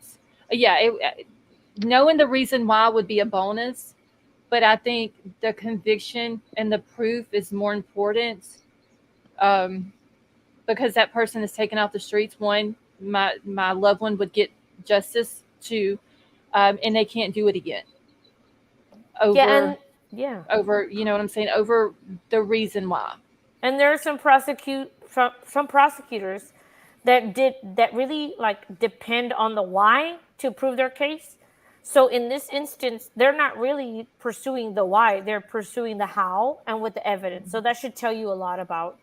Yeah, I think it's more important. I honestly, I think it's the why, like I said, is a plus, but I think it's more important of how and who and the evidence of that you get along the way to find out who done it than the reason why, honestly. Exactly. And also making sure that that person is actually being satisfied, knowing that the charge, like, you agree with what the jury has agreed with, like, knowing that in your heart that is actual because person. A victim or the victim's family doesn't get justice until the right person or people are put away for life. Like they can't do it to any other daughters or any other sons. Can you guys imagine if he walks, the shock that's going to be in that community?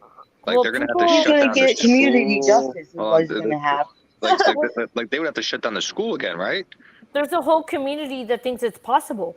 There is a whole community that thinks that he's not guilty and he's going to walk. No. I mean the community. I mean, he's talking about like Moscow. Yeah. Oh yeah. Oh no, that's horrible. Because listen, if he's not found guilty, then guess what? He walked. That means that this college, who thinks that they've been safe, and even over at WSU, who thinks that they've been safe and they've been freely walking around, and all these girls that's at these campuses, in reality, haven't been walking around safely, because if he walks and it's proven that he ain't the one who done it, and I'm not saying he ain't, I'm just saying if it's proven that the person who did it, like Willie said, is still out there. Yeah, that's and everybody scary. is still in danger. That's gonna like push down enrollment, and I don't think the university wants that. So I think the university is gonna be. I think the university gave the law enforcement everything they needed, because if that happens, if this person walks free, then their enrollment is going to go down, and we all know that universities only care about funding and enrollment. Yep. And that's why I think that they, and that's why, again, I don't think it's far-fetched for me to believe that they rushed to get an arrest to start up, classes again. They were losing a lot of money. Trust me. They were losing a lot of money. They're still going to lose freaking money. I know, but I'm just saying they were losing a lot of money. I agree. The pressure was on.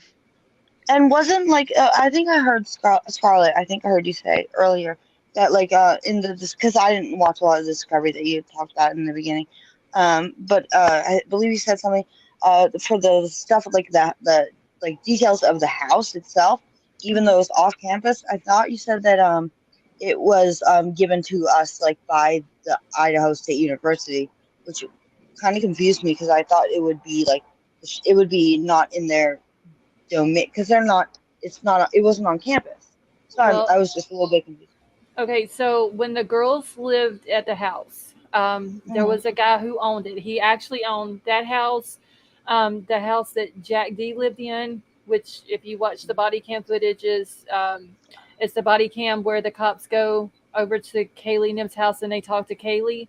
Okay, so on that body cam footage, the house that they went to first, the guy's house, the same owner owns that house.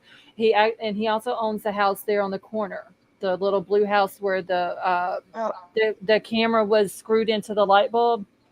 Okay, yeah. So after this happened, he went and donated that house to the University of Idaho, and they can do basically whatever they want to with it. If they want to tear it down, they can, because the prosecution and the defense have both signed off on it. So they could tear it down or whatever. Thank God they're not going to tear it down as of right now until October. Yeah. Oh, so the prosecution doesn't mind it being... Okay. No, they both have said that they're okay with it being demolished. But, I mean, there's been not the demolishing part. Sorry, not the demolishing part, but... because I heard about that today, but the part where it's okay that it's in the for the Discovery, it's okay for just the Idaho campus to share it, but not that. I just would have thought it would be police jurisdiction to admit Discovery about it. I don't know. It just a little weird to me. If family and friends, I mean, everybody's kind of split here, and everybody's not everybody's saying he's 100% guilty. So, no, I'm not talking about BK at this point. I'm talking about just. I was responding to that. I was responding to a chat. Sorry. Yeah, I was responding to somebody in chat. Oh, sorry, that was my bad. Sorry. Because they said, "Why does everybody here think he's guilty?" And I'm like, "Wait, have you been listening?" No, not everybody. Not everybody here thinks that he is guilty. But at the same time, not everybody here thinks that he is innocent. And there are some that are basically in between and just need to see more evidence before they make up their mind either way. And I think that's where most people are, is in between, Scarlett. Yeah. Even I could be convinced if there's enough of a case that there could be somebody else. I would have to watch the trial. It's going to be all up to the trial, for me. Oh, yeah. It's going to be long. Well, they'll go more in detail how that phone pings work. Like, how much energy did it take for him to go to the phone, to the tower, and the tower to come back to him? And then they're going to place him right there. Mm-hmm. And that's how they're going to work that. And they're going to show a graph where he's at. Now, there's other experts as they can... everything's hide their own. And apparently Bryan has a good one, or BK would. Everybody's going to be so when they show it, and then when Ann goes up there, they're going to be like, damn. Oh. I'm calling it. Trials, I do like watching trials, but I have to put that on 1.5 speed, like people are so it's just so slow. No, for I'm this one, sorry. for this one though, I'm watching every single minute of it. I am at 1.5 speed still though. Because they have to be legal with it. I understand that. I'm not making fun of that. Like it is what it is. It's the judicial process. But you know what? and I mean, whatnot. there's a lot to learn from this trial as well. You know, I'm learning a lot that I didn't know before. I'll tell you that. Here's my feeling: if that trial's held in Moscow, he's guilty. I don't care what they bring up. What'd you say? I say if that trial's held in Moscow, he's going to be Well, I mean, found. Yeah, I believe that. Well, that's my question. I think Isn't that his lawyer's job to try to get it out of the area? Exactly. I've asked that too, but they're not saying anything until that. I guess that's And supposed that's to why I happen said soon. before, you know, it's great, yeah, Ann Taylor, but she's still a public defender. She's still, you know, she's not a paid attorney. Just So- imagine this: how we do the little polls in our channels. If you poll the people in Moscow at the corner club, the grub truck, and all those other little places they go to, you think they're going to say not guilty? The thing is, though, with like a Casey Anthony thing, I would have assumed that the jury would have definitely, because I hated her, like you know, but they still found her not guilty. So I don't know. I mean, I guess it's And there's there's jurors still getting hate mail for that. Yeah, I mean that one. I guess she did have her. She actually had an attorney, but I mean, I don't know. Scarlett, were you ever able to find a clip of that guy? That Wait, quick what guy? interview? McDaniel. Yes, the McDaniel guy. Stephen McDaniel. I didn't even. Oh, Look. I didn't send you a clip. I sent you a photo Yeah, of him. yeah. but I think it's like a pretty. It's not too long. just to react, like just to watch him just flip so quick, like oh shoot. Yeah, no. So this actually happened off of a campus as well. She was studying for, if I remember correctly from the what I've watched. Do you know what year that was? Year I did see. Oh, just like Mike. That's cute. See, just like Mike, thank you so much. He says, if BK is the right guy, why so many flags? It's a good question. There is like. Yeah, that's what I mean. There's already holes in this. Like that's what. I don't There's know. like I lost count at how many red flags at like 20. I'd say right guy or only guy, like because I do think I do think he might have been involved. I mean, like I said, I could go either way depending on the trial, but I do think that he does have some sort of knowledge about all of this. But And just like Mike, thank you so much extent. for that super chat. That was very nice of you. So, do you think? Let's see. How? Real quick, I think the link I just put in, I think that's going to be the one that Willie's The one you asking just put in the about. back chat? Yes, sir. Okay, hold on just 1 second. KDP, I need to find out exactly when it starts, and I'll have to see. I may cover that on my other channel. And here, let me drop something in the chat real quick. If y'all are not subbed to my other channel, Nightbot's about to drop the link. If Nightbot's working. What do y'all think is going to drop tomorrow? You think more documents? What is tomorrow? Tomorrow, Wednesday? Yeah, I done lost track of my days. Tomorrow's Thursday. Thursday. Y'all, where did my day go? What the heck? I lost the day. I literally thought today was Wednesday. Really? I really did. Damn. Listen, the times that you're up doing this, I don't know how you do it. Oh my God! Your sleep schedule is like vampire-ish. What do you sleep like 3 hours a day? I go to sleep usually 4 or 5 o'clock in the morning. Usually sleep till about 2 to 3 in the afternoon, unless I have to get up and go somewhere. So if I have to get up and go somewhere, I don't get that much sleep. Well, see, that's me. If I stay here till like tonight, 4:30 in the morning, 1:30, I'll start waking up. Then I'll say, "Heck with this, go back to sleep some more." And now I'm really when I was all pregnant. day. When I was pregnant, I would go to sleep at like 5 and wake up at 5 p.m. But now it's like I can't do that. Oh, yeah. So I'm just like I'm effed regardless. KK, they've already got the cast reports back, honey. Yeah, like right now I'm shut. I got my phone laying next to me, just like, you know, I can barely move. My son, my son, he's like just 2 years old, and he always has the blanket over his face, but the rest of him is just like out. I'm like, why would you cover your face? You have to have. He'll like get cranky in this crib, like trying to get the covers over. I can't breathe with covers over my face. Oh, good Lord. Coco's got to be at work in 4 hours. Coco, have you slept? Oh, my. Hey, Miss Scarlett, I'm going to jump down. I love Okay. you all so much. Bye. I love you all. Too, honey. You have an See amazing ya. Have a good night. weekend. Yeah, Ma. I'll see you all I'm soon. gonna get off here shortly All right, too. have What a time Anyway. is good it? Oh, night. it's 4:30. Bye. Jeez. Yeah. Yeah, I'm gonna be getting out of here in just a few minutes as well. Let's see. I'm just catching up in chat real quick. Wait, we got Michaela. Michaela, how are you? Hello?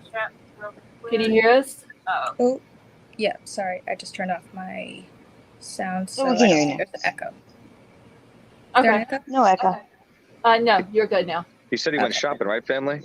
He likes to shopping in Idaho, or you said something like that. The shopping's better, and Yeah, supposedly that's what I think somebody had asked him, like, why did you do it? And he said he didn't do anything. And they said, well, why were you in Moscow? And he said, because the shopping's better. But I don't know if that's even true that he even said that.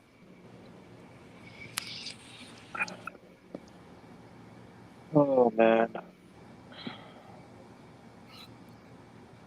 I wonder why he did pick on Idaho, even for his girls. Because he had to be infatuated with these girls. And so there's beautiful girls, I'm sure, at Washington State. Yeah, matter of fact, I know there is. But he just wanted to get out of the area? Idaho's less conspicuous too. I mean, if he's being calculated, we have no idea if he's actually being, or if no, allegedly. But I'm just saying, if I was to do, I'd rather do it in a state that like just doesn't have the resource. Washington State has resources. Yeah, I think. Well, sorry. it's all right.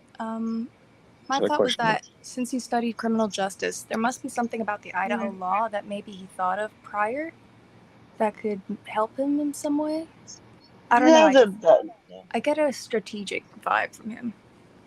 I do too. I agree. I do too. Well, Idaho Idaho is far more conservative than Washington. And right now, there's like 16 or 20 counties in the state of Washington that are going to break away and go to Idaho. Well, how many? There's about 16 counties that want to break away from the state of Washington and join in to the state of Idaho. They can do that. Yes. Well, because Washington has a lot of murder and is expensive. It's the most expensive state, I believe. It has the highest minimum wage in the country. Washington State does. Yeah, it does. It's like at $18. It was at $17 something, and it's at like 18 now or something. Yeah, it's Seattle, Washington to be. Wow. Yeah. Huh. My state has a pretty high minimum wage for two of the counties. It's the only state that two of the counties is actually different from the whole state, which is like $15 now an hour? Yeah. In Montgomery County, in Maryland, and also PG County, but the rest of the state is 13 something. But yeah, Washington State has a really high minimum wage. Maybe it's because Idaho doesn't have as many resources. They don't have as much funding. Well, that's what I was saying. Yeah, that's what I was thinking. Because, like, all right, first of all, a bunch of unalivers have been a product of Washington. Washington State knows what they're doing at this point. And Idaho's like, who hears of stuff happening in Idaho? I don't. Yeah. Except for the potato. Like, yeah, exactly. No offense to anyone from Idaho. No one. Everyone Idaho's been getting bombarded lately. So, but go on. What you saying? Go ahead, Michaela. Oh, sorry. Michaela, yeah. No, I was just gonna say, like, I was just having a conversation about Idaho prior to this case, and I made a comment like, I literally only know about potatoes when it comes to Idaho, like nothing else.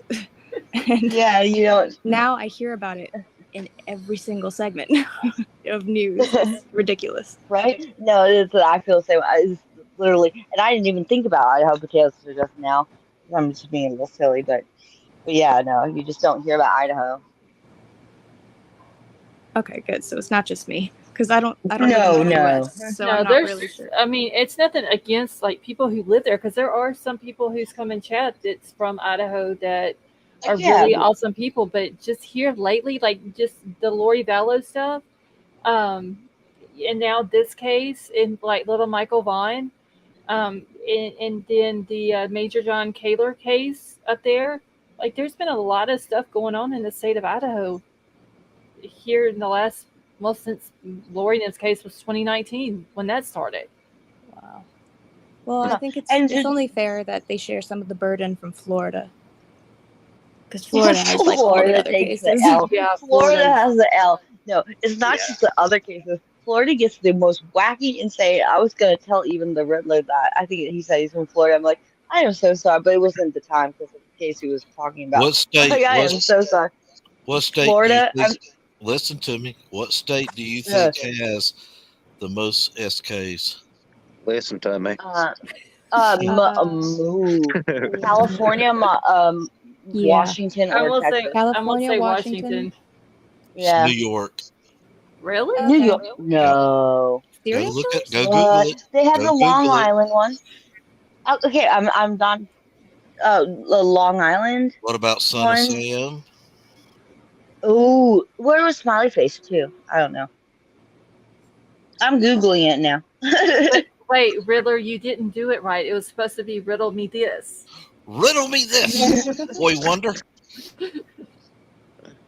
I seriously thought that was Washington, though. I watched a Batman reunion. New York back in coming in at 1988. number one.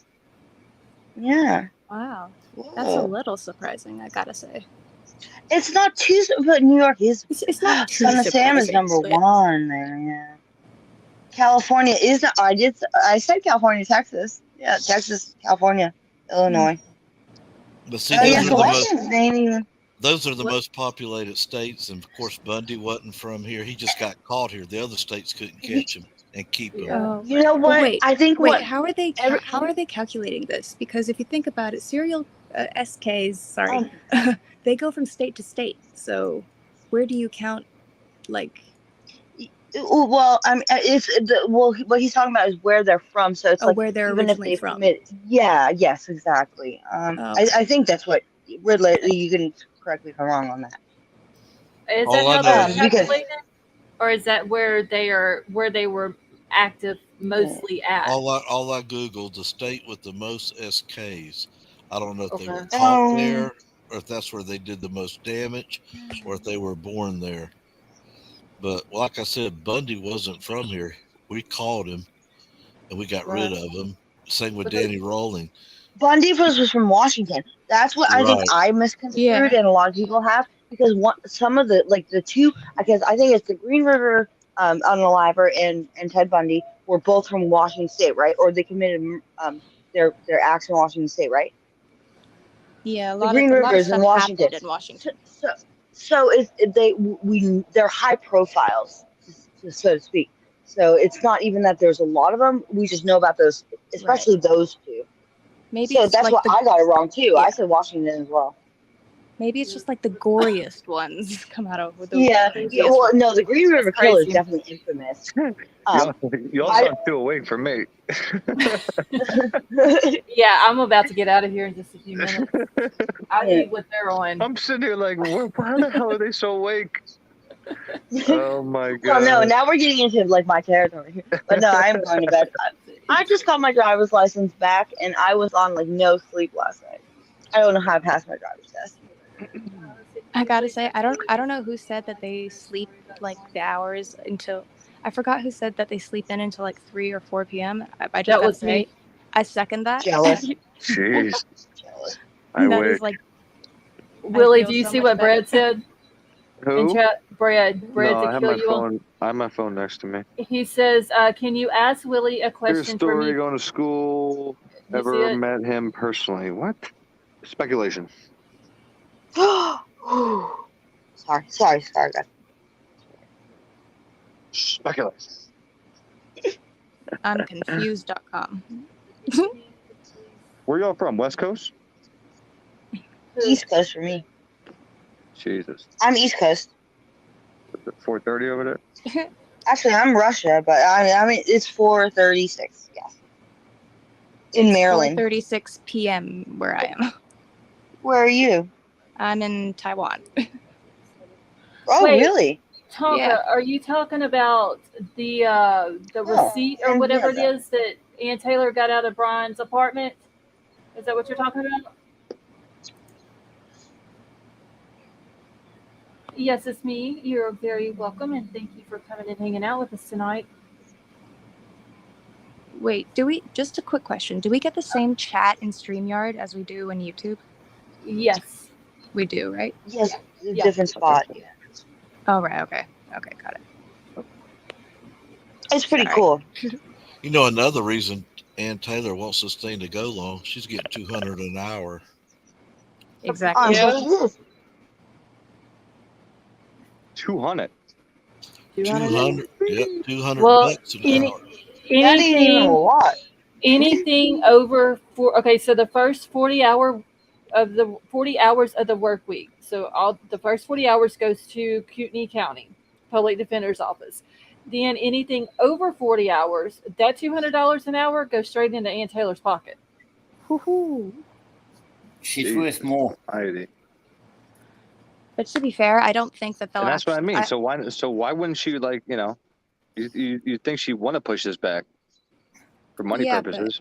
For money purposes, but in terms of her Yeah, case, I don't think the defense wants to push it back. I think they want to kind of. I think everyone says that they'll be surprised if it happens this year. I don't know. I kind of have a feeling that Ann Taylor will want to push this case along. So, but isn't it opposite the? Sorry, no, go on. Sorry, I interrupted. Go on. Oh no, it's fine. I was just no. I haven't. The state doesn't seem so prepared yet because they keep asking for all this discovery, and the state keeps delaying all this. You know, the date to give it to them. So they don't sound that prepared to me. And Ann Taylor doesn't need to prove anyone else's guilt. She just needs to poke holes and prove reasonable doubt. Exactly. So I can't see them wanting to push this trial date back much further. That's what I said. We'll see. We'll see.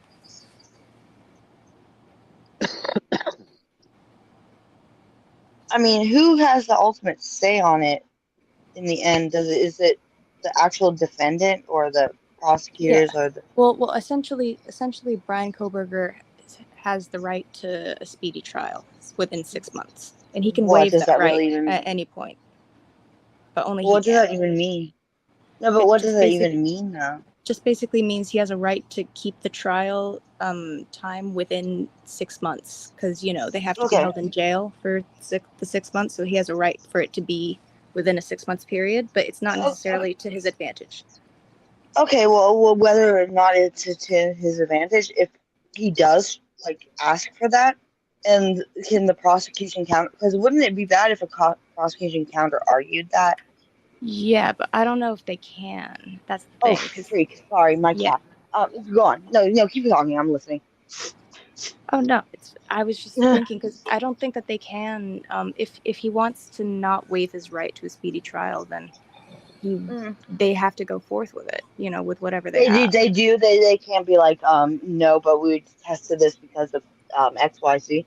Not unless Kohberger says it. Oh, I was thinking about the prosecution. They have to because you. Sorry. I have to get my facts. You said originally the prosecution wants to prolong it because the state is prosecution, right? Yeah, state's prosecution. Yeah. They want to prolong it, but he doesn't. So, you said, so the state is trying to get stuff together. So if maybe that would be the reason why he would want a speedy trial. Does that make sense? Yeah, that's what I'm thinking too. State wants more time. Okay. The state wants more time so they can find that knife.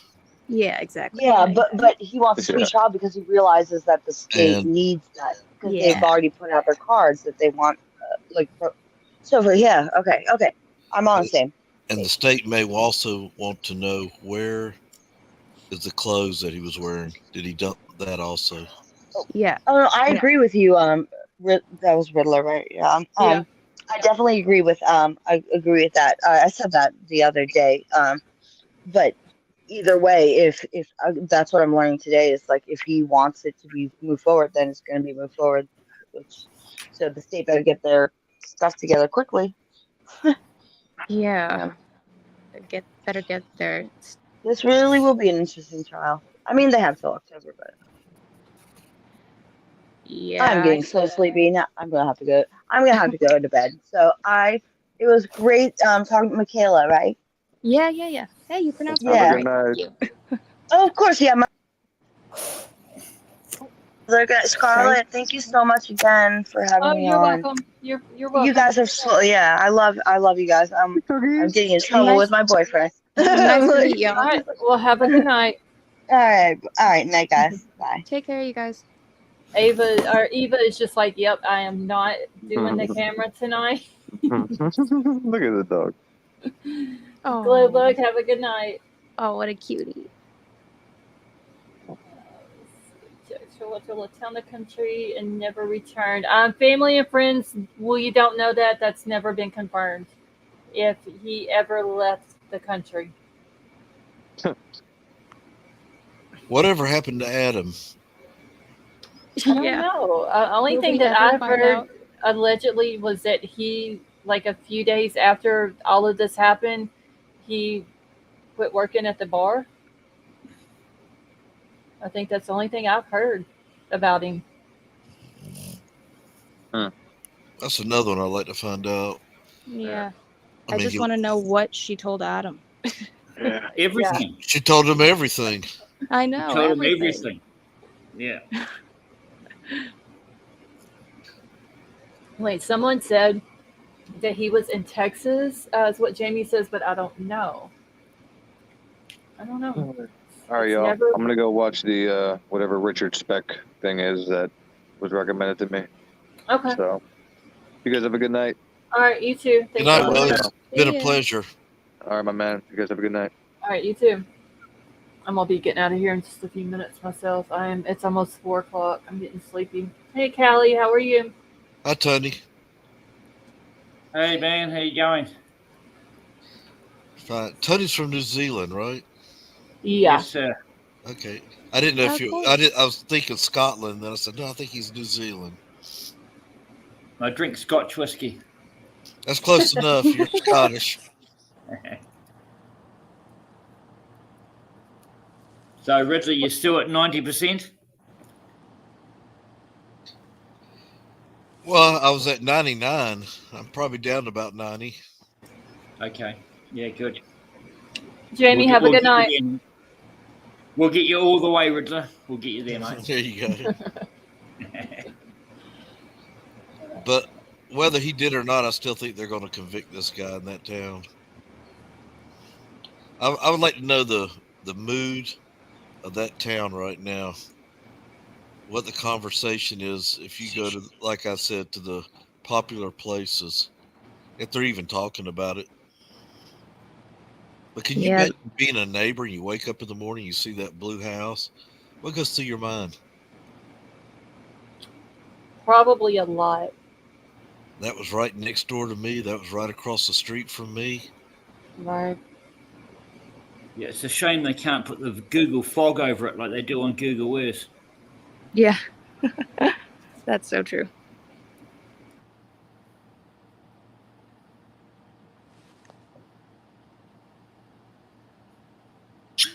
I got nothing to say. I'm a reaction guy. I love it. You're so honest. Sorry, I had to mute for a second. So what time is it in New Zealand? It's 9:45, July the 13th. I think it's a PM. Thursday. Right? Yeah, it's You're a in your Thursday, winter months, right? Okay. Yeah, it's freezing. Wow. Okay, so you're 9:00 at night, right, Tony? Yes, ma'am. Yeah. Okay.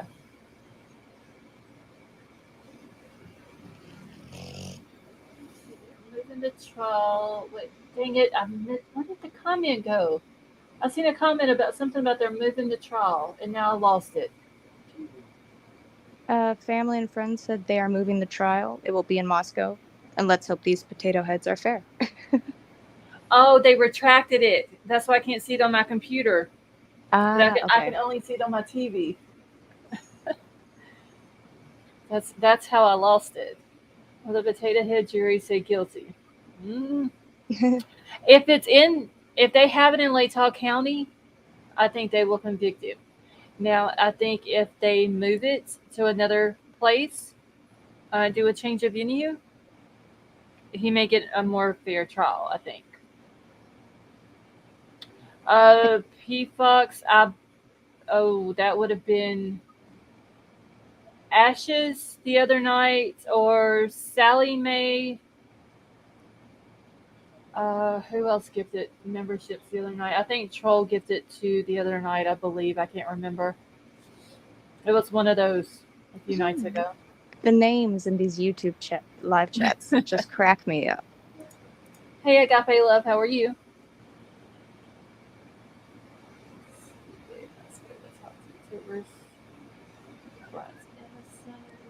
I don't think we're going to for a trial this side of the Black Stump. Yeah, I don't know. I think Ann's going to end up, though, asking for a change of venue, honestly.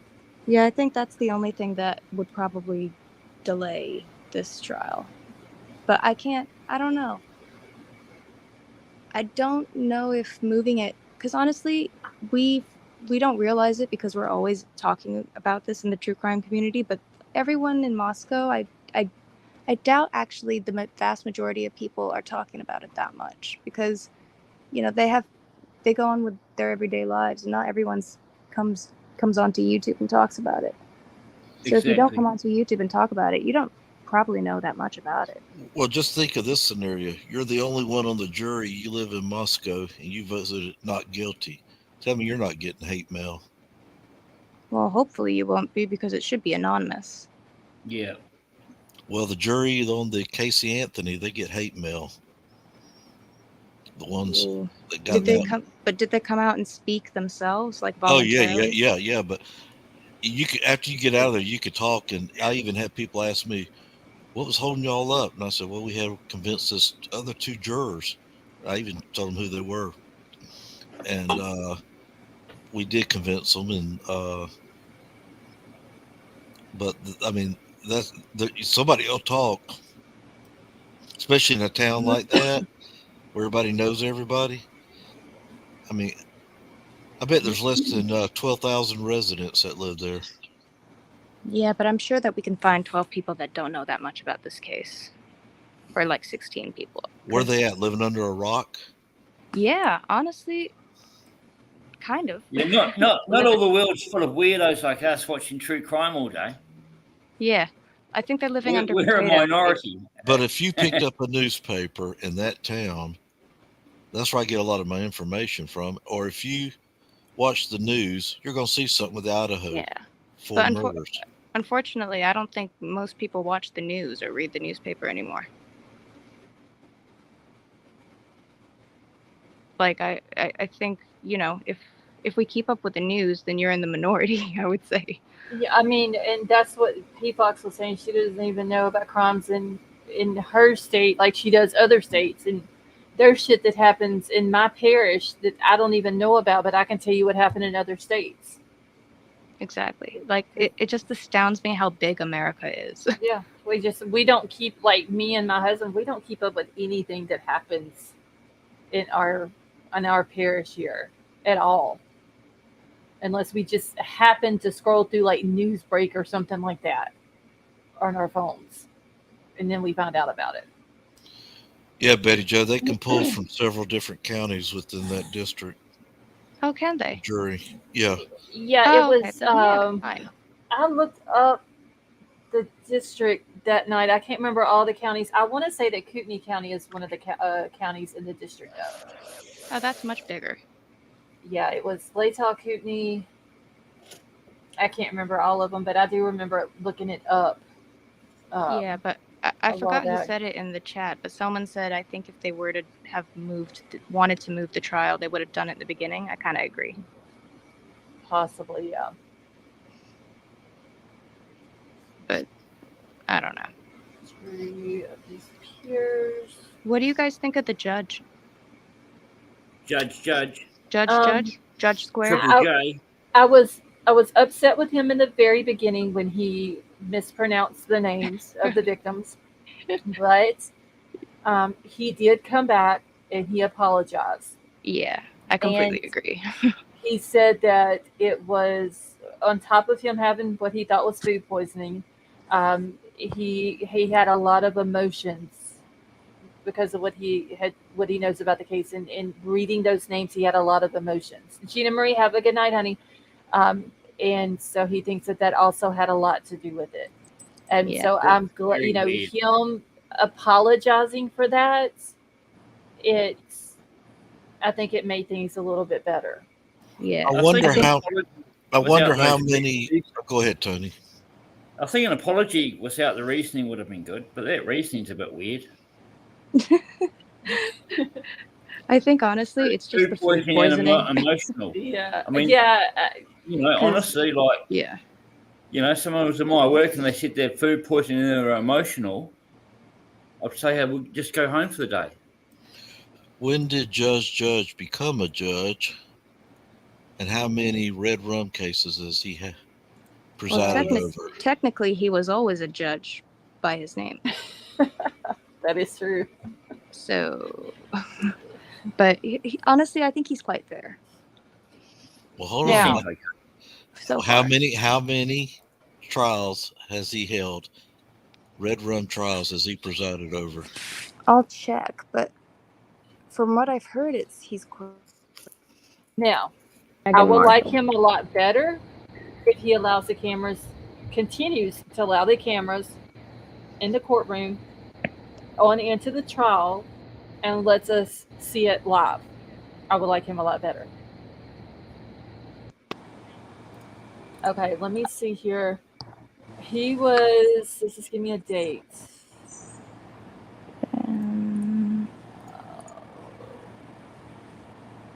Wait, I'm trying to see if it's giving me a date when he was elected judge. Okay. Hold on. I'm such an idiot. I just searched into Google judge past murder cases. Judge does not come up with anything.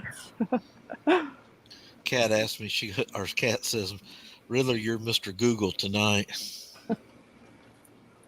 Judge John Judge, Triple J.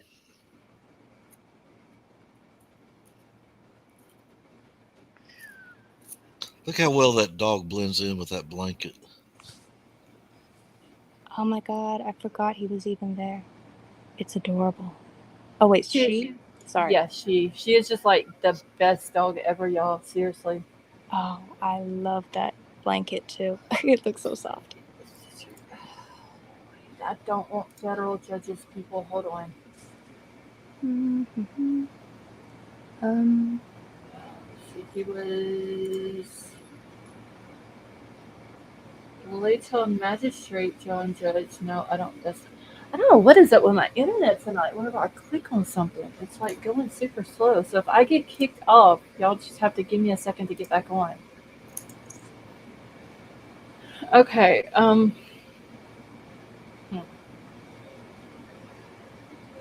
So in 2018, it says that he was appointed.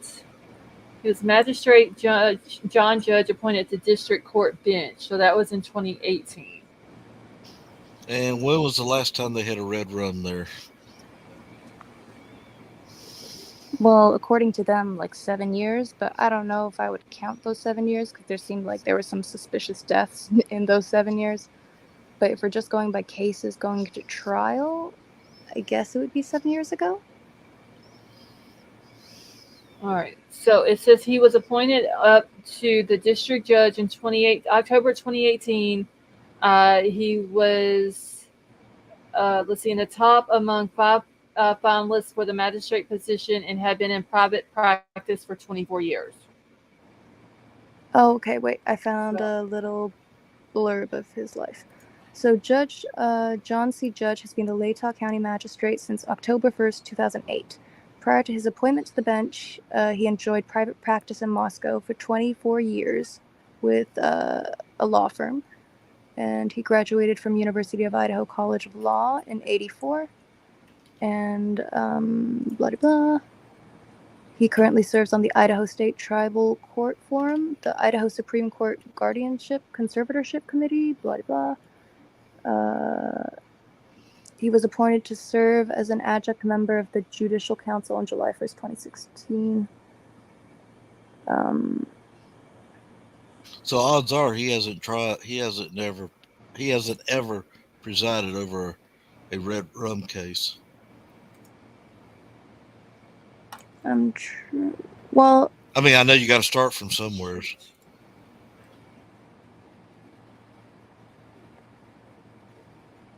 it's really hard to find information on him now that he's been involved in the Kohberger case. I just only get articles about Kohberger.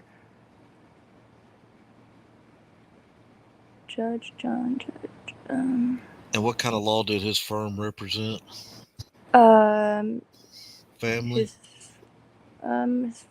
law firm represented. Let me find the page again.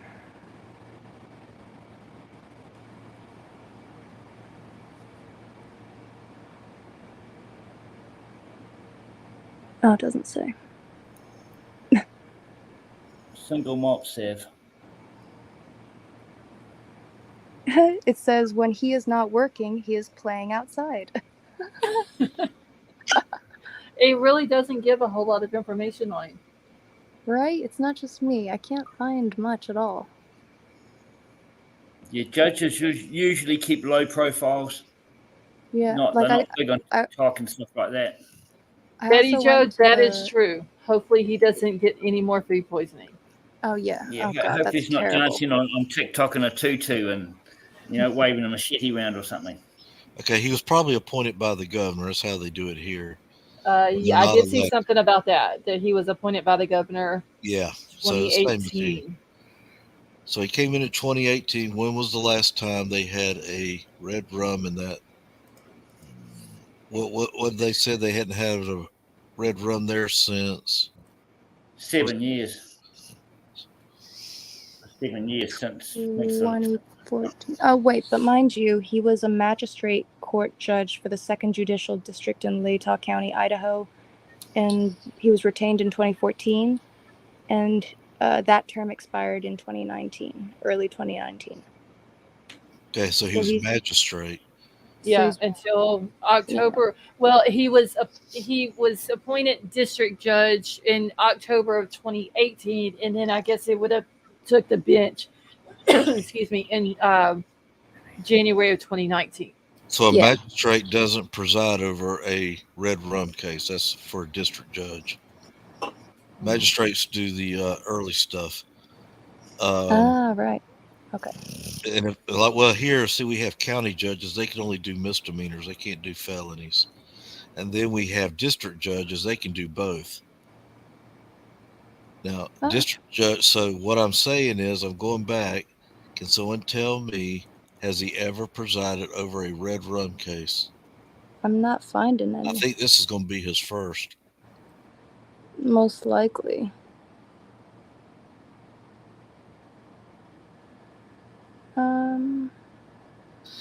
Yeah, maybe. I know family and friends, but we have to talk politically correct here. I wish I could be like Pat and just say what I wanted to, but you can't anymore. You still can. We just gotta make it sound a little more flowery.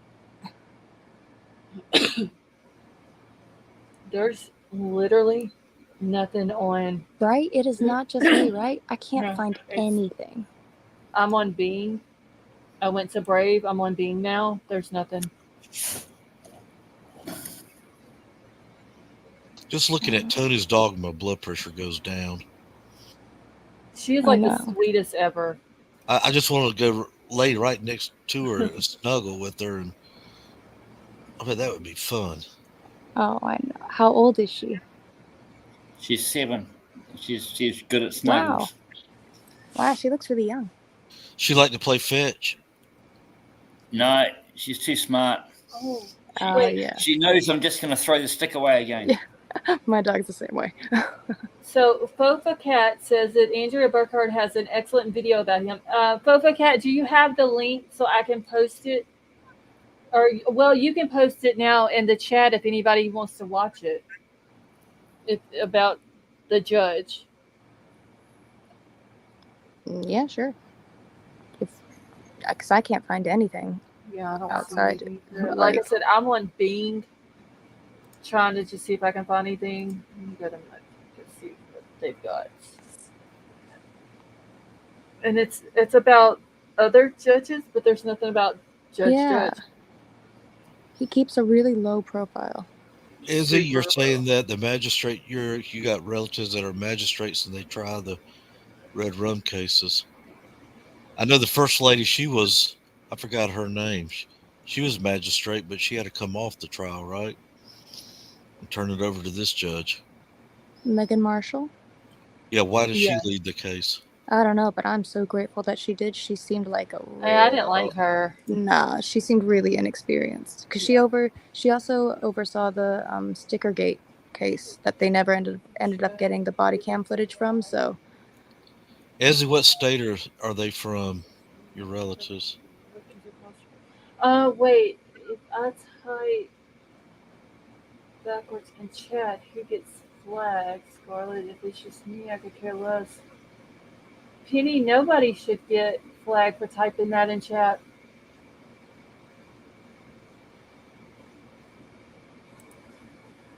That's just a term that people use instead of saying the other word. It's so difficult to talk around all these damn words. It's like we're speaking in code. Yes, exactly. It's exhausting. So, yeah, Petey, you should be fine typing that. You're good. Oh, so they're in Texas. Okay.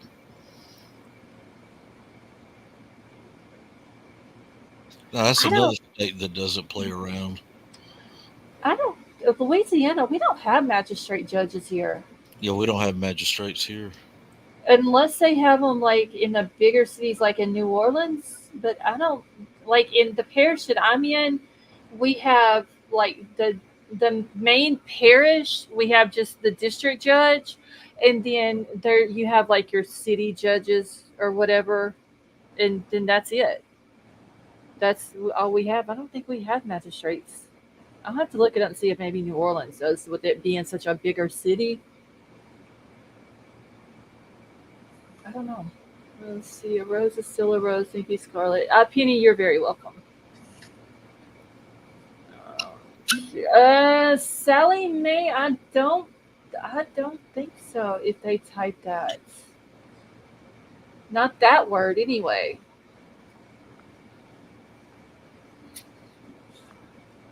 What word? Sorry, I missed something. The red rum. Oh, red rum. Yeah. Okay, I Googled it and I was right. Magistrates in Idaho can only do misdemeanors. Yeah, you were correct about Betty that. Jo, have a good night. And the district does the felonies. Yeah, and the criminal, whatchamacallit.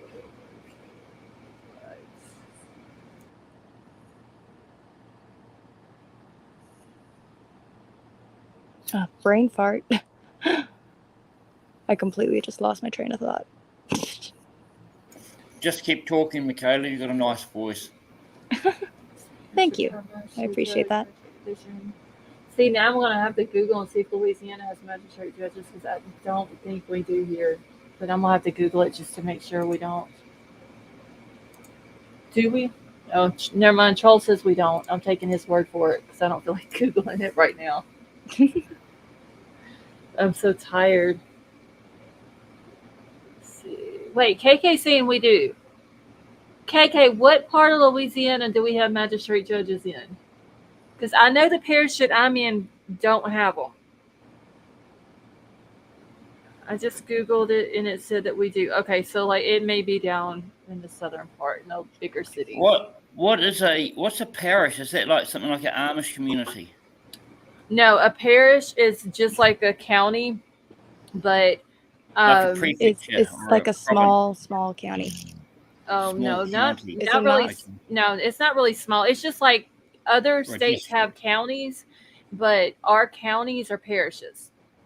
Oh, it's Okay. just a different word. Yeah, it's just No, no it's a Amish. French. No, we don't have Amish in Louisiana. The Amish are mostly Kentucky. I think there's some Tennessee, Virginia. I'm pretty sure there's some other northern states, but I don't think we have any Amish communities here in Louisiana. Okay, thanks. Amish are cool though. Like, Yeah, I like them. I think they're cool. They don't follow much true crime, but I think they're still pretty cool. right.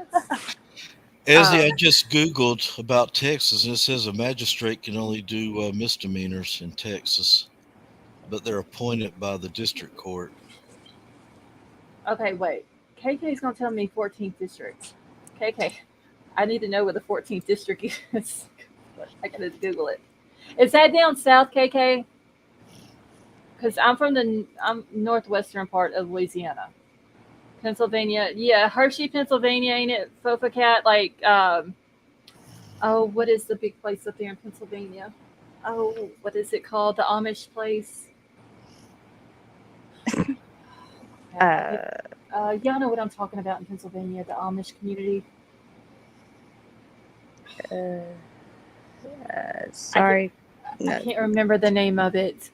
There's like a big, huge Amish community there. Good people smell like cabbage. They have like the best, like the little Amish stores. Like I have family from Kentucky, and there's an Amish community there, and they have the best little like country stores with homemade blankets and yes, like just awesome stuff. They're in Maryland, same thing, and it gets freezing cold in Maryland if you're from Florida. Mm-hmm. And they got the warmest blankets, and they got these little heaters they make. Yeah, they have some really good stuff. I can't remember the place though in Pennsylvania. It's like a very huge community. I think there's like a really big one in Ohio too. But yeah, anyway, Tony, the parishes in Louisiana is just basically a French word for counties. Lancaster, thank you, Gigi. Lancaster, yeah. It's just a French word for counties, but it's basically the same thing. Thank you. You're welcome. Yeah, Wow. More you know. I had no idea. Parish is just a county. Okay. Yeah, that's all it is. It's just a different word. We're the only one in the only state in the U.S. that's got parishes instead of counties. We got to be different for some reason. I know. Like, who came up with this? I don't know. Sounds like a Why? church. KK. Oh, you're from Lake Charles. Okay, so you're not too awful far away from me. Good night.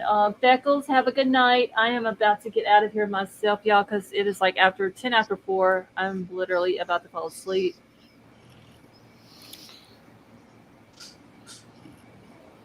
It's 10 after 4. I'm going to go to sleep tonight knowing that Judge has probably never tried a red rum case. Okay, wait, what is this? So, this is for Louisiana. The Office of Magistrate Judge of the 14th Judicial District Court is hereby created and shall be an elected position. The magistrate judge shall be elected at large for the 14th Judicial District. The initial election shall occur in the fall of 2020, and the elected term shall begin. Y'all, I can't read on this phone. January the 1st of 2021, and then the magistrate judge shall serve a 6-year term. Damn. All these laws, it's just so confusing in America. You think you know the legal system until you move states, and then you're like, oh, I'm in a different country. Right, Sally. I've literally lived in Louisiana for 42 years, except for like 2 months when I was in Illinois, and had no idea that we had magistrate judges here. Crazy. Well, how's your justice system in New Zealand? It has its moments. I've followed a few true crime cases here where there's been controls and stuff go on. Are there like any crimes in New Zealand? Yeah, no, we get a few. but not enough to keep us entertained. So we have to follow the American ones. Yeah. Same with me. Except for like, there's always the like. Do you guys know the Abby Choi case? Oh yeah, something about they cut her up and put her in a place or something. Yeah, the one in Hong Kong. There's always like a thank you. one-off every few years around Taiwan, Hong Kong area. That's like, yep, they chopped them all up and like, like either ate them or like put them in suitcases or something. It's just way off the wall, and it's there's some crazy ones there. Yeah. Yeah. Like, there's not a lot of crime in Taiwan at all, but when there is, it's nuts. Yeah. Yeah, nice people, good people. Ah! Is that where you're from, Michaela? Taiwan? Oh. We lost her. Where'd she go? She's gone. I think she's the one that said earlier that that's where she was from, right? I was trying to figure if that's who it was at Taiwan. Because she's in India. Marina said that she's from Maryland. Originally from Russia, or was born in Russia, but lives in Maryland now. Okay, so Sabi said yes, Taiwan. Okay. All right, y'all. I got to get out of here. It's almost 4:20 now. I'm super sleepy. Damn, one of those buddies dumping crimes are being uncovered. Musical, that is true. Look at all the stuff in all the bodies that they found in, is it Lake Mead? When the water levels were going down? Yeah, I wonder how they got there. I wonder.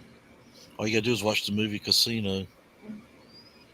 Yeah, that is a lot of unsolved crimes that. Do you ever watch these Mob Boys?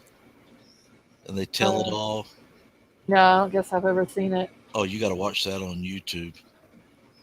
They're former gangsters, and I mean big time. They served time in the pen and all that kind of stuff, but they were in the big families. I'll have to check it out then.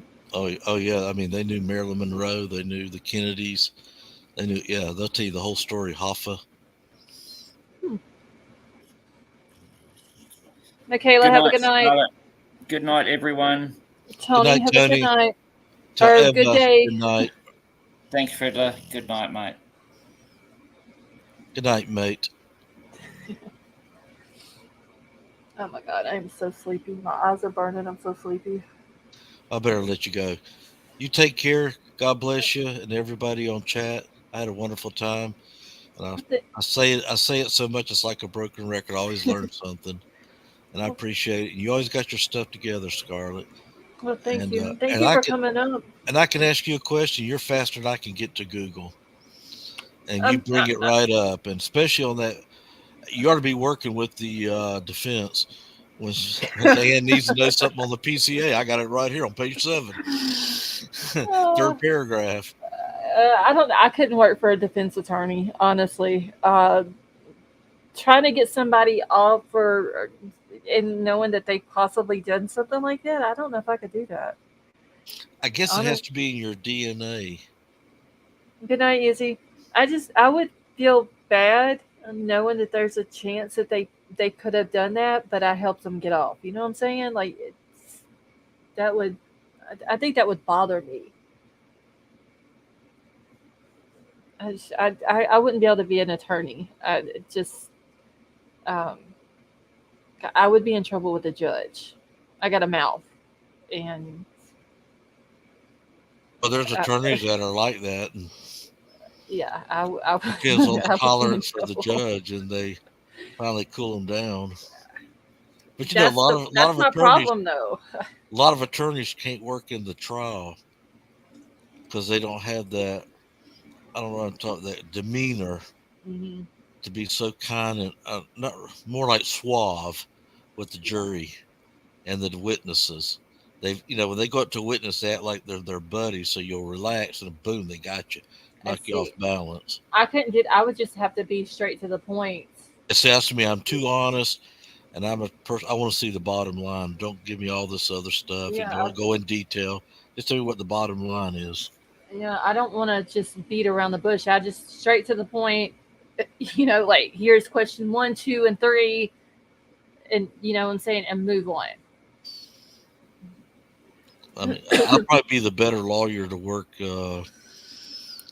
probably in behind the scenes, doing the investigating or Yeah. Playing devil's advocate with the attorney who's fixing to go on trial. Like, I'm gonna be the prosecutor, you be that. When I do this, what are you gonna do? Mm-hmm.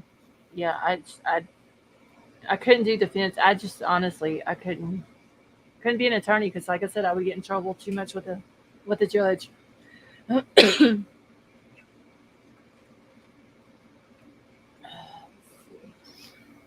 Well, you take care. I'm gonna let you go. All right. Will you be back on tomorrow night? Same bat time, same bat channel. Yep. Great. Same time. So I know how to do my sleep pattern. I get all fired up and I say, she ain't here. What am I going to do for the next 4 hours? Yep. It'll be play checkers. 10:45 Central Time. I'll be here. Well, I had a blast, and I thank everyone tonight for being here. So God bless you. Everybody have sweet dreams. See you tomorrow. All right. You too. Have a good night. All right, y'all. I'm about to get out of here as well. I got to go to sleep. So I love you all. Thank you all so much for coming and hanging out with us. It was another great panel. I will be back tonight, same time, 10:45 Central. And like I said, I love you all. I hope you all have a wonderful night, morning, day, wherever you may be. And I will talk to you all later.